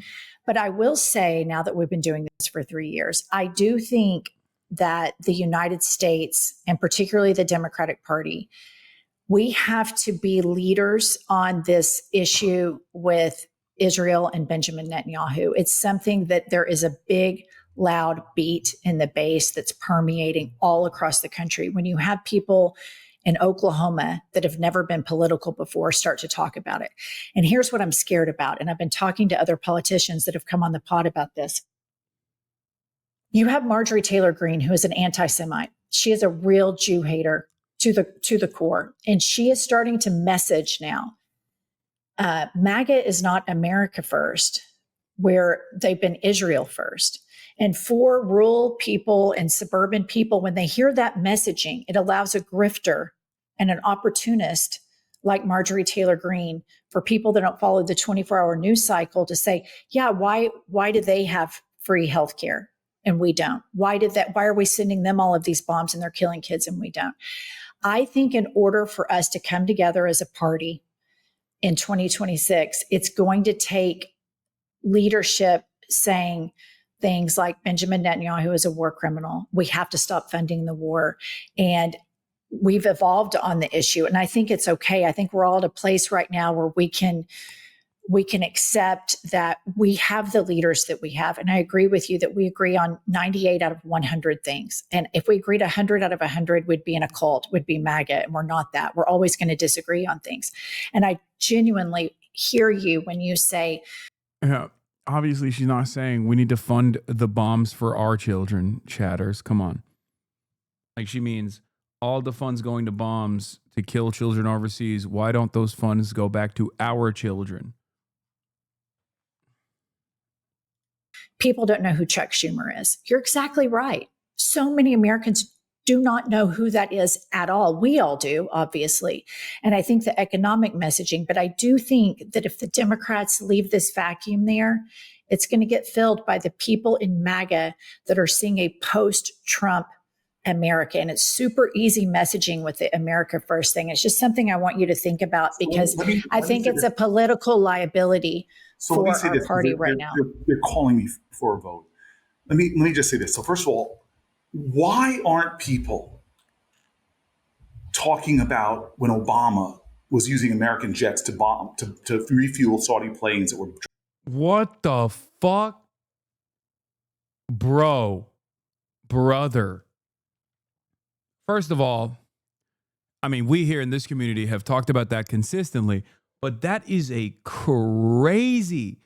Bro, this man is more loyal to Israel than he is to the God King of the modern Democrat Party, Barack Hussein Obama.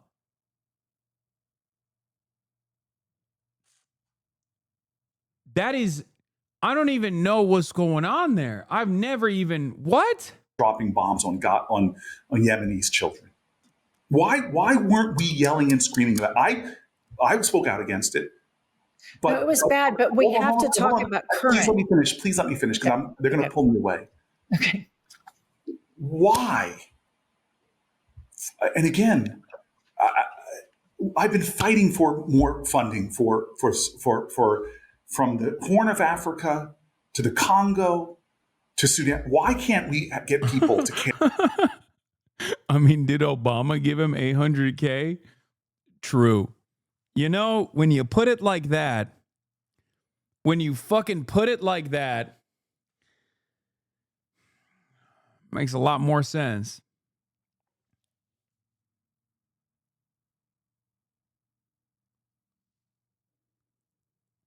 I cannot believe that when called in the question about loyalty to the state of Israel as it's conducting a genocide, Cory Booker said, what about Obama giving money?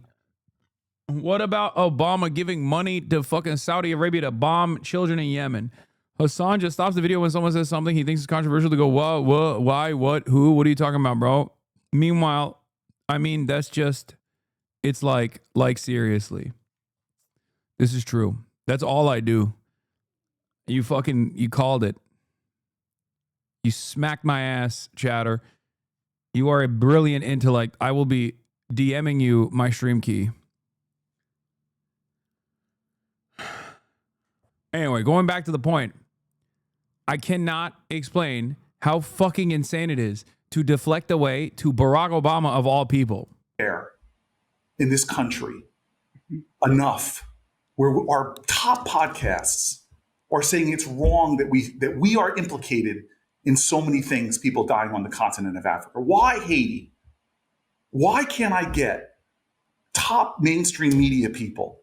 Dog, the question is, why do you have so much loyalty to Israel, and why won't you cut ties with Israel as it's conducting a genocide? And you're like, well, why can't anybody talk about Haiti? That's crazy, man. That's a crazy fucking deflection. I don't know how does this actually read to people as like a decent approach to this conversation? Especially considering that, like, for a lot of people, I think they also view what Israel's doing as like a white supremacist act of violence anyway. Especially because despite the fact that Israel is very Arab, right? Lots of Arab Jews in Israel. Most Western world Jews are Ashkenazi and therefore white. So for a lot of people in the Western world, they don't even realize that like Israel is also a brown on brown violence technically. And also, a big part of the Israeli violence is the same exact pattern that he's talking about in Haiti or Congo or Sudan. Foreign intervention at the behest of Western imperialism in many circumstances where you keep the native population of black and brown people down and servile and destroy them. So Israel is identical in that regard. What is this? Bro is doing what about for every conflict we do, he's just trying to deflect What is this? He didn't? What was the question? I can't find him introducing or voting for a bill to block arms sales against Saudi Arabia during Obama's term. Maybe he just kept it to himself. Maybe he was like, yeah, I really hated it, but I didn't tell anybody. I just like kind of kept it to my own damn self. To give a damn about the atrocities there. The International Criminal Court singles out Israel, but not Iran, not Syria, not other. Yeah, he became a Pan-Africanist Maoist at the first mention of Israel, except like I've never met a Pan-Africanist Maoist who wasn't the most anti-Israel person you've ever met. You know? That's a new guy. The new guy. Van Jones? Yeah, Van Jones.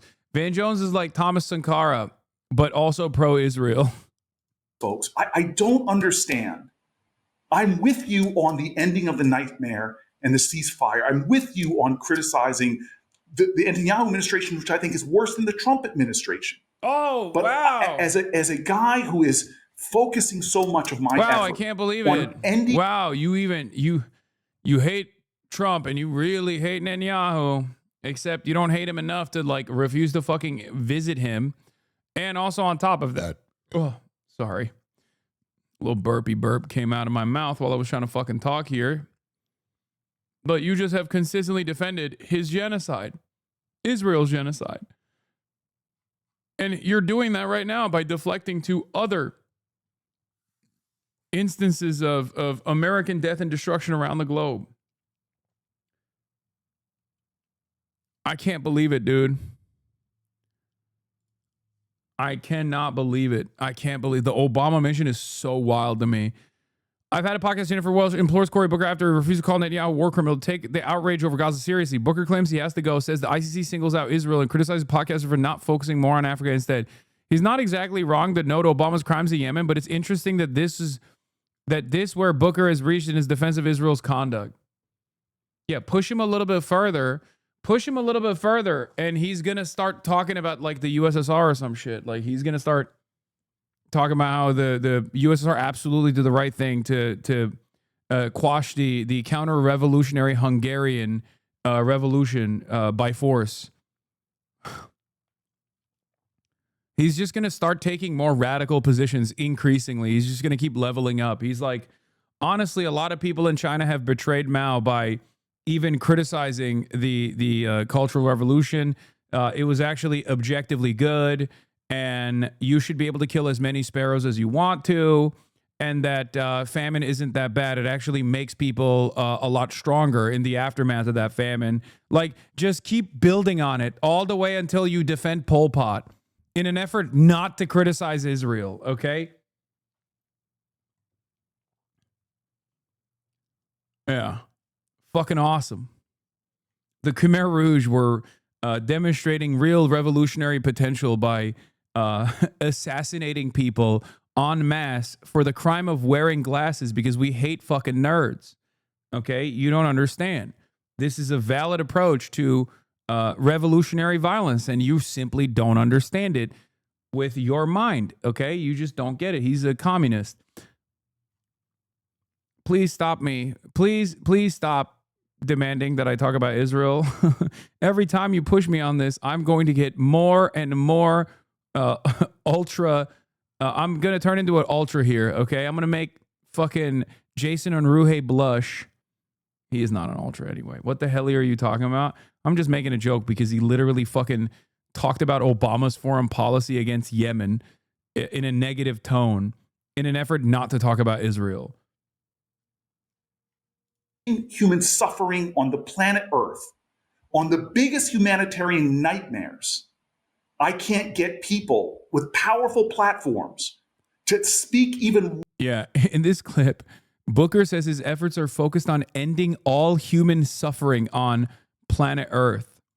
Except for Israel, by the way. Except for Israel. Just everyone. Honestly, that is the true pro-Israel position. Only Israel gets to do a genocide. Only Israel gets to do war crimes. Only Israel gets to do an apartheid. Any other war around the world is unjust and must be stopped, so that it is only the most moral nation on the planet that gets to do its most moral genocide. What is this? Remember what he said about AIPAC 6 years ago? In leaked recordings, Cory Booker says he and AIPAC president text message back and forth like teenagers. I mean, that's not shocking, surprising. That's why I think, though, he's hitting this from the maximalist, like the most pro-Israel position you can actually arrive at, which is only Israel gets to do war crimes, genocide, apartheid. Nobody else. Once about the nightmares that are going on. It drives me nuts.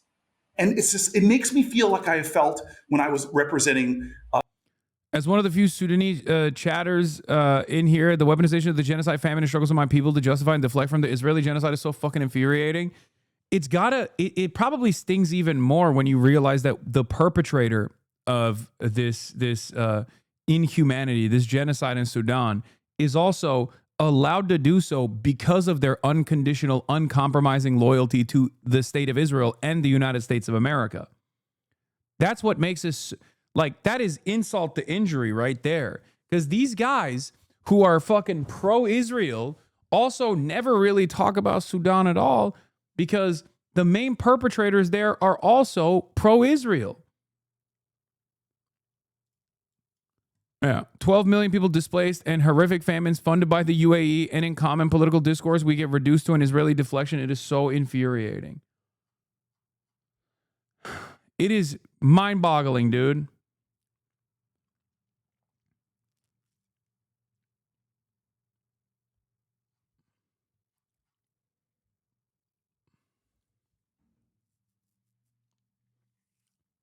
When you ask them if they think the support for Israel is already costing Democrats elections, what would be the correct response in your view? What, like an honest politician should say, yes, it is costly for the Democrats, and that's precisely why we must decouple from Israel in our foreign policy. Israel has long been a burden, not just on U.S. foreign policy, but also been a major burden on domestic affairs as well. It is utterly ridiculous to be this married to a apartheid ethno-state that has genocidal ambitions, which it's actually seeing out. Newark, New Jersey, to get people in our country to care enough. Why do I stand out and support people that you and others criticize me for voting for? Because I will never forget when nobody cared about mass incarceration of Black and brown people who stood up for them. Why am I get so angry sometimes about my own party, who seems to be distracted by issues that don't matter, and not to the core of people who cannot afford to pay rent and buy groceries? That's why I've chosen to live where I live. Because every day when I come home, I get snapped back to reality, to people who want me to focus on what matters to them. And so I hear you about what the causes are that are most making headlines. But my entire career, I have cared about the issues that aren't the popular issues, but are the ones that are affecting the most people, that are often forgot about or marginalized. And that's what I want to say with urgency. So you and I are going to agree on the big ticket items, but I want to come back on this show. I beg of you and I'll send them to you beforehand. 3 things that we should be talking about that we're not talking about, that are affecting millions of either Americans or hundreds of millions of people or tens of millions of people on the planet Earth. Senator, I want to thank you so much for coming on this podcast, because this is the difference between the left and the right. You come on here, we have conversations, we grow, we learn from each other, and it's not like Fox News or the right wings. We disagree and we embrace the disagreement to make a better country. And thank you so much for coming on. We respect all of the work you do, and we're here to fight this fight with you and find compromise and unity where we can. We are unified, the 3 of us, and you all are voices that, again, the tradition of Black radio in America, you all know this. It was people like you all that have platforms that would entertain people, that would inform people, that would engage people, but most of all, would help to heal the hurt, to inspire people to act even when they were starting to feel despair. I believe that hope is the active conviction that despair will never have the last word. And you all are speaking up again and again and again, trying to make sure people know that as dark as things are, as challenging as things are, we still have fight, we still have strength, and we still, like my parents said when they marched, we still believe that we shall overcome. Senator, good luck. Thank you. And please come back on. I've had it, ladies. Need a leftist black woman correspondent? Sure. Good luck compromising with a brick wall. I mean, look. What's the quote? You can't convince a man whose entire bag relies on him not being convincible. Something like that. I'm fucking it up. It's just like, guys, stop calling him Apex Shakur. That's Hakeem Jeffries. Okay. Cory Booker is a different person. This is the only real immovable position Cory Booker has. Ironically enough, this is correct.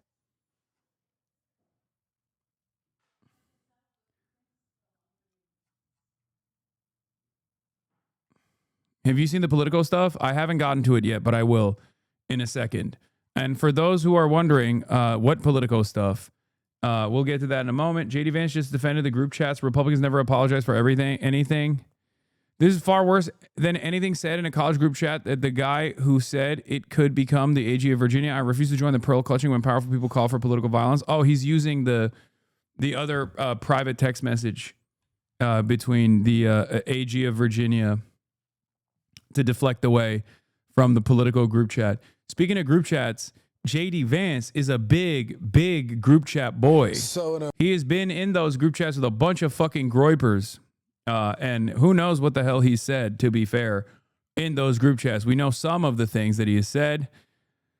It is...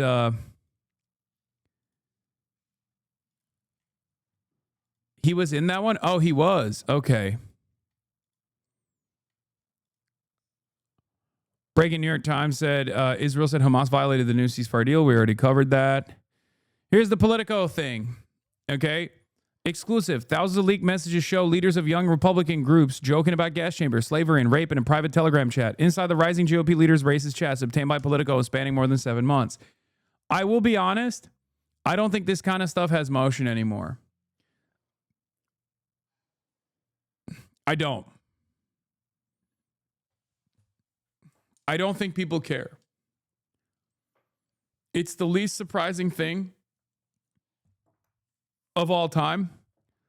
But you have to remember, this kind of stuff only mattered if people in positions of power actually had a sense of dignity and shame. On the Democratic Party side, I think there is still some semblance of dignity and shame, or at least like an aesthetic posture towards dignity and shame, which they often weaponize against their enemies, or try to weaponize against the Republicans. It doesn't work, but they try to weaponize against like their left flank, and it does kind of work because the left is the only suckers in the game that are super predisposed to not understanding like the complexities of human beings, and will measure you on the virtues of like what you represent in that immediate moment. But even when it goes above and beyond, when these guys are actually playing out these desires that they joke about in group chats, I just don't think that it works anymore. I think it just, especially for the right, it does not work. I guarantee everyone in that group chat knows who you are and hates you. Oh, for sure. These are the extremely online young Republicans. Of course they fucking hate me.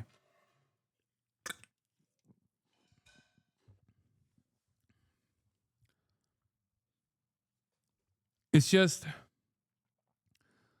this kind of stuff, do you want to know why this kind of stuff doesn't matter? Everyone that votes no is going to the gas chamber. When did we bring that site out? You're giving nationals too much credit and expecting the Jew to be honest. You want to know why this kind of stuff doesn't work? Because all of the forces that even remotely acted as though they care about anti-Semitism have in the last 2 years shown their true face, which is that they only care about anti-Semitism accusations as long as they can weaponize that against people who are anti-Israel. Okay. Bro, we got other leaks. Satellites are leaking the world's secrets, calls, text, and military and corporate data. With just $800 in basic equipment, researchers found a stunning variety of data, including thousands of T-Mobile users' calls and texts, and even the U.S. military communications sent by satellites unencrypted. Oh my God, that's amazing. Anyway, the other reason why this stuff doesn't matter anymore is because of the weaponization of shamelessness demonstrated by the Republican Party. And last but not least, look at Twitter. This kind of communication is no longer just done in private chat groups that actually showcase people's secret opinions. People say this stuff publicly and get hundreds of thousands of views on Twitter. The permission structure for neo-Nazi sentiment has expanded. The permission structure for being a reactionary has expanded dramatically. Okay? A part of that, and I think about this all the time, a part of that I think is just the way we communicate and the way we spend time online. As more and more of our interpersonal communication development actually takes place in an environment that is utterly removed from like your all of the other markers of what makes you a human being, where you can't tell if the other person on the other side of the screen is actually a fucking fully fleshed out adult with a fully functioning brain or an absolute sociopath. You end up assuming neutrality across the board. You end up assuming, I think, that the person that you're communicating with online is basically you on the other side. Like their background resembles you to a certain degree. Sometimes I'm reminded that that is not the case when, I don't know, one of these like Twitter accounts will be like, I'm 21, or they'll talk about like age gap relationships or something, like a political account that I follow. We'll talk about like age gap relationships. It'll be like a 23-year-old and a 20-year-old should never date. And I'm like, oh my God, you're literally a child. Like that's when I remember that like I'm getting information from an actual child. Okay. And I think this environment, the way that we, the more we communicate almost exclusively online, the more vicious we become as well. And I'll give you one example of this, right? I think you're wrong. This still does matter in political circles. I believe all but one of the people mentioned in this article have been fired from their jobs or resigned. We're not at peak acceptance of racist garbage and shamelessness yet. Scary, it could get worse. Maybe. But I think if that was the case, Turning Point USA would have been shuttered a long time ago, especially considering that this is exactly what TPUSA used to do all the fucking time. And look where TPUSA is now. Charlie Kirk just got a posthumous Medal of Honor today. And for years and years and years, we saw Turning Point USA get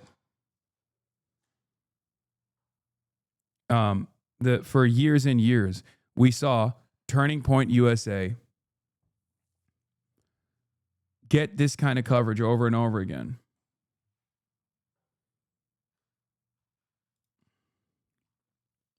And look where it's at now.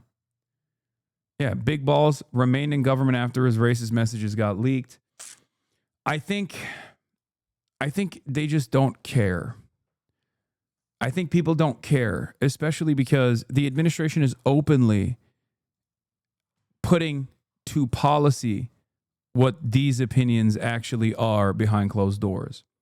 When you have an administration that is also posturing as though they want to defend whiteness in this country, yeah, of course the people that are champions of that cause behind closed doors are going to be even more gross.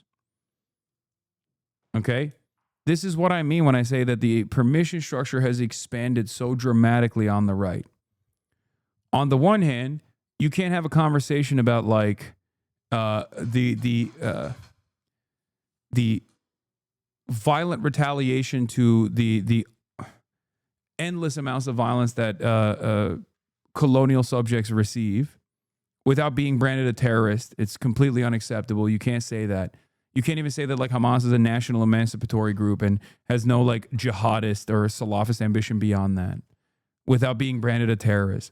But on the other hand, you could just literally talk about like you can't trust Jews. As long as you're pro-Israel, you can say that. You know, you can say, great, I love Hitler. As long as you're advocating for Hitlerian-style anti-immigrant policy. This is exactly the type of rhetoric that unironically is no longer hidden behind closed doors. I think it's like out in broad daylight. Nah, dog, the Republicans don't care, but the vast majority of people care about this. You have no idea how many white Facebook lib wine moms I have seen share the story. I hope the liberal wine moms will defend us. Okay. Thousands of messages shared in a group chat of young Republicans is revealing some racist thoughts that they even worried about being leaked. Well, those exchanges have been leaked, obtained by Politico, and are part of a Telegram chat among young Republican leaders in the following states: New York, Kansas, Arizona, and Vermont. New York State politics reporter Jason Bieferman is one of the journalists who wrote about this for Politico. Jason, tell us about this story, how it came to you, and what... This is the least shocking revelation for someone like myself. Maybe that's what it is. Because, like, of course they're like that. Politico report on a group of chat of young Republicans. Does this reflect some bad apples? Some bad apples. These are the future of the Republican Party. This is so vile, it's hard to find the words to put in the context that these are people who are part of one of two major parties that they believe in gas chambers and rape and discrimination based on the color of people's skin. And for me, when I hear stuff like this, I'm like, have you seen the Republican Party's policies? Like, do you know what I mean? Like, when I hear this kind of stuff, I think to myself, like, how is this shocking? Because we are, and I mean this sincerely, we are like 2 election cycles, if election cycles happen at all going forward, we are 2 election cycles away from the president speaking like that. Okay? I'm going to be honest. That's what it feels like to me. Like, because the policies already reflect this desire, this vile attitude that people have.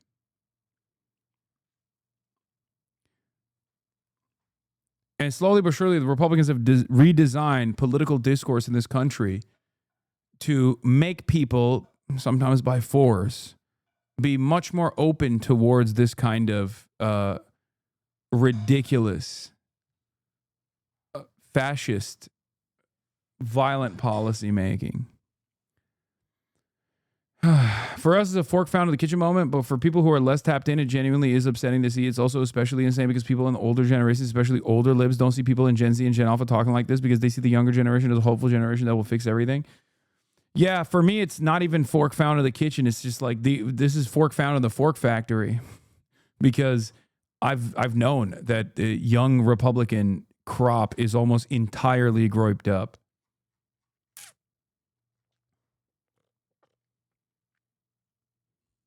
You know? Yeah, Hitler Youth found beside Hitler.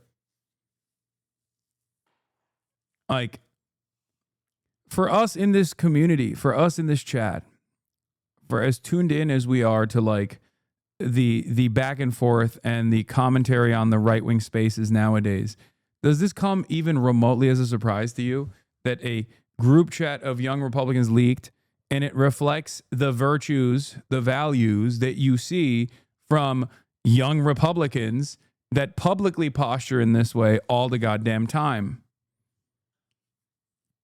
For me, I'm like, yeah, of course they're saying this shit. Of course they are. This is what they openly say as well, oftentimes under the guise of anonymous accounts. Oh, yeah. Speaking of fork found in the kitchen, breaking: MAGA pastor who wore Charlie Kirk's freedom shirt and sermon arrested for soliciting minors and distributing child sex abuse images.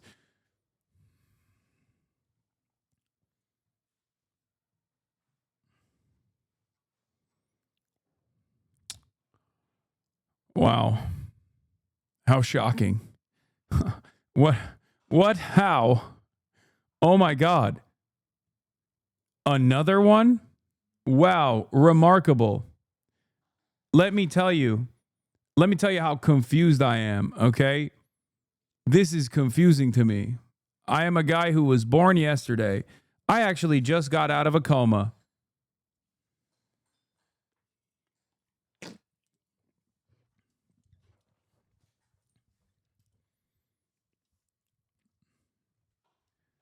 Yeah, Fork Meat Kitchen moment number 750,000.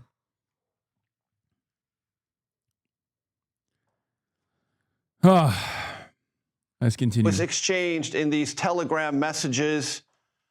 You are born yesterday or just got out of a coma? Decide. Both. I was born yesterday and I was comatose. And today I woke up out of that coma. Based on what your reporting has revealed. Politico obtained over 7 months of thousands and thousands of messages in a Telegram group chat between, like you said, leaders in the Young Republican state organizations in Arizona, New York, Kansas, and Vermont. Now, it's kind of a misnomer, Young Republicans, because it's called the Young Republicans, but these are, full-grown adults, 18 to 40 years old.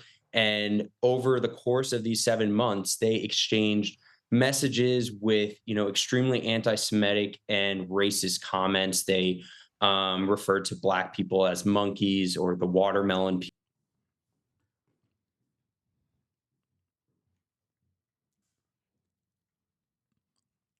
I saw a lot of chatters go 40, Lamau, young Republican.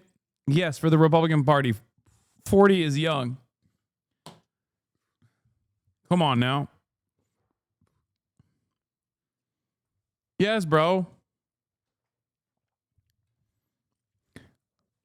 Anyway, I can't make up my mind. I'm the leading chief counsel of the ADL, and I can't make up my mind until I find out what these people's positions are on Israel. Once I figure out if they're pro or anti-Israel, I will really reconsider whether or not I have decided that this is truly anti-Semitic or just a bunch of young guys having fun. People, they called rape epic. They talked about the love of Hitler with factions of their party or even supporting slavery. This was a chat with members elected to lead their states within a prominent Republican youth political organization that numbers 15,000 people. And they were in a campaign to lead this organization nationally. My colleague and I, my colleague Emily we really looked into this and wanted to see, why are they speaking like that to each other? And does this have anything to do with kind of the way that the norms of our political discourse have been changed? Yeah, ADL thought watermelon people referred to Palestinians, so they were like, this is actually A-okay. Because remember, I have heard, that's the new meta. I've heard that from bot accounts, bot accounts that refer to the pro-Palestinian crowd as watermelon people.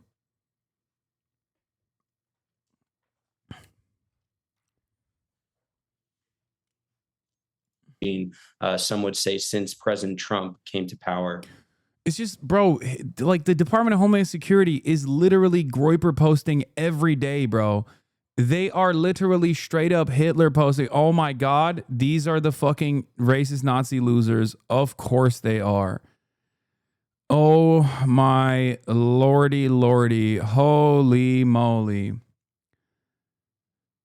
Oh, fuck. It is, dude, this is why fascism is a fucking loser ideology, okay?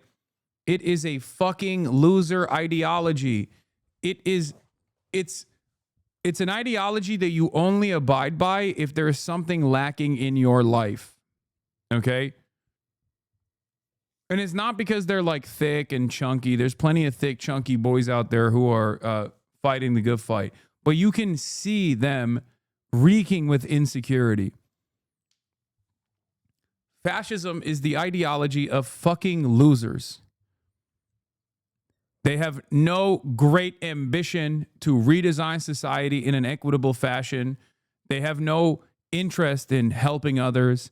They simply are constantly engaging in battle and in some instances violence to restore a mythological project of person because it's something that they lack internally.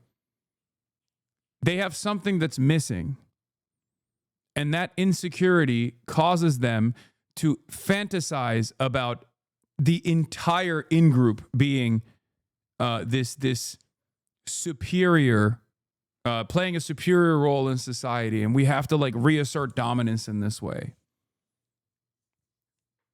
That's what it is.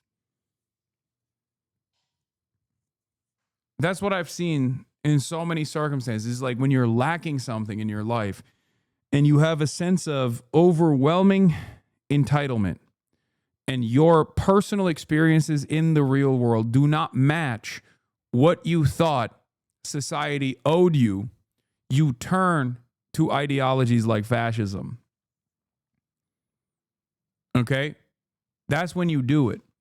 You turn to an ideology like fascism because, like, oh, we're big and strong, actually. We're descendants of Vikings.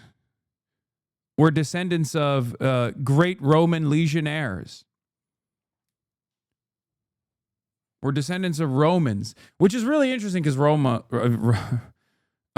was an unimaginably diverse empire. Like, these guys would literally look at like all of those like 5'4" North African dudes and be like, these were the fucking this is the beacon of white excellence. Like, this doesn't make any fucking sense, but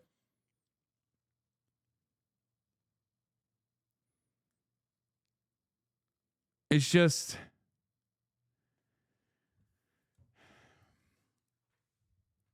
you only go back to this mythological higher being and what your personhood actually represents, this broad unit that you're a part of, that is destined by God to dominate, if you are deeply fucking insecure about what's going on in your immediate life. And sometimes the inflection could be something as stupid as like not getting pussy. Okay? Straight up. Just like other people get laid, I can't. Why not me? I deserve it as well. If only they knew that I was at the top of the racial pecking order.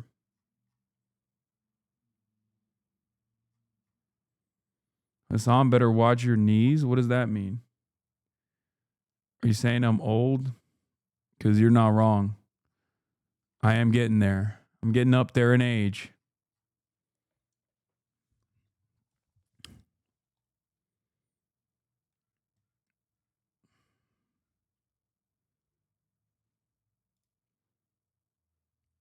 A friend of mine got blackmailed to leak in these chats. A total fucking coward and useless piece of shit. One of the people in here, he attended his wedding with me and still sold him over to the devil, all for some useless YR beef. Young Republican beef. And then the GOP condemned them. Fuck these people. The GOP threatened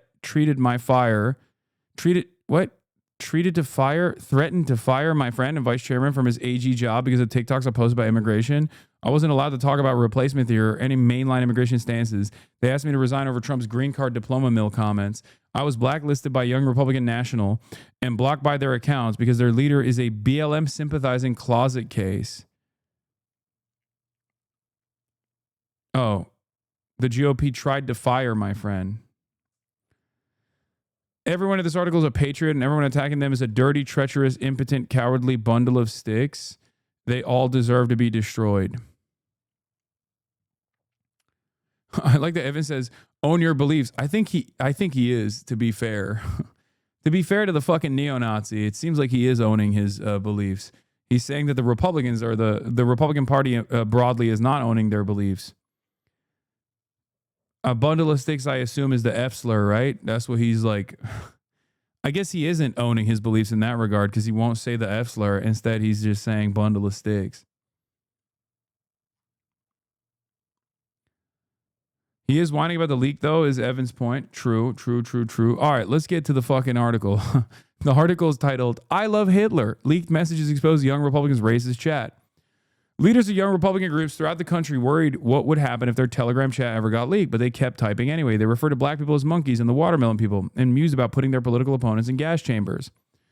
They talked about raping their enemies and driving them to suicide, and a lot of Republicans who they believe support slavery. William Hendricks, the Kansas Young Republican vice chair, used the words N-word and variations of a racial slur more than a dozen times in the chat. Bobby Walker, the vice chair of the New York State Young Republicans at the time, referred to rape as epic. Peter Junta, who at the time was chair of the same organization, wrote in a message sent in June that everyone that votes no is going to the gas chamber. Junta was referring to an upcoming vote on whether he should be chair of the Young Republican National Federation, the GOP's 15,000-member political organization for Republicans between 18 and 40 years old. I'm going to create some of the greatest physiological torture methods known to man. We only want true believers, he continued. 2 members of the chat responded. Everyone that votes no is going to the gas chamber. When do we start bullying, dude? We have a solid 3 people who can probably have them want to jump. If they vote for us, why would they be gas? When do we bring that side out? I'm going to create some of the greatest physiological torture methods known to man. We want only true believers. Can we fix the showers? Gas chambers don't fit the Hitler aesthetic. I'm ready to watch people burn now. We got to pretend that we like them. Hey, come on in. Take a nice shower and relax. Boom. They're dead. Gas chambers is a Dutch oven. That's...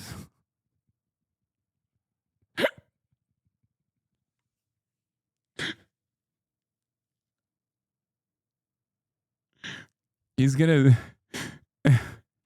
gonna fart and put the covers over their heads so hard that the person is gonna be driven to suicide.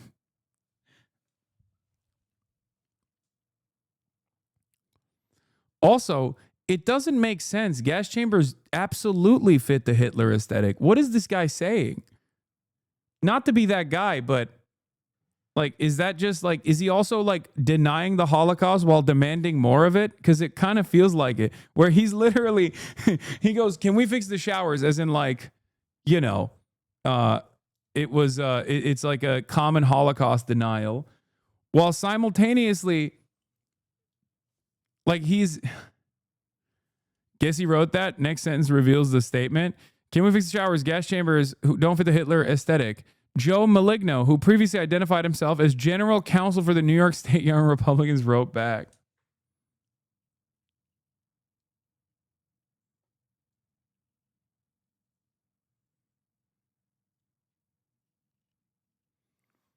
He just thinks that they only use shower traps and not actual gas chambers because he's historically illiterate.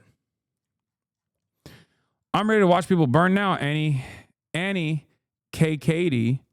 That's what Annie K. Katie, New York's National Committee member, said. The exchange is part of a trove of Telegram chats obtained by Politico and spanning more than 7 months of messages among young Republican leaders in New York, Kansas, Arizona, and Vermont. The chat offers an unfiltered look at how a new generation of GOP activists talk when they think no one is listening. Since Politico, Katie. Since Politico began making inquiries, one member of the group chat is no longer employed at their job, and another's job offer was rescinded. Prominent New York Republicans, including Representative Elise Stefanik and State Senate Minority Leader Rob Ort, have denounced the chat. And festering resentments among young Republicans have now turned into public recriminations, including allegations of character assassination and extortion. The 2,900 pages of chats shared among a dozen millennial and Gen Z Republicans between early January and mid-August chronicle their campaign to seize control of the National Young Republican Organization on a hardline pro-Donald Trump platform. Many of the chat members already work inside the government or party politics, and one serves as a state senator. Together, the messages reveal a culture where racist, anti-Semitic, and violent rhetoric circulate freely, and where the Trump-era loosening of political norms has made such talk feel less taboo among those positioning themselves as the party's next leaders. The more the political atmosphere is open and liberating, like it's been with the emergence of Trump and more right-wing GOP even before him, it opens up young people and older people to telling racist jokes, making racist commentaries in private and in public, said Joe Fagan, a Texas A&M sociology professor who has studied racism for the last 60 years. He's like, I've been studying racism for the last 60 years, and let me tell you, okay, shit's gotten so much more open, which is ironic because that's literally what I've been saying. So I guess you don't have to be a fucking professor of racism to recognize this, okay? This man is a professional racist.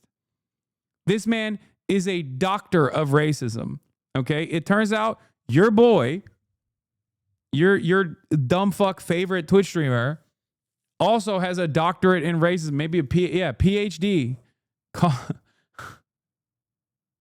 I'm an engineer of racism.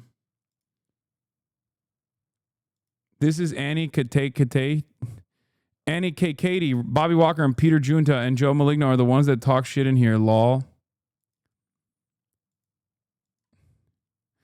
What's up with young Republicans, bro? They always look the same way. What is this aesthetic?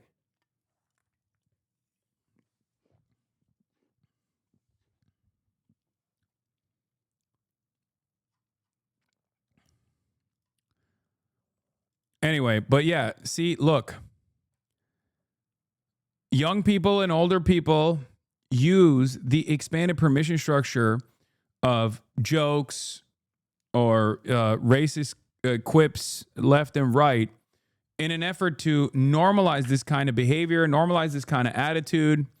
And that normalization also obviously revolves around the policy making apparatus.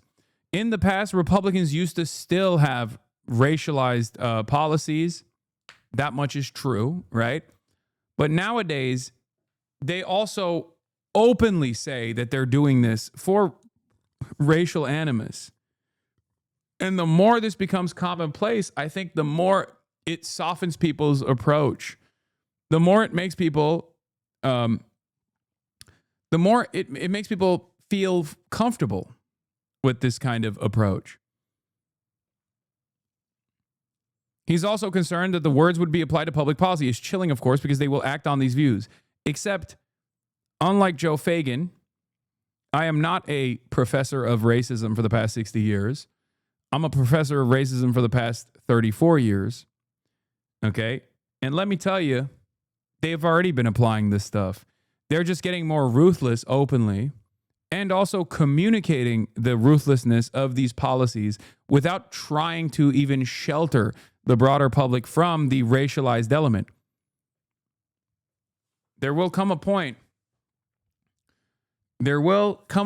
when I think you no longer actually fear that you no longer actually fear to be called a fascist, and you wear it as a badge of honor. The dynamic of easy racism and casual cruelty played out in open, dark, vivid fashion inside the chats where campaign talk and party gossip blurred into streams of slurs and violent fantasies. The group chat members spoke freely about the pressure to cow to Trump to avoid being called a rhino, the love of Nazis within their party's right wing, and the president's alleged work to suppress documents related to wealthy financier Jeffrey Epstein's child sex crimes. Trump's too busy burning the Epstein files, Alex Dwyer, the chair of the Kansas Young Republicans, wrote in one instance. Dwyer and KKD declined to comment. Maligno and Hendricks did not return requests for comment, but some involved in the chat did respond publicly. Junta claimed the release of this chat is part of a highly coordinated year-long character assassination led by Gavin Wax and the New York City Young Republican Club, an allusion to a once obscured internecine war that is now spilled out into the open. These logs were sourced by way of extortion and provided to Politico by the very same people conspiring against me, he said. What's most disheartening is that despite my unwavering support of President Donald Trump since 2016, rogue members of his administration, including Gavin Wax, have participated in this conspiracy to ruin me publicly simply because I challenged them privately. Wax, a staffer in the Trump State Department, formerly led the New York Young Republican Club, a separate city-based group that is at odds with the state organization, the New York State Young Republicans. He declined to comment. Despite his allusions to infighting, Junta still apologized. I am so sorry for those offended by the insensitive and inexcusable language found within the more than 28,000 messages of a private group chat that I created during my campaign to lead the Young Republicans, he said. While I take complete responsibility, I have had no way of verifying the accuracy and am deeply concerned that the message logs in question may have been deceptively doctored. At least one person in the Telegram chat works in the Trump administration, Michael Bartels, who, according to his LinkedIn account, serves as a senior advisor in the Office of General Counsel within the U.S. Small Business Administration. Bartels did not have much to say in the chat, but he didn't offer any pushback against the offensive rhetoric in it either. He declined to comment. He's probably thinking, oh my God, thank God I didn't say shit in there, bro. Oh my Lord. Also, are you fucking Michael Burgles? What are these names, man? A notarized affidavit signed by Bartels and obtained by Politico also sheds light on the intra-party rivalry that led to the Restroyer War Room Telegram chat to be made public. Bartels references Wax as well. He wrote that he did not give Politico the chat and that Wax demanded in a phone call that he provide the full chat log.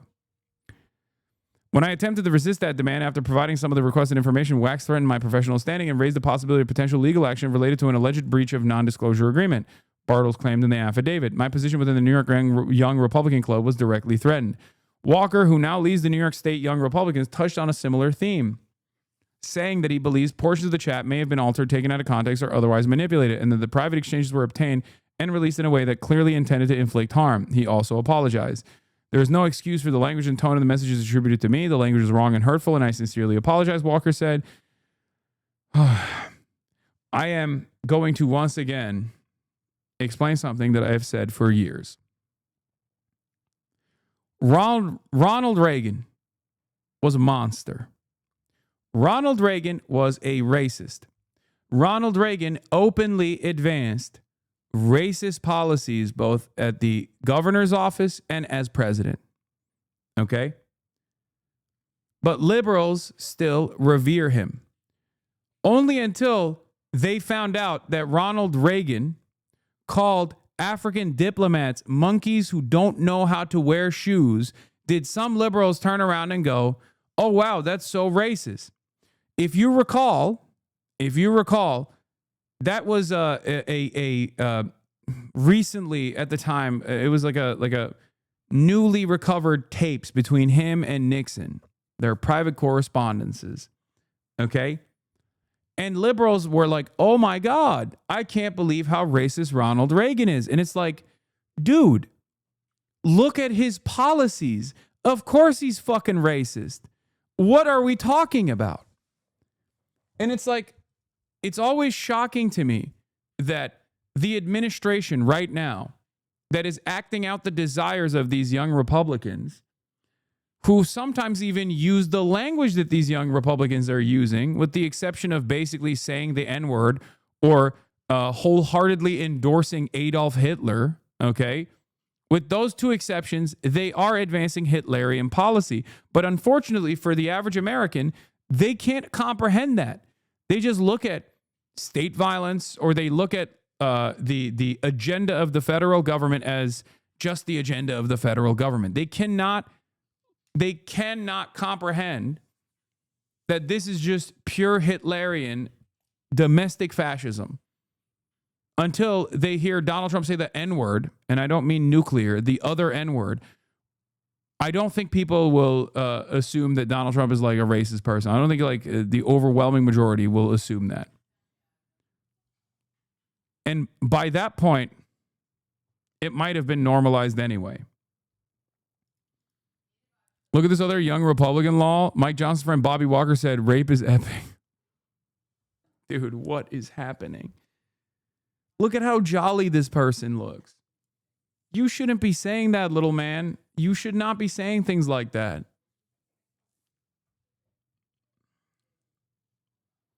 The kid from Up.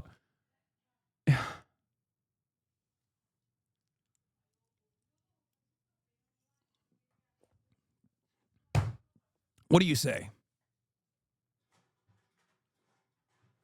What do you say? What do you do? Behold the master race, the Heil Titler Brigade, once again. Fucking awesome. That dude sounds like this when he walks. Bumba dum ba dum ba bumbity bumba dum.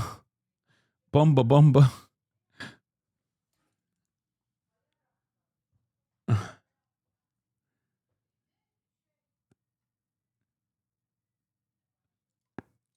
It's just like, I don't know. I have a lot of opinions on this.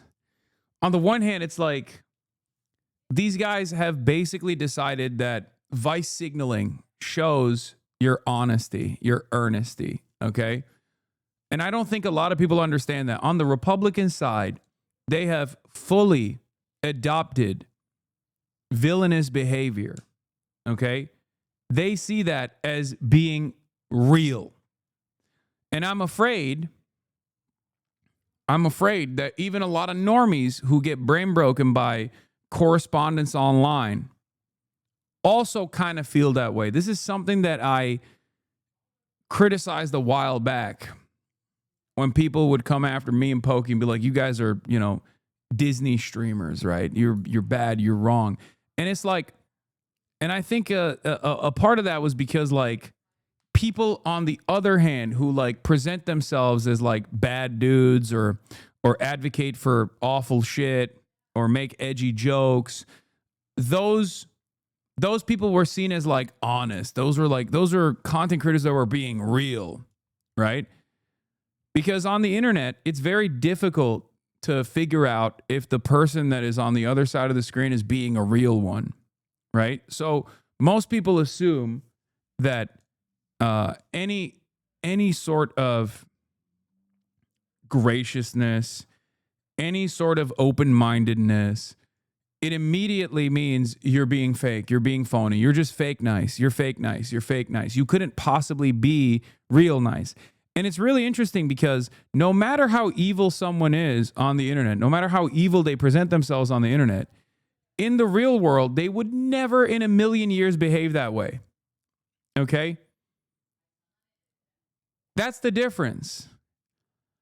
I think we need to expand on that, right? We need to think about that. You wouldn't say that shit to my face.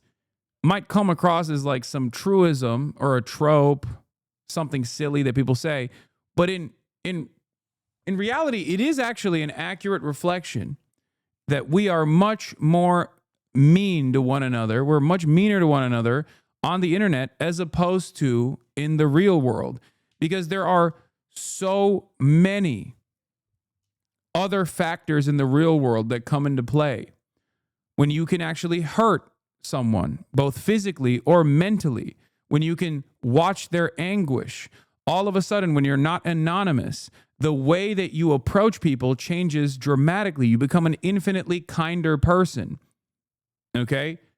The real world has real world consequences. I say this as someone who does not have any sort of anonymity in my life. I say this as someone whose every single action is constantly placed under a microscope by people who are heavily scrutinizing it specifically so they can present me as a bad person.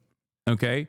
So I live at that intersection of like being a real human being on the internet with my fucking face, and I'm constantly being treated like I'm not a real human being. Okay? So I see this every day.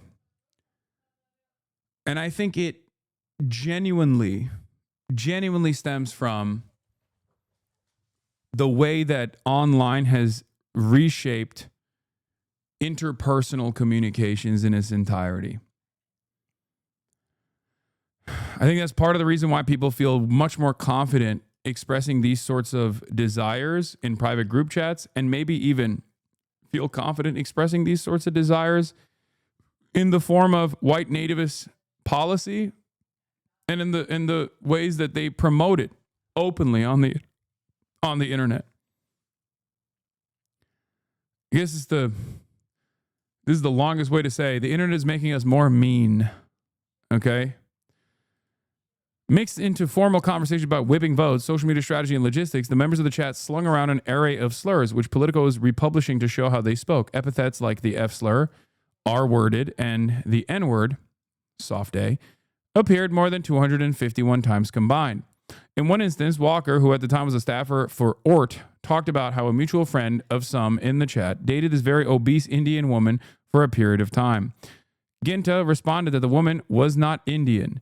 She just didn't bathe often. Samuel Douglas, a state senator from northern Vermont, the head of state's Young Republicans, replied to Ginta. What's crazy about it is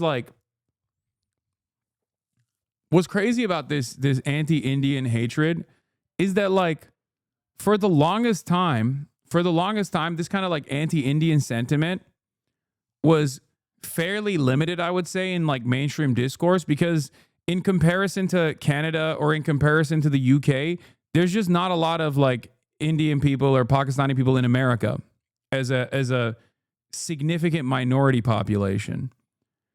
I feel like they learned this shit from the European races. It's everywhere now. It's like unstoppable. And it blows my mind because like Americans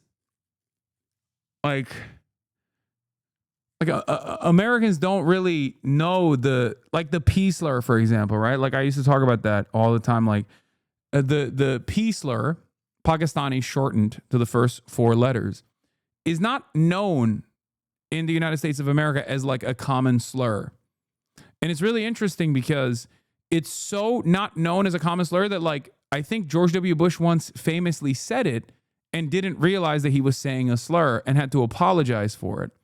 Whereas in Canada or in other places, in other British colonies, where there is a higher density of brown migrants, specifically from places like India and Pakistan, that is like a slur that people know. And it's a big no-no.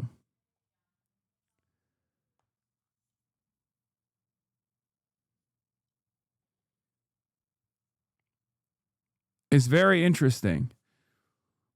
I guess what I'm trying to say is the racism doctorate recipient here is that Americans have advanced on their racism. And you're confusing George Bush with KSI? No, dude. Act presidential. The linguistic faux pas.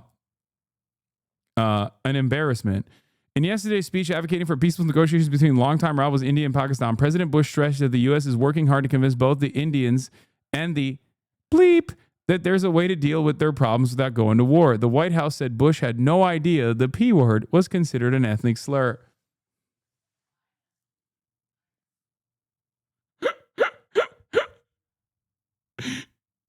Yeah, that's a fucking lie. No, dude. Dude, come on. Why would you believe that? Because I know how fucking stupid George W. Bush is. And I think some of you are too young. That's how his advisors spoke. Maybe. But I think George W. Bush is notoriously fucking stupid.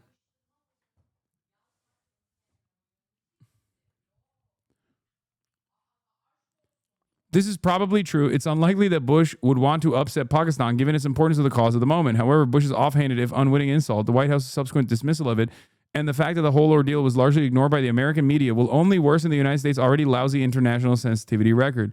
Yeah. The reason why they largely ignored this is because in America, people don't fucking know that as like a slur. That's probably the reason why they largely ignored it. Anyway, the broader point that I was trying to make is that, like, Americans don't know this because Americans don't have or didn't have the advanced racism of other British colonies. Especially against, like, this doesn't mean that there wasn't anti-Indian hatred, for the record. Make no mistake. Of course there was. But it was like making fun of Indians for owning 7-Elevens or something. You know what I mean? It wasn't like as advanced as the Euro-style anti-Indian hatred is. I'm Pakistani American, and most other Pakistanis I know didn't even know it was a slur law. Yeah. In America, the most common form of racism I feel like that Indians experience was when people asked them if they're a 9/11 brown person or a 7-Eleven brown person. Like, that was what they would that's what they would say.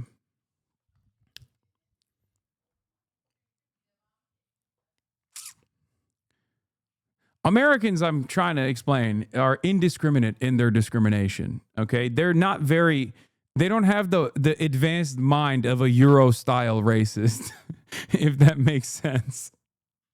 It's just, they don't really care. They're like, you're not white. That's all I care about. Okay, you look kind of brown to me, boy. And that's their starting point. You know, calling all Asians Chinese, stuff like that. I can't tell if that's more advanced or less advanced racism when you really think about it. Because I feel like with accelerated transphobia, for example, like the most transphobic people know shit about trans culture that, like, the average trans person doesn't know. You know what I mean? Like, they've studied the fucking ancient tomes of, like, trans medical research and shit, specifically to be more hateful, more successfully. Okay? More sophisticated versions of hatred. Anyway, let's just get back to it. In a separate conversation, Ginta shared that his flight to Charleston, South Carolina, landed safely. then offers some advice for his fellow young Republicans. If your pilot is a she and she looks 10 shades darker than someone from Sicily, just end it there. Scream the no word, Ginter wrote. Douglas did not respond. Dude, what is up with this shit, bro? These motherfuckers,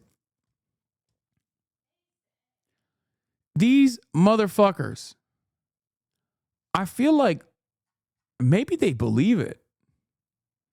This is like unbelievably childish that it always made me feel like, oh, they're just saying that because they want to signal to other people that they're the right kind of racist. But like who the fuck makes this calculation, bro?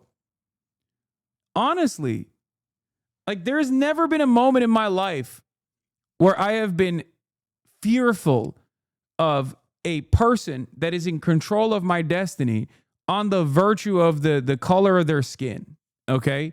I just cannot comprehend how little you must trust the institutions and how confident you are in like racial superiority that you don't just say it because you want others to believe it, but you personally believe that like a brown woman is incapable of commanding your flight. That's so fucking stupid. Okay, Disney streamer. No, I think this is being a dumbass. Like, this isn't a virtuous position, man. Like, I need you to understand something. I'm not being like, huh, look at how woke I am. I don't get scared when a fucking brown woman is my pilot. Like, that's a psychotic thing to even say. Okay? Like, that's not a demonstration of virtue, okay? That's just being a normal human being who understands the unimaginable amounts of fucking training that is required for someone to become a fucking pilot to begin with. Like, I understand the background, okay? I understand the background and what it takes to get to that point, specifically so that planes aren't fucking falling out of the goddamn sky. Whereas these motherfuckers unironically believe it, it seems. Like, I thought that they were just saying DEI because they cynically want more white men to be in positions of power. I didn't realize that they were saying DEI because they're genuinely fearful of black and brown people, because they genuinely believe black and brown people are inferior.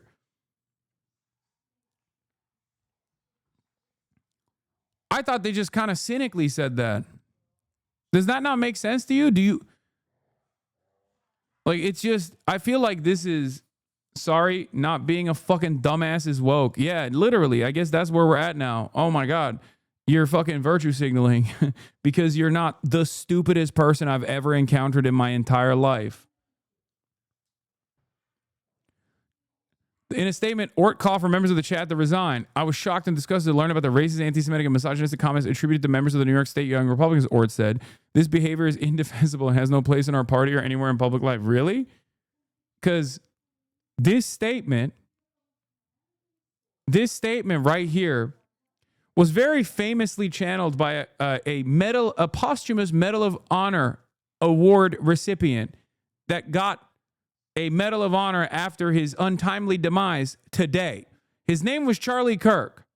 Maybe he didn't say it like this, but he said things, you know, in that same field.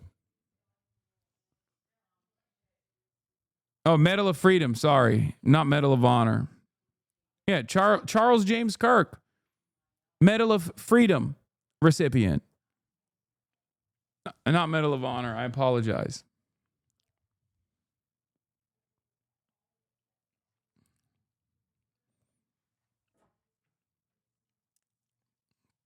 Medal of Freedom. Charlie wasn't a vet.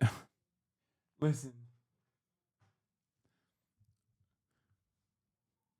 Are we that far removed from giving a non-military member a Medal of Honor for being racist?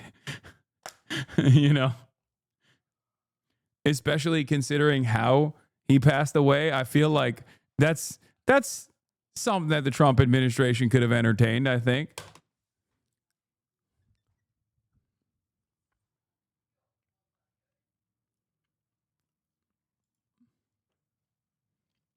Notable, in light of many revelations in Politico's report, subjects direct ties and endorsements from Charlie Kirk's TPUSA operations / operatives and contrived public concerns about rhetoric from the left. Video, Roger Stone, the day before the 2020 election. More below. Yeah, I'm proud to have supported Peter Ginta the real chairman of the YRNF, having a hell of a time in Nashville with Peter Ginta,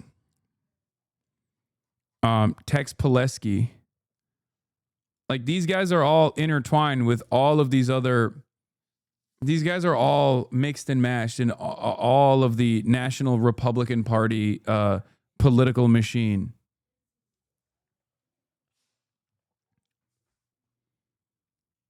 The whole thread ties in. While shocking, this is unsurprising and was foreseen by many who closely follow campus conservatism and the like, and the sort of people recruited and fostered by that whole industry. More below.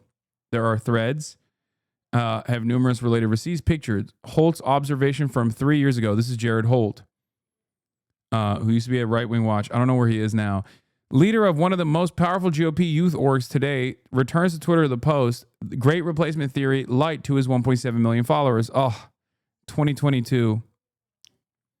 Remember 2022 when woke was still alive, chat? And we would say, oh my God, these guys are saying great replacement stuff. That's scary. That's Nazi rhetoric. Nowadays, that's just fucking policy. This is what I mean. Woke is so dead. Oh my God, woke is so dead.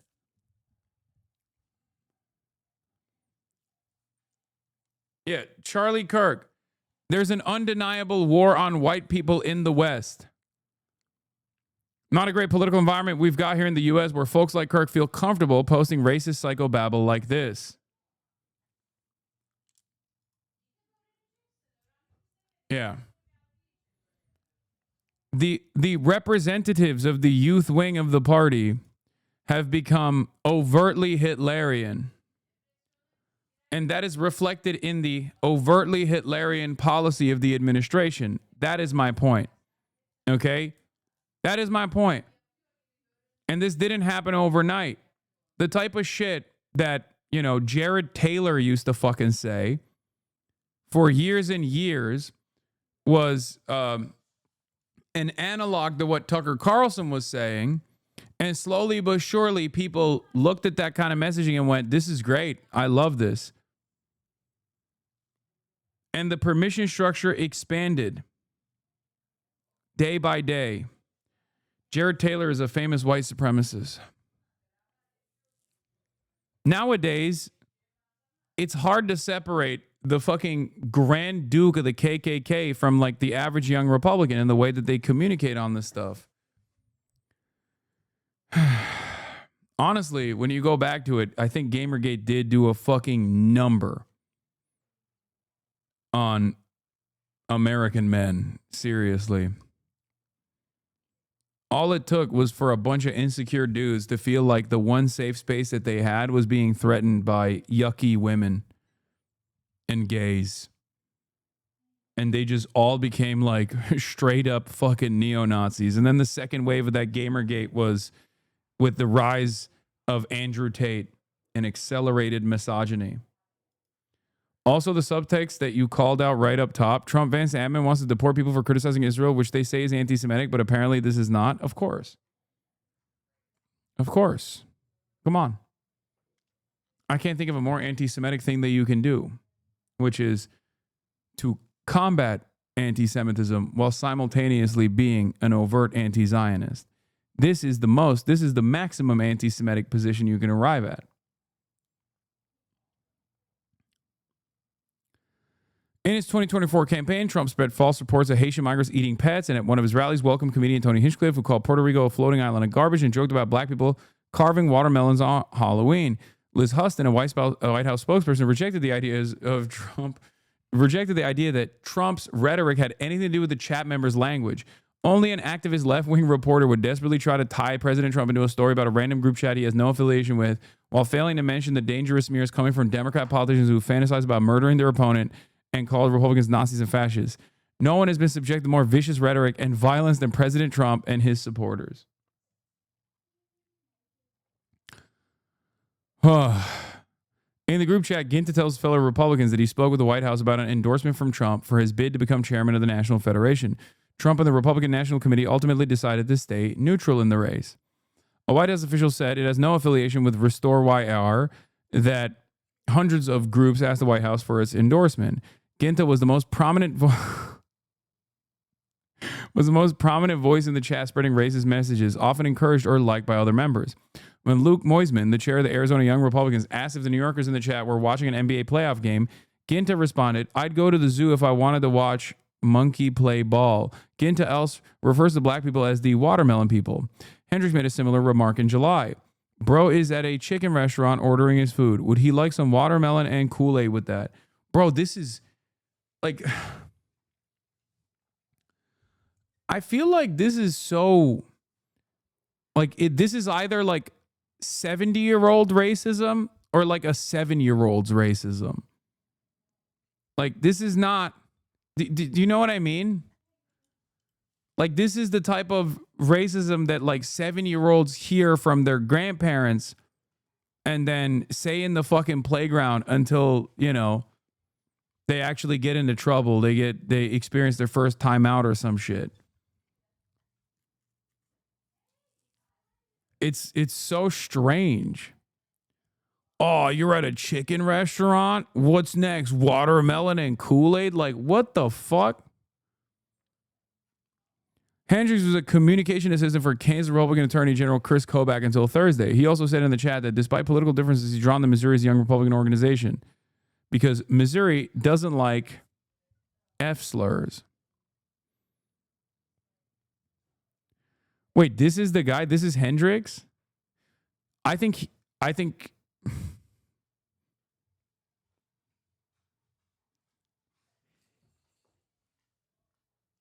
if you're built like a butch lesbian that just got out of the Navy, that is now commandeering the McDonald's as the regional manager, you should be able to say the F slur.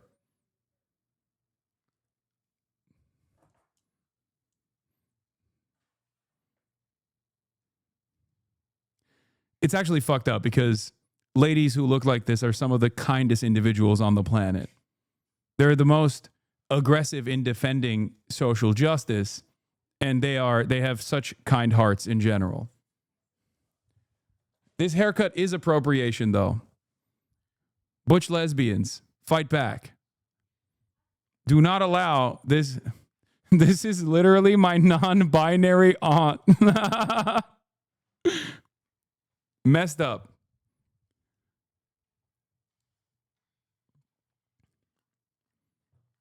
It's messed up.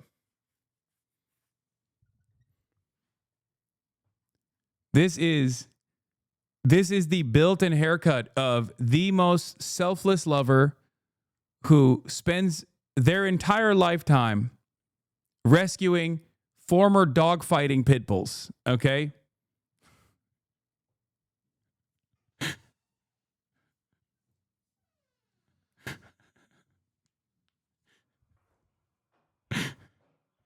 This is like, this person would not be out of place at a No Kings rally with a protest placard that reads like, you know, hands off my body or something, okay? Or Orange Man is a fascist. Okay, I'm going to move on. It's just crazy.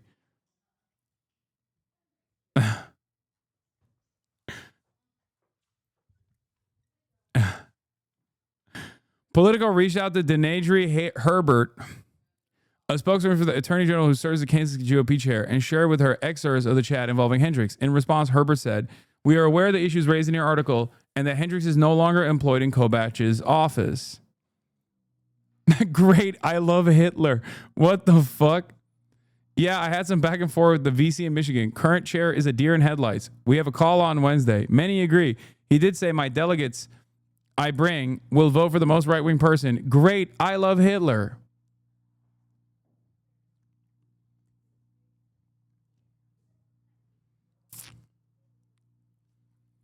In another exchange, Dwyer, the Kansas chair, informs Ginta that one of the Michigan's young Republicans promised him the group will vote for the most right-wing person to lead the national organization. Great. I love Hitler, Ginta responded. Dwyer reacted with a smiley face. Few minority groups are spared.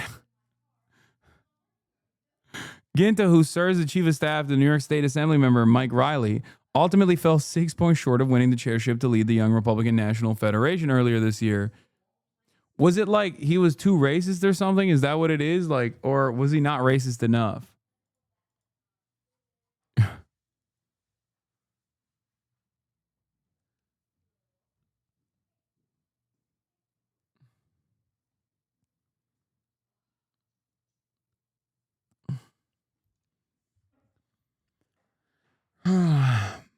Italians spared, guys, please. I think half of the dudes saying the shit are Italian.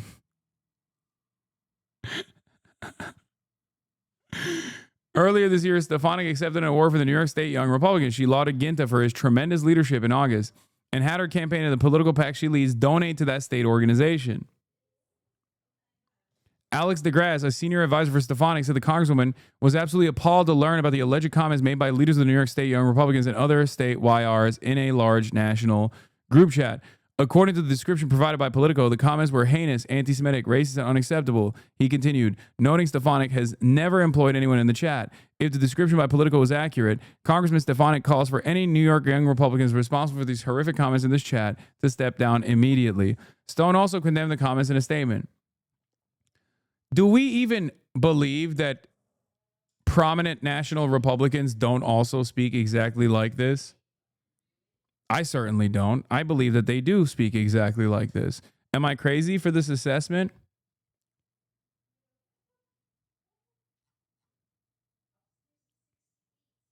Because, like, I'm old enough to remember at least Stefanik quite literally endorsed a person who did say that about Adolf Hitler in a New York local race. That's not even a joke. She did do that, okay? Let's look it up. Elise Stefanik Hitler. Hey, Hasan, do you still take finasteride? I do. Where is it? Yeah. GOP House candidate. Why is this on imdb.com? What the fuck? It's a Rolling Stone article. GOP House candidate backed by party leadership said Hitler is the kind of leader we need. Carl Palladino, whose campaign for New York's 23rd congressional district is backed by House Republican Conference Chair Representative Elise Stefanik, made the comments to the Our House radio show host Peter Hunt. Okay. Hey, son, I've been a fan for a while, but what the fuck is this? Why haven't you addressed this? And it's an anti-Piker link. You know my ass is not fucking clicking on that on screen.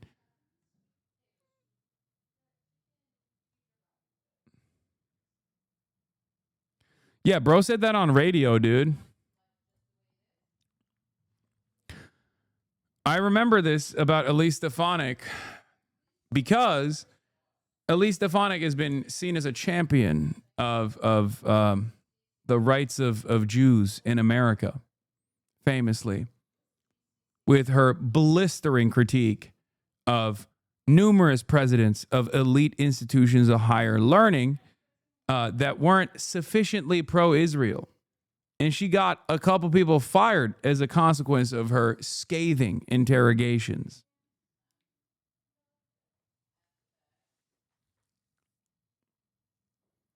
He's still not addressing it and it's slightly concerning. Listen, you got to sometimes let your homies kiss you goodnight, okay? And tuck you into bed. It's all good.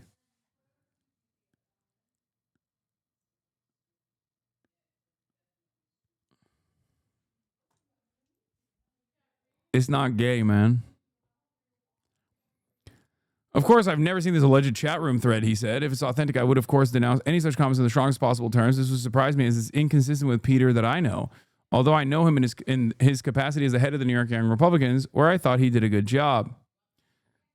Few minority groups are spared from the Young Republicans group chat. Their rhetoric, normalized at most points as dark humor, mirrors some popular conservative political commentators, podcasters, and comedians amid a national erosion of what is considered acceptable discourse. Ginta's line on darker skinned pilot, for example, echoes one used by slain conservative activist Charlie Kirk last year when he said, if I see a black pilot, I'm going to be like, oh boy, I hope he's qualified. Yep. Walker also used the moniker Eye Patch McCain. Originally, what? No, that's unacceptable. If I catch these motherfuckers yelling at what I said back in the day about who they are referring to as Eye Patch McCain, Dan Crenshaw, I'm going to fucking lose it. Because these dudes are so cynical, okay? They love talking about how fucked up it is when a young leftist is out there making jokes, cracking jokes about a congressperson by the name of Daniel Jedediah Crenshaw. Okay? Yeah, how dare they? He's a hero. I was young when I did those jokes. I'm not young anymore, but I was a young leftist when I made those jokes. I'm an old leftist and I still make jokes like that, but I was young at some point.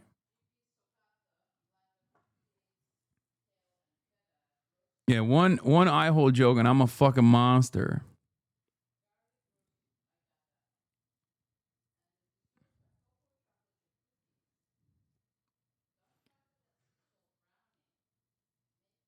Anyway, Crenshaw lost his eye while serving as a Navy SEAL in Afghanistan. Walker also makes the remark, I prefer my war heroes not captured, a repeat of a similar 2015 line from Donald Trump.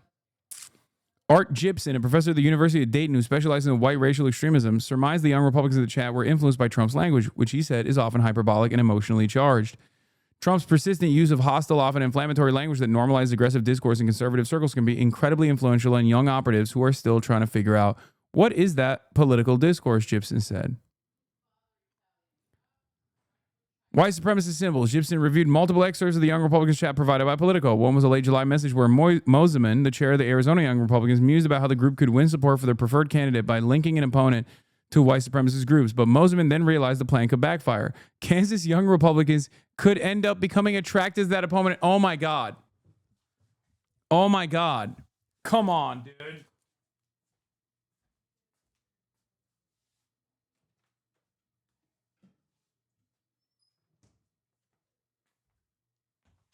Like, come on, bro. That's like, what more do you need to say? That's it. That's the heart of the story. The base likes it. That's it. Can we get them to start realizing Nazi edits with her, like pro-Nazi and fascistic propaganda? He asked the group. OMG, I love this plan, Rachel Hope responded. The only problem is we will lose the Kansas delegation, Moseman said. Hope and the two Kansas Young Republicans in the chat reacted with a laughing face to the message. Hope did not respond to requests for comment.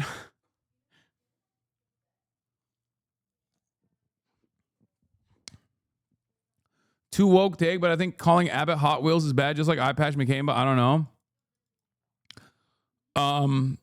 Yeah, it is a too woke take, I think. Gibson said the Young Republicans' conversations reminded him of online discussions between members of neo-Nazi and white supremacist groups. You say it once or twice as a joke, but you say it 251 times, it's no longer a joke, Gibson said. The more we repeat certain ideas, the more real they become to us. Weeks later, someone in the chat saying, staying in a hotel asked his members, guess what room we're in? 1488, Dwyer responds. White supremacists use the number 1488 because 14 is the number of words in the white supremacist slogan. We must secure the existence of our people and a future for white children, and H is the 8th letter in the alphabet, and 88 is often used as shorthand for Heil Hitler. In another conversation in February, Ginta talks approvingly about the Orange County Teenage Republican Organization in New York, which appears to be part of a network of national teenage Republicans, and how he was pleased with his young members' ideological bent. They support slavery and all that shit. Mega based, he said. The term based in internet culture. I love the way that like boomers try to explain to other boomers what like internet commentary is, like internet language is. But it is pretty funny where they're like, they support slavery and all that shit. They're mega based. Yeah, man. That's a really good national campaign. Like, I think this is the type of shit that like even boomers would be disgusted by. You know what I mean? Like, that's crazy. We're not like in, I don't know, 1894. You know what I mean? Like, this is not like Like, this is stuff that's been well established in American history at this point. Bro, what is anyone disgusted by at this point? Where is the bottom? I mean, this is not the bottom. Because remember, there's like esoteric neo-Nazi groups online that go even beyond this stuff.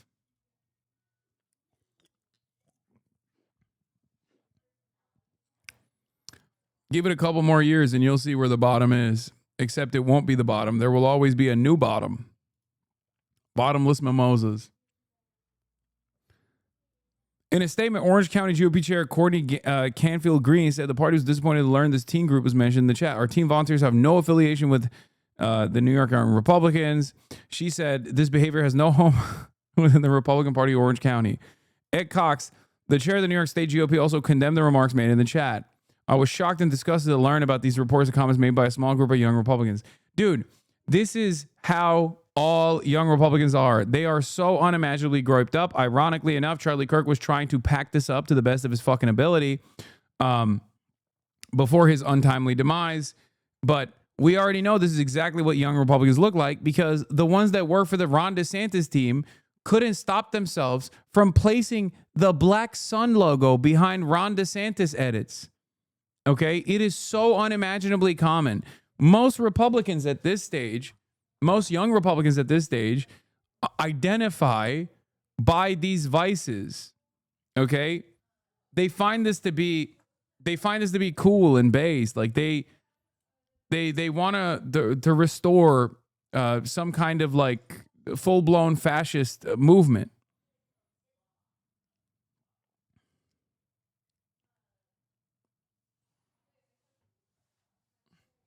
Untimely? Come on, man. I mean, I can say that. That's appropriate to say. Jesus Christ.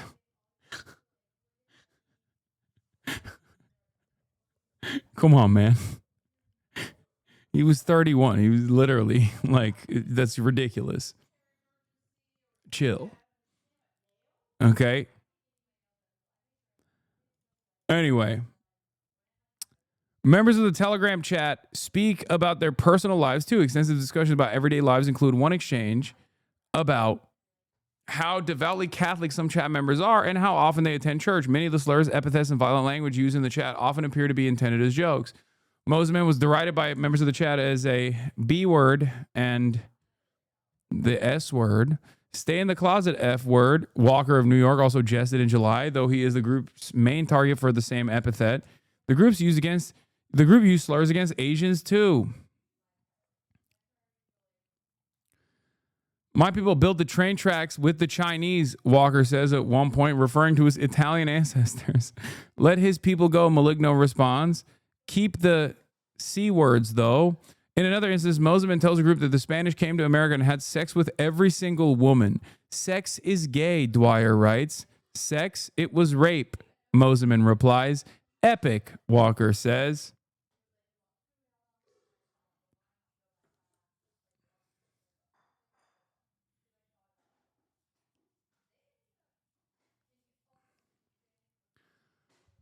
I need you to understand that the age range of these people is 18 to 40 in this group chat. It's not 12 to 14, okay? It's 18 to 40. There are like, I don't know how old some of these guys are, but they're not like 16 years old in a fucking Xbox Live lobby where they're going, rape is epic, Omega based. You're cringe if you have consensual sex.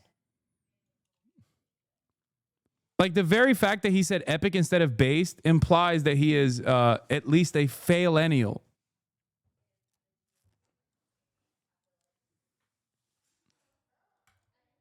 Just understand that. This dude is a 9gag memester.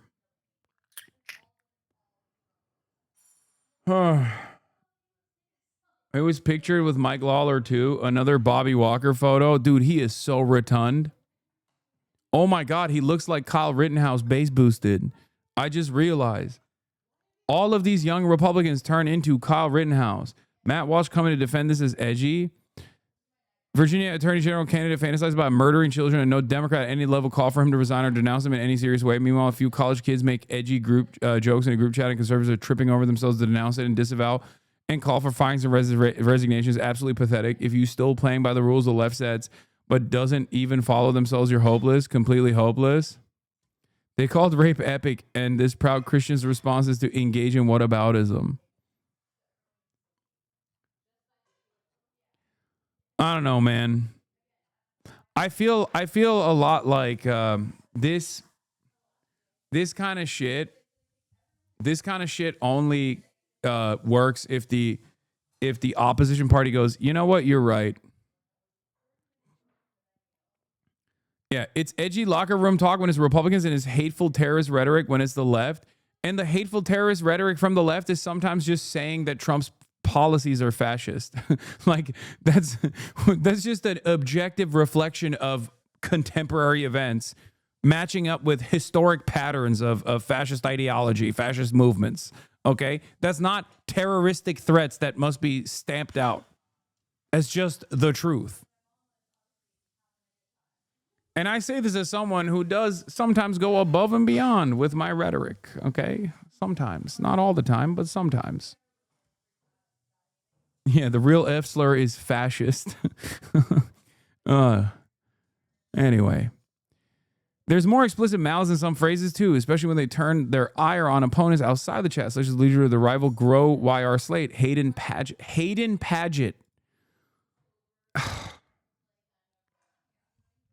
Who defeated Ginta and was reelected chairman of the Young Republican National Federation this summer. So you mean Hayden... Sorry.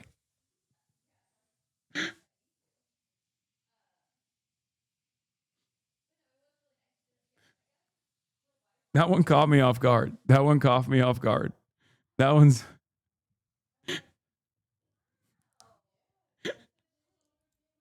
I'm not laughing. That's fucked up. Hayden Efsler wrote the resolution himself. Ginta asked the group about the National Young Republicans chair in late May.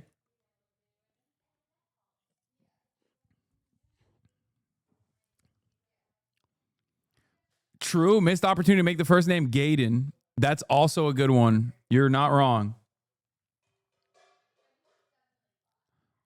It's just, this is funny because, like, if they weren't like hateful shitheads and were gay themselves, this would be perfectly appropriate language. You know what I mean? Like, this is not even remotely heinous in like the average gay Discord server like mine, okay? It's just, this doesn't even like meet the standard of like offensive speech in that situation. But of course, it's the energy behind it and the context that makes it fucked up when you really consider it. Okay?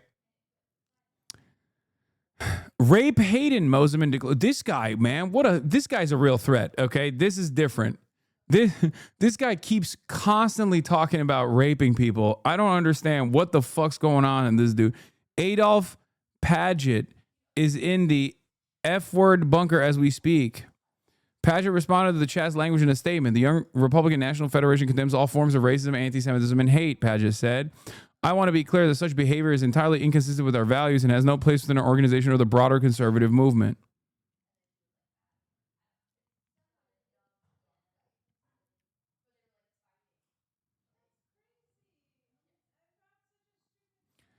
Ginta also had expletive-laden criticism of the Young Republicans in the states that were supporting or leaning towards Paget's faction. Minnesota F-words, he messaged, continuing, Arkansas, inbred cowfuckers, Nebraska, revolt in our favor, block their bind, and have a majority of their delegates Maryland, fat stinky Jew, Rhode Island, traitorous C-words, who I will eradicate from the face of this planet. And no, it's not cracker. It's the one used towards women, unless you're in Australia, in which case you use it all the time. Ginta also said he planned to make one of the competing Young Republicans unalive himself on the convention floor. Dude, come on. You're dropping the fucking F slur left and right. You're calling people like stinky Jews, but you can't say kill himself? Oh my God. What is wrong with Zoomers, man? What the fuck happened? TikTok break motherfuckers so hard. In another instance, like that's crazy. You're saying the N-word in one message, and then the next, you're acting like the fucking TikTok TOS moderators are up your ass. You say unalive. What the fuck is this? This makes no sense. Is a good case study in the case that they had any anti-Israel sentiment. This would be headline news everywhere. I think this is still a big story, regardless, because of how transparently racist these guys are. I think this is like, I mean, I'm sure the Republicans will be like, oh wow, this is really fucked up, but oh well. This is going to put the Young Republicans organization who demanded resignation of the group chat members in an awkward spot. Who are they to say it's bad if the vice president says it's pearl clutching?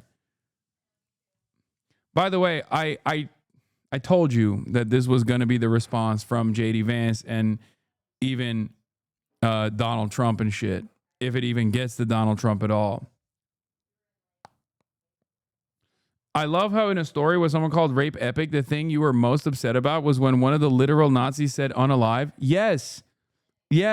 Because on the one hand, they're talking about putting their opponents in gas chambers, but they can't fucking say kill himself. Like that juxtaposition melts my mind. That's the point. You can't on the one hand be like, oh, I can't wait to put people in gas chambers. And then also are like, I'm going to unalive them in the gas chamber.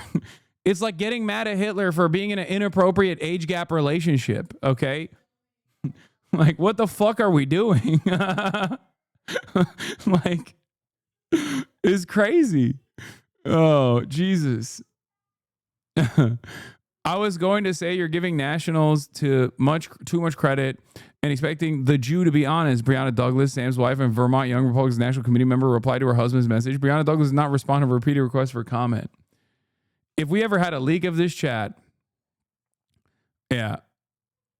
Politico's report detailed how organization was missing required financial disclosure forms. Subsequent efforts to fill the forms revealed that the organization was more than $28,000 in debt. NYSYR account be like 500 balding cream, 1,000 Ozempic. Walker sent him one message. They'll be declaring bankruptcy after this. I just know it. I drained $10K tonight to pay for my next vacation in Italy. Ginta appeared to joke about the organization bank account. I spent it on massage. Great. Can't wait to get sued by our venture, Walker replies.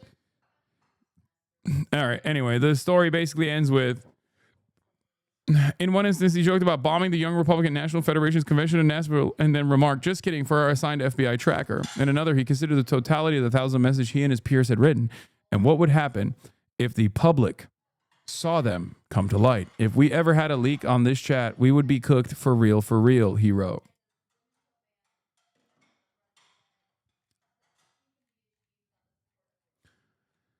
Yeah, I mean, do I think that this will... Yeah, it turns out they're wrong. The VP defends it. Yeah, I'm not surprised by that. I think in this day and age, we've gotten to a point where this kind of like shameless, transparent, overt white supremacist, fascist rhetoric is seen as a benefit by those who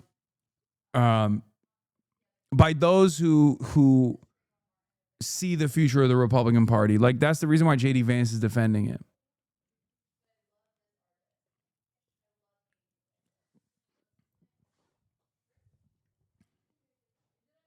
And the Nazi base is mad at the leaker. Seriously, fuck Gavin Wax. Should be immediately blacklisted from any political circle. Zero tolerance for friendly fire. Yeah. I mean, these are all people who voted for Donald Trump because he reminds them of their racist grandpa. No, for sure. But I think this is community organizing for the right nowadays. Okay. I think like the more transparently evil you are, the more transparently awful you are, the more you're, signaling vices. the more other people go, yeah, that's a real one. You know, it's vice signaling all the way down. The United States has no obligation to host foreigners who wish death on Americans. The State Department continues to identify visa holders who celebrated the heinous assassination of Charlie Kirk.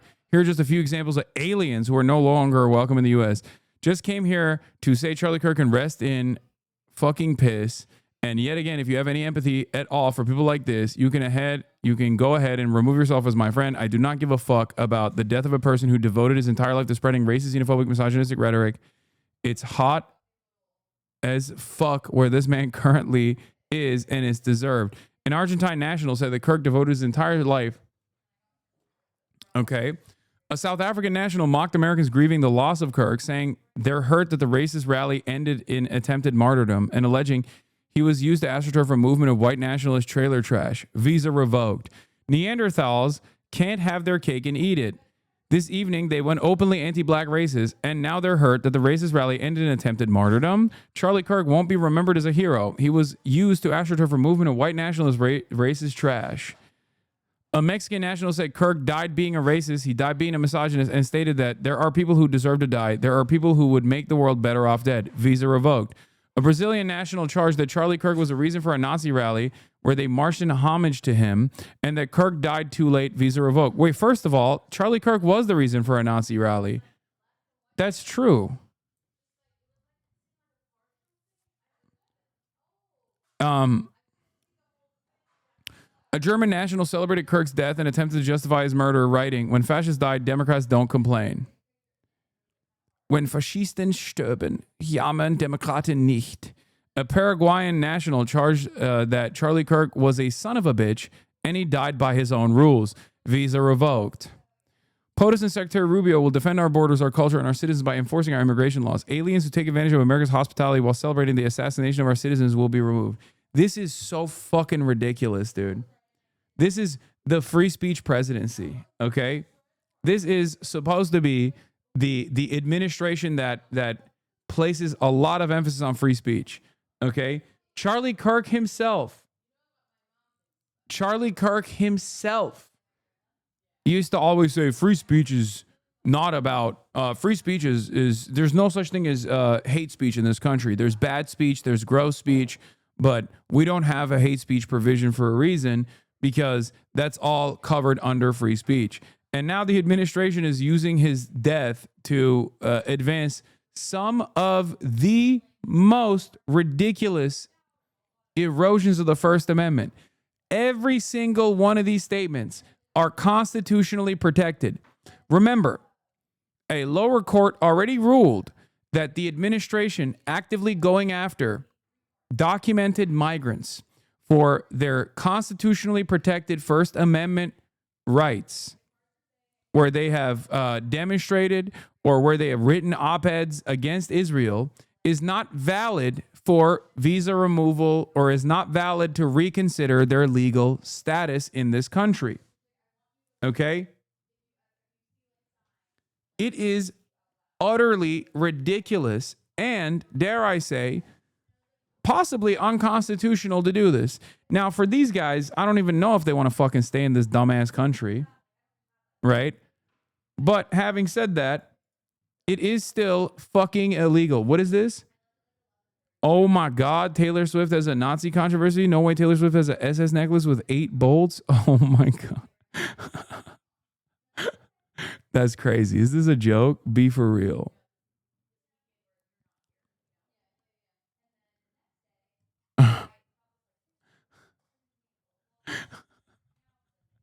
That's crazy. Look, I don't think this is deliberate, but it is wild that it happened, okay?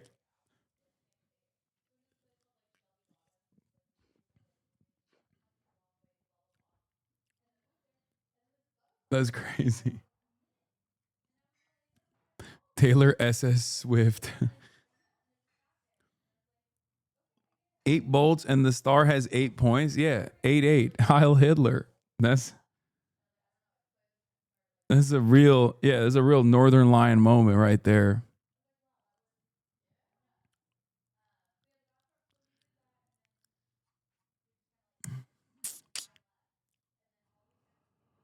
That's crazy. Anyway, getting back to this though, completely unacceptable and dare I say, most likely illegal. Okay. There are constitutional protections against this sort of thing. This is unacceptable.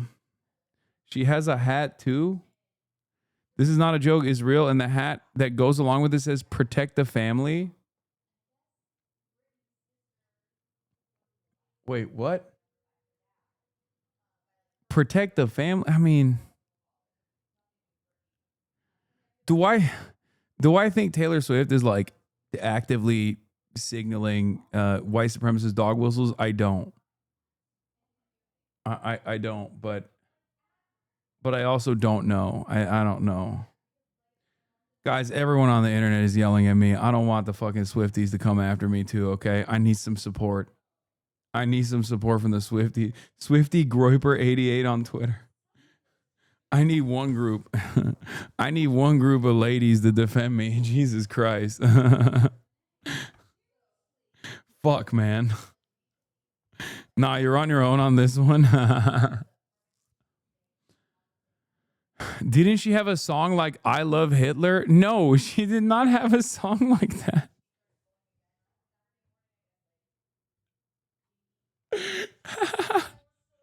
Are you thinking of Kanye West?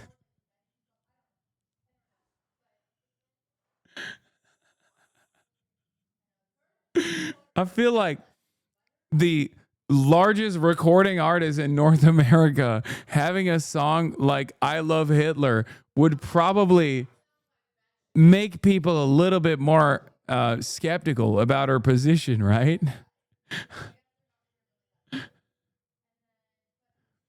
She punched people on the way to vote for Hitler. That's true. I went back in time to vote for Hitler. I punched every woman on my way to vote for Hitler. Someone saw that and unironically thought that was a real lyric.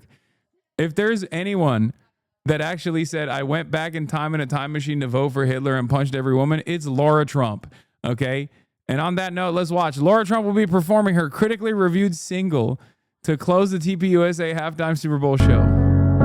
Without your bravery, we're all out of luck. No, this can't be denied. You gotta be special. If you don't appreciate this song, we will deport you, okay? You will get denaturalized. Do you understand?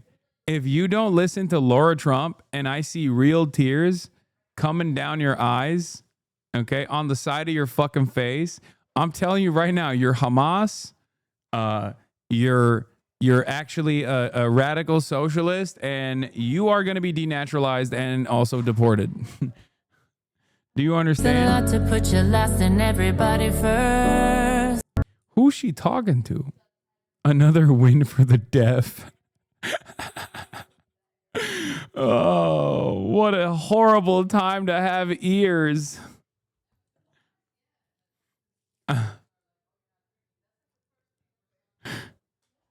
She's literally closing out the show, brother. They are juiceless. That's... Oh, my Lord.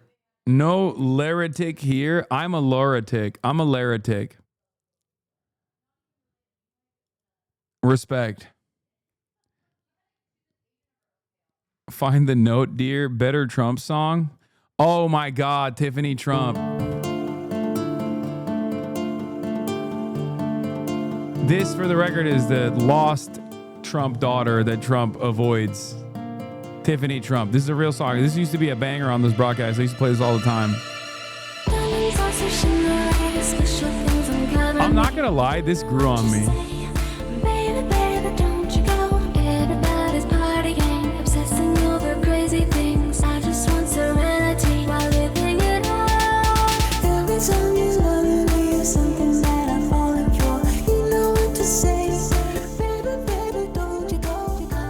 This is like, this is kind of a gay bop if you're gonna be honest.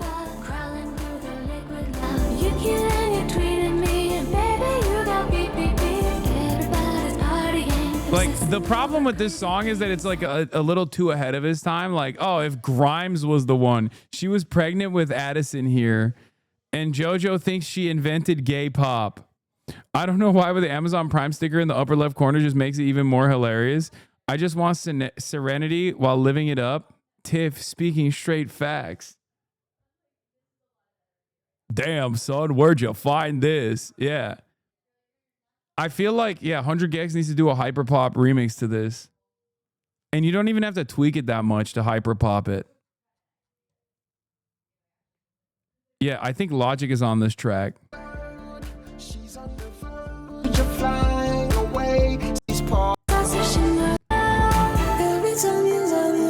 Something that I've fallen for. You know what to say. Baby, baby, don't you go. I know what you're feeling, baby. You know that I'm wrong, baby. If you feel the beat and you're living it up. We fly away. See those sunny days. So high away. Need to escape.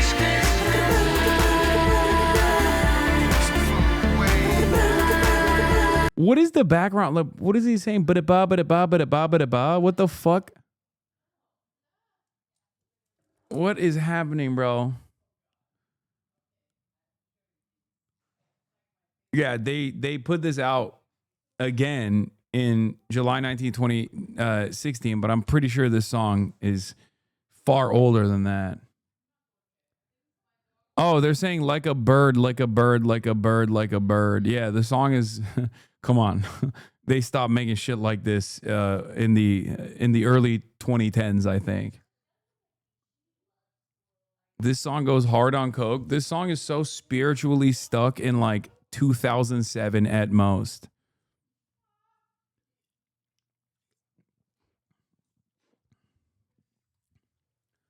This song is the most Motorola Razr ass song I've ever heard in my entire life, okay? When did they make this? What year did it came out in 2011? Okay, it was aged out at that point, I feel like. Cuz spiritually by the time, like, this song can't be played on anything post an iPod, okay? Like, you can't play this. This is like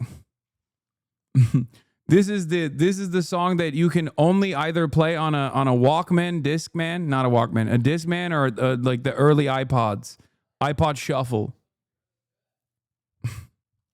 Zune material, yes. If it's aged out, why am I popping my pussy right now? No, I mean, it kind of goes. It kind of came back is what I mean. Like, it went out, but then it came back. I hope you and all your viewers are doing okay. Wait, why? Why would people be doing poorly? We're popping our pussies to Tiffany Trump. Like a Bird, featuring Sprite and Logic. A 2011 iconic bar with laconic beats from the greatest recording artist of all time. Available on Prime. Tiffany Trump, Like a Bird.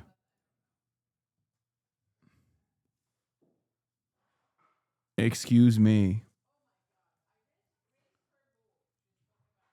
Just cuz, no punchline, thank you. I mean, we're better than ever before as we are popping our pussies.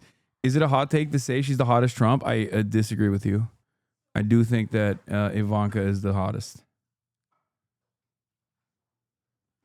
Not the rapper Logic? Nope, the rapper Logic, man, for real. For real, dude. For real, for real. Oh, by the way, we're entering the third week of the government shutdown, but I'm a little too tired to continue going at this point. Okay, so that's all I got for now. And game, you motherfucker. All right, it's too late for me. It's too late for me. I'm too tired. Maybe tomorrow. Maybe tomorrow. Maybe tomorrow. Gaming when himbo tomorrow. Gaming tomorrow. Okay. How about that? How about that? L streamer, L part-time streamer. Yeah, you already know. I've been tired as fuck lately, dude. I don't know why, because I get a lot of sleep, but I don't know what it is. Anyway, love you guys, and I will see you tomorrow as always, all right? Peace, everybody. Love you. Bye-bye. All the chatter's trickling in. Hostile people hate. Sunny Los Angeles, California, says Hasan. The stun lock to the stun lock to the topic's just begun. There he is again. Hasan is streaming. Hasan is streaming. There he is again. Hasan is streaming.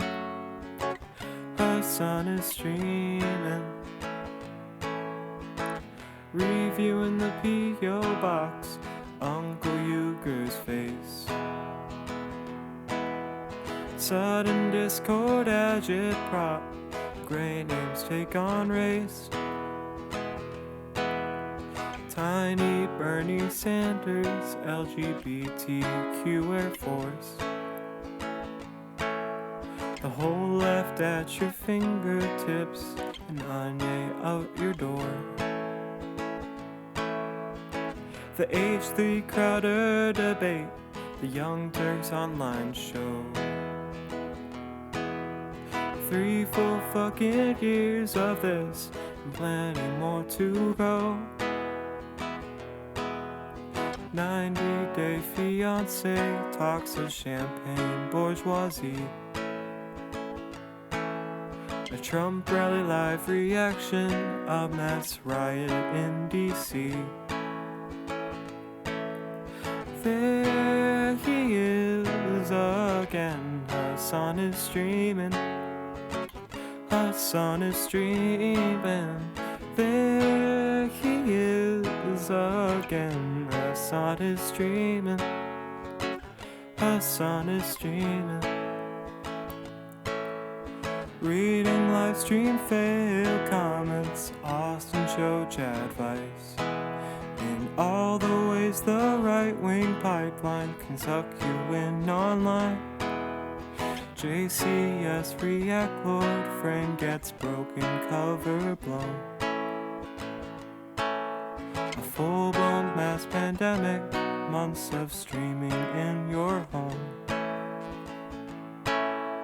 Total radicalization coming out to find.